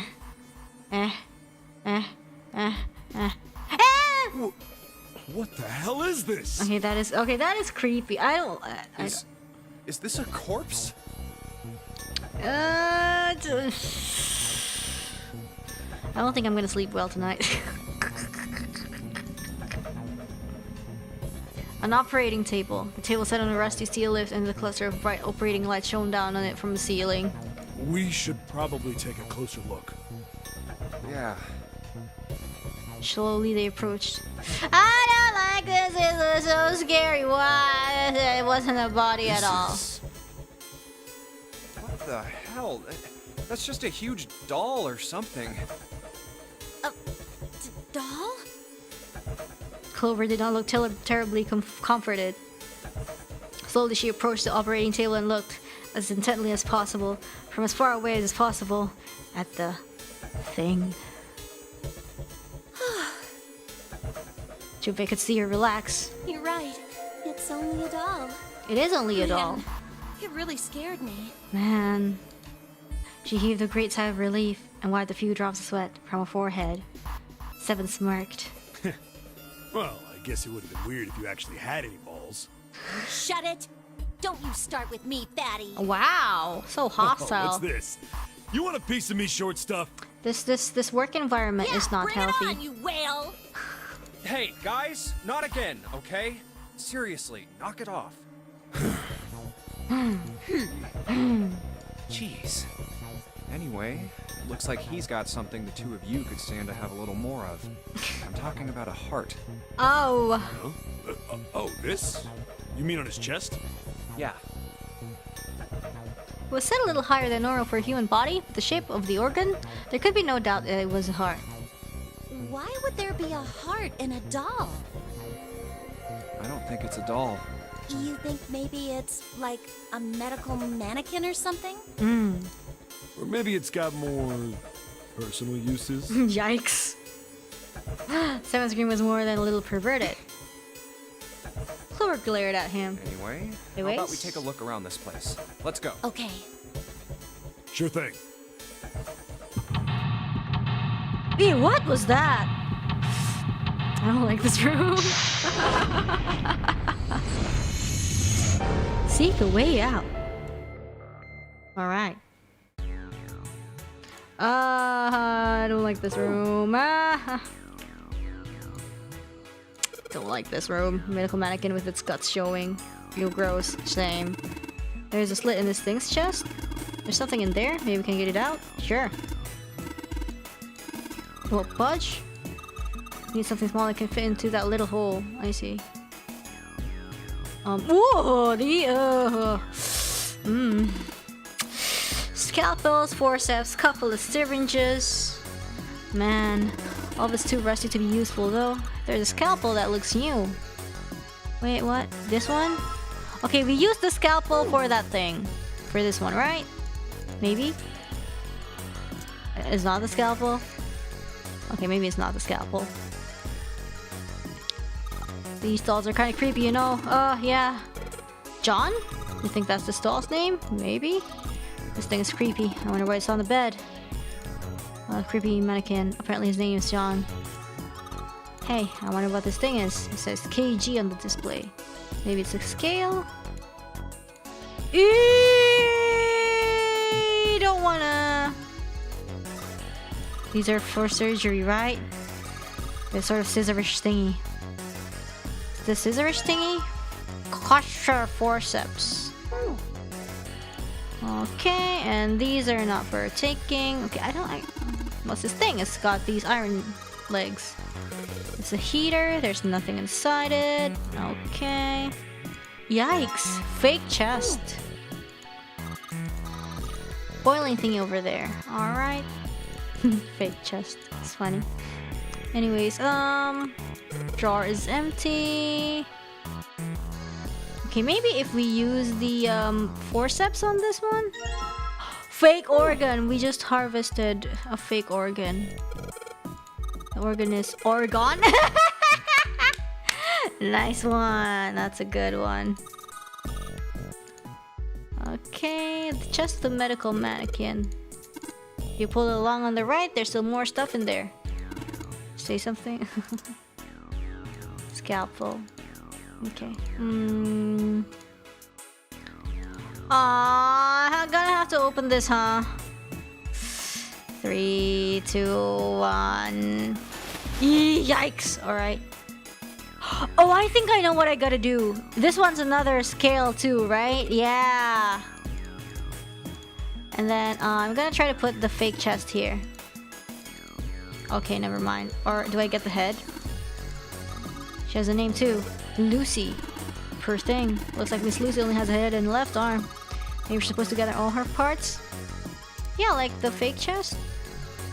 No?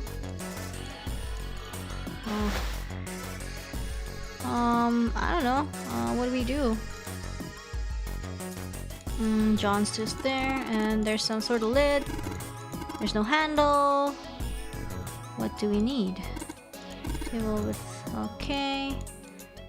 Organ is missing. The wooden partition. Okay, maybe we can like put the fake organ with the fake chest. Wait, is there... where's the short? No. Or we scalpel the fake organ. We combine the fake chest with the scalpel. Or we combine the organ with the fake chest. Organ with scalpel. Let's try. Oh, yeah! Organ key, and then we action. What? No? Organ key. Organ key. What's organ key? Okay, maybe Lucy? Lucy key? Fake chest on Lucy? No, because we can't combine it. There's nothing in it. Thing for boiling stuff. Maybe sterilize the... I don't know. Yeah, we can't combine both of these. Sadly.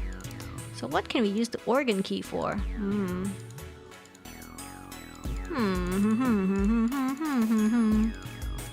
Bottles on the shelves. They've got labels. I don't understand them. Nothing in the heater, nothing in the Lucy. There's a lot of tools. John is just lying there, and this is a white cloth, something like a lid, an operating table. I don't think there's anything else we can do. Oh, we can go here. Oh, prep room. Whoa. Ooh, piece of paper. Medical record. Okay, I don't know. And file. Okay, we check file.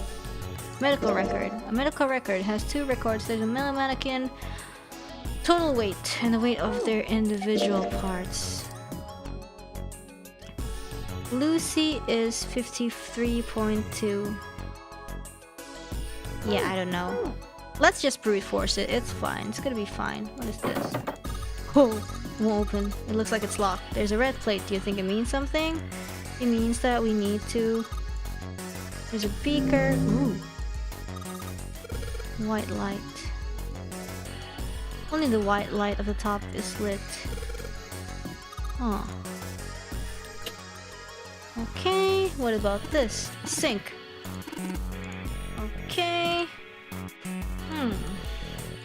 What about this one? It's locked. Do you think this is the exit? Probably. Is there anywhere else we can go?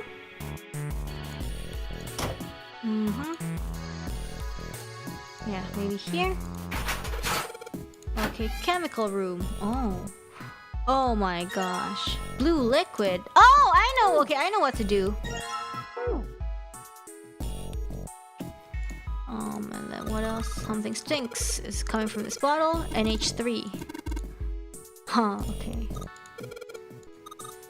Oh. Iron. Okay, the label says salt. Do you think someone will shrivel up if I put... Oh, wow, okay. Hey, you say something? What else? What else is there? Looks like a can with a spray nozzle. CO2. Yeah, I don't think there's anything else here. Yeah. Let's go for a drink. Wow. That's pretty much what booze is made out of. Ah, what? Okay. Okay. Okay, I'm gonna go here. And then I'm gonna pour... Okay.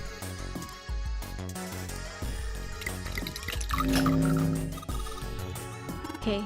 Did you hear that just now? Guess I can open this one. Yeah! Fake right leg. And then I'll use the blue liquid on it.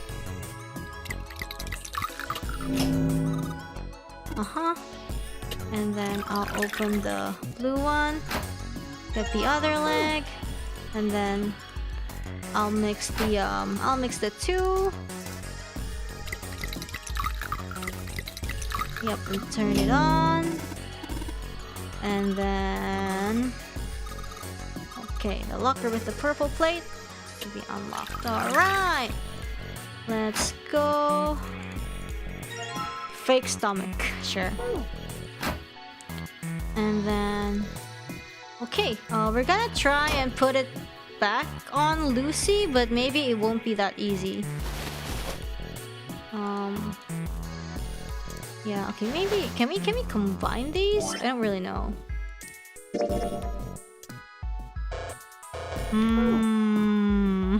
Looks like a big nose. Sure. Like what body parts do we need again? The fake organ we do have. Chest, stomach. Oh, the arm? We need an arm. We need an arm. Wait, do we have? I don't know.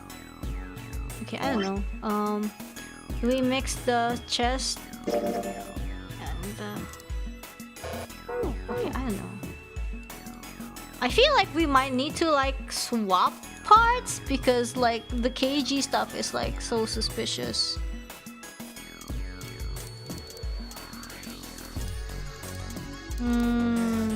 Purple liquid. I don't know. Is there there's something else I can check. Iron 1, carbon dioxide. Oh!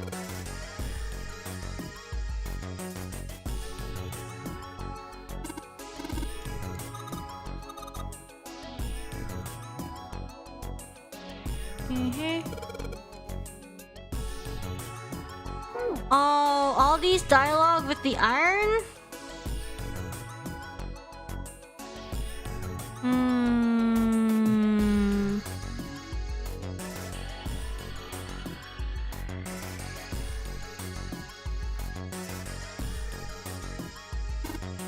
NH3.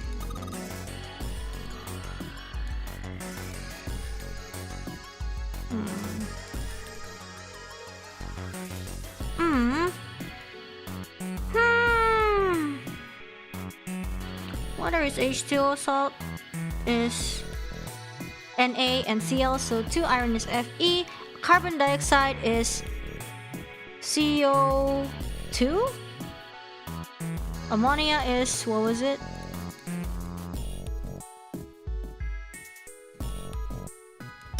Ouch.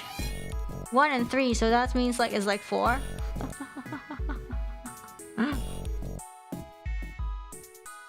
And then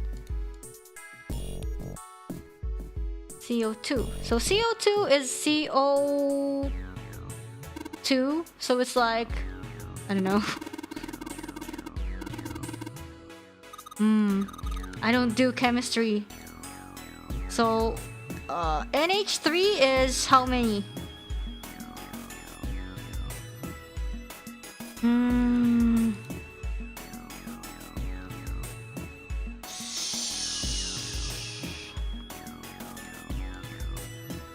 NH3 is 4. Ammonia is 4.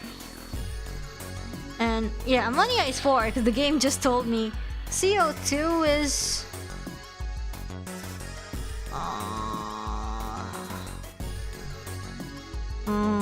CO2 is CO. It's like carbon and 2 oxides, right? CO2 is carbon and oxide, but there's 2 oxides, right? And then so 3, 4, and ethanol is the super long one. Ethanol is what? What was it again? The booze one. This one. C2, so that's like 2, 7, 8, 9? Huh. Ethanol is 9. But what is the code though?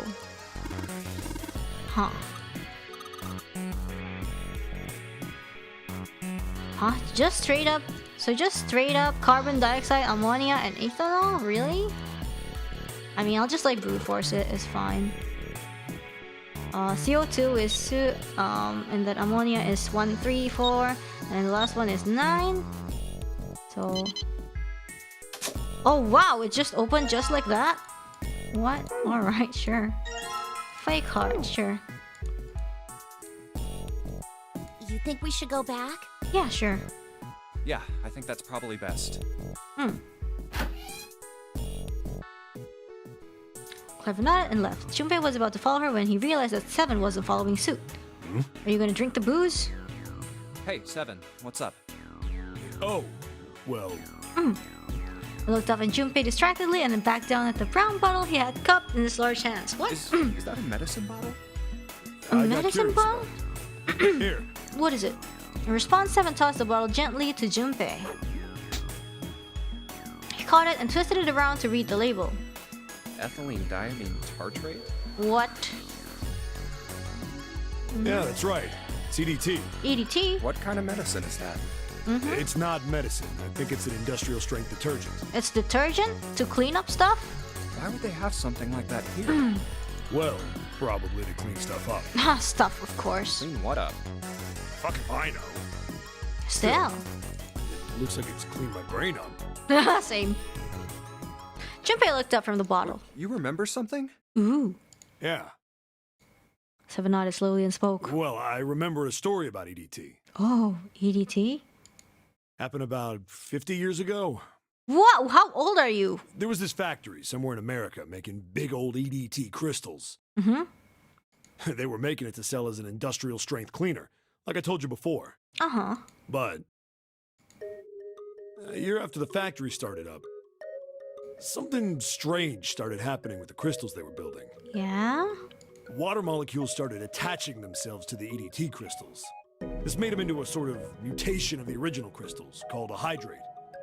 Chemistry. Once the crystals turn into a hydrate, though, it's useless as a cleaner. Mm-hmm. The factory had to just dump the crystals. As a hydrate, they were useless. Mm-hmm. But it didn't end there. After that day, the same thing started happening in EDT factories everywhere. Even ones nowhere near that first American factory. Oh, okay. They'd been making crystals the same way, with the same materials and the same equipment and environment. Uh-huh. But now, all of a sudden, every single crystal they formed turned into a hydrate. Uh-huh.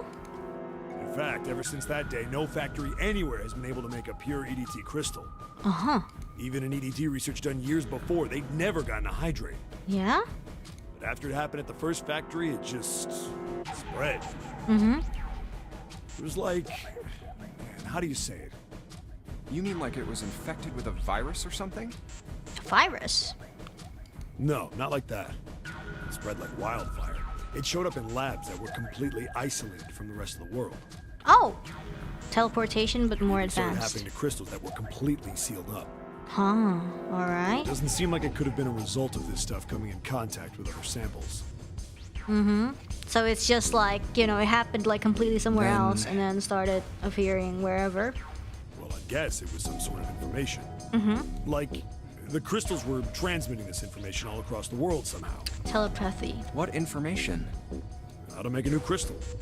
Mm-hmm. Someone had to tell this stuff how to do it, right? Like he just whispered to the EDT in the tank.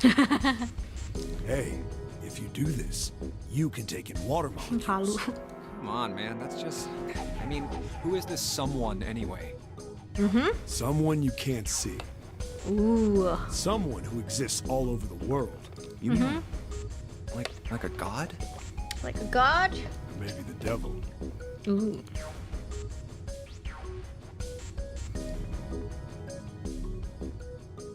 Mm-hmm. Oh, whoa, what? Hey, what are you two doing over there? We're just talking. Stop wasting time and get over here. Okay, Clover. Okay, we're coming. Alright. Jeez. Seven looked at Junpei. Yeah, so anyway, that's the story. Mm-hmm. It might be useful someday. Don't forget. Okay, don't forget it. Junpei was left behind to ponder what he'd just heard. Information being transmitted invisibly. Could such a thing really happen? I don't know. Maybe. Well, thinking about that crap isn't going to help me right now. Mm-hmm. We need to figure out how the hell to get out of here first. Okay. He took a deep breath, tried to clear his mind, and followed after Seven. Hey, Lucy! We got your body parts! So we've collected the 6 parts of the medical mannequin, so the one we've got must be for Lucy, right? Seems like it. Well, I say we give Lucy her parts back. Any objections? Nope. Agreed. Let's get started. There's a number in here. Yeah, I feel like maybe it doesn't match. I think it doesn't match, right? Like, it probably doesn't match, cause I think like there's the file, and Lucy has to be 53.2. So, and I don't know how much John weighs.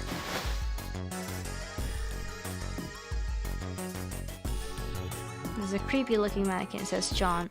Oops. We can't, yeah, okay, let's talk to Lucy first. Wait, yeah, well, you know how there's a scale, maybe... Yeah, we're gonna have to swap body parts. Screen will display 2 medical mannequins. You can switch their body parts by selecting the part you want to switch out. Okay, so John has to be, what, kg again? Okay. Lucy needs to be 52.3.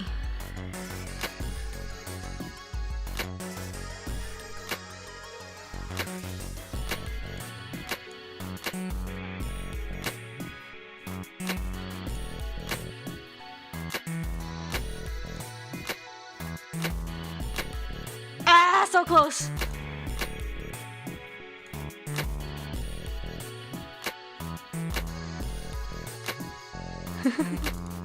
I'm brute forcing this.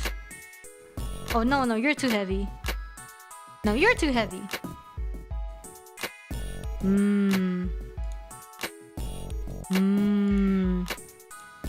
I'm brute forcing this.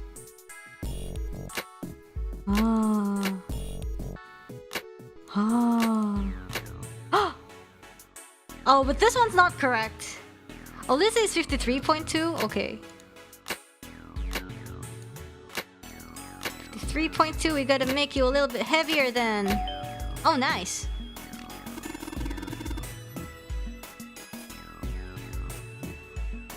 Hey, Junpei! I just heard something. It came from John's operating table. I better check it out. The lid on the scale is a key! It opened. Must have opened because we matched John's weight to what's on the chart. Jupiter key! Hey! Nice! I think that's the door on the left. It's this one. Yeah! Maybe. Yep! Hey, hold on. Junpei stopped, about to put the key into the doorknob. Oh, what's up? Where's Clover? I don't know. I don't know. None of my business. Junpei turned around. Clover was nowhere to be seen. Oh, God damn it. Where the hell did she go? Okay, just hold on a minute. I'll go get her. Sure thing. Uh-oh. Found her, standing next to the operating table. Was staring at the mannequin. Hey, Clover. What's wrong? Come on. Let's get out of here. She didn't respond. If she hadn't been standing up and breathing, Junpei might have thought she was dead. What are you doing?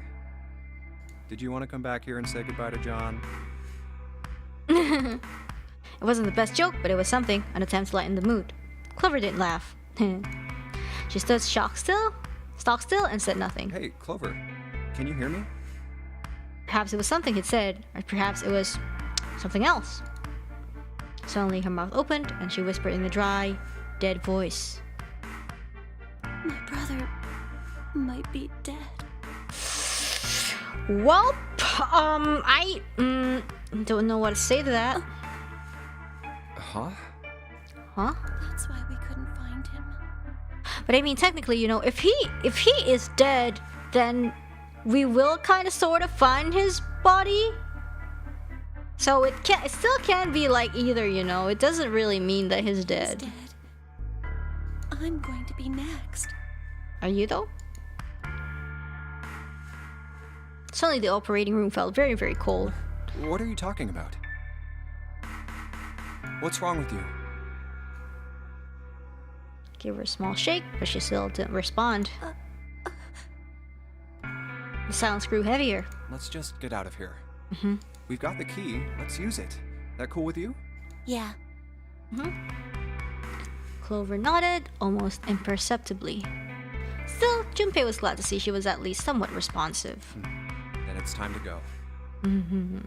Like, we didn't see a body, so I mean, you know, that's how it usually happens, right? Like with games and movies, no body, no death, right? We gotta be optimistic. He put his hand on her shoulder and guided her to the preparation room. As they arrived at the door, she suddenly stopped. I'm sorry. Yeah? What was this? Why was she apologizing? Junpei wasn't sure what to make of her. Was she emotionally unstable because her brother had gone missing? I'm really sorry. Just forget everything I told you, okay? Oh. Don't worry about it. Really. I mean it. How could everyone pretend not to hear something like that? Something told him that this wasn't the time to press the issue. Junpei gave her the warmest kind of smile he could manage. All right. Thank you. Her smile was weak. It was almost painful to watch. Damn, what the hell took you guys so long?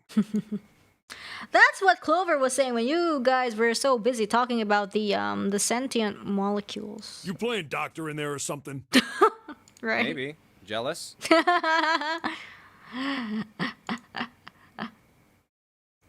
They stood in front of the door.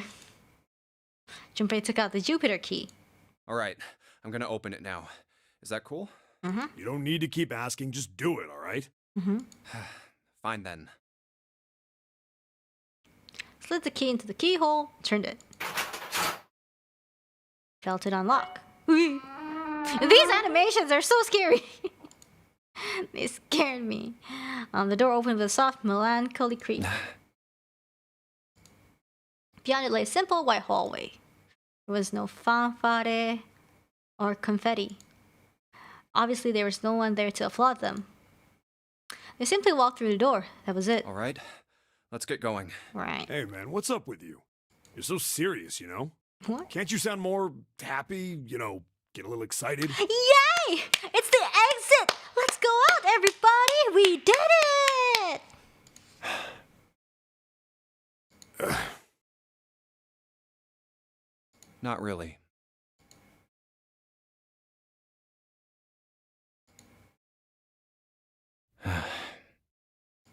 My brother might be dead. Oh. I'm going to be next. Are you, though? Clover had told him only a few minutes before that her brother was probably dead and she was likely to follow him. Like hell I can. Ooh. Not after hearing something like that. You found it.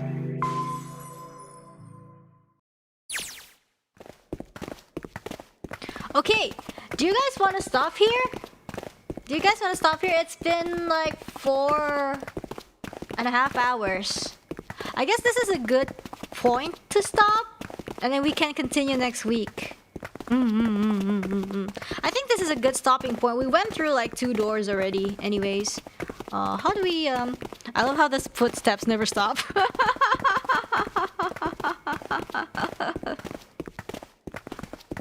Yeah, I feel like this is a good place to stop. Let us menu and save.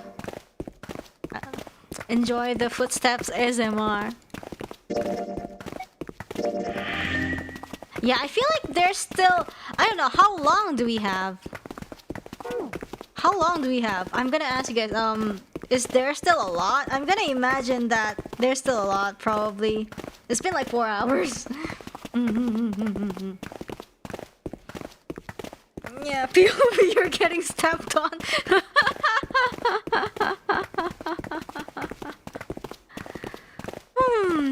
There is a lot left. Alright, sure.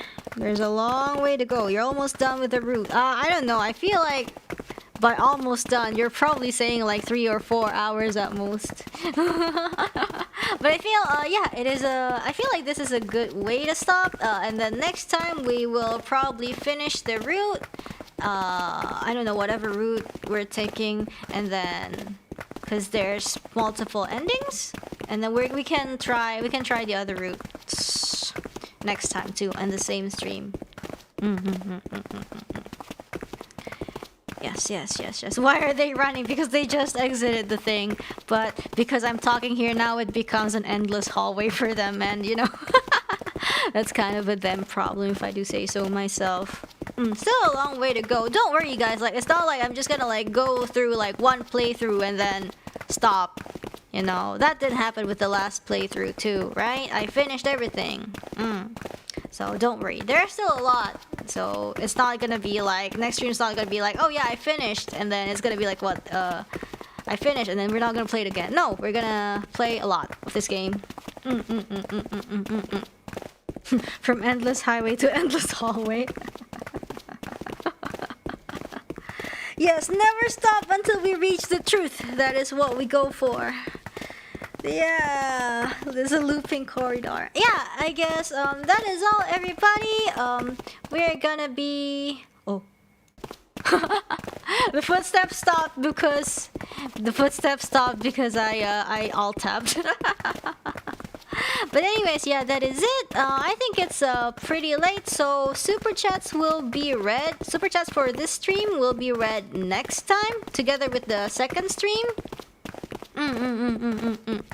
Yeah, thank you so much everybody for watching today. How was it? I think it's good. I'm really interested to, you know, actually if it wasn't this late, I actually would wanna finish, like actually continue, but I feel like the more I continue, like the longer it'll take, and soon we're not gonna reach like a good point to like stop the stream, I feel like. So this is perfect, maybe.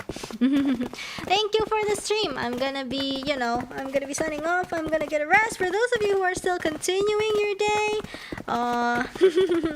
have a good day. And for those of you who are resting soon, please, yeah, go have a rest. And this game is gonna be what we're gonna do on every Saturday. So it's gonna be Saturday 9 p.m. 999. We're gonna play it until the game ends. So don't worry, next week there's gonna be more of this, same time, unless something happens. Should be the same schedule. Thank you so much everybody. I'll see you again soon. Bye bye everybody. Salam rakyat. I love this footsteps ASMR.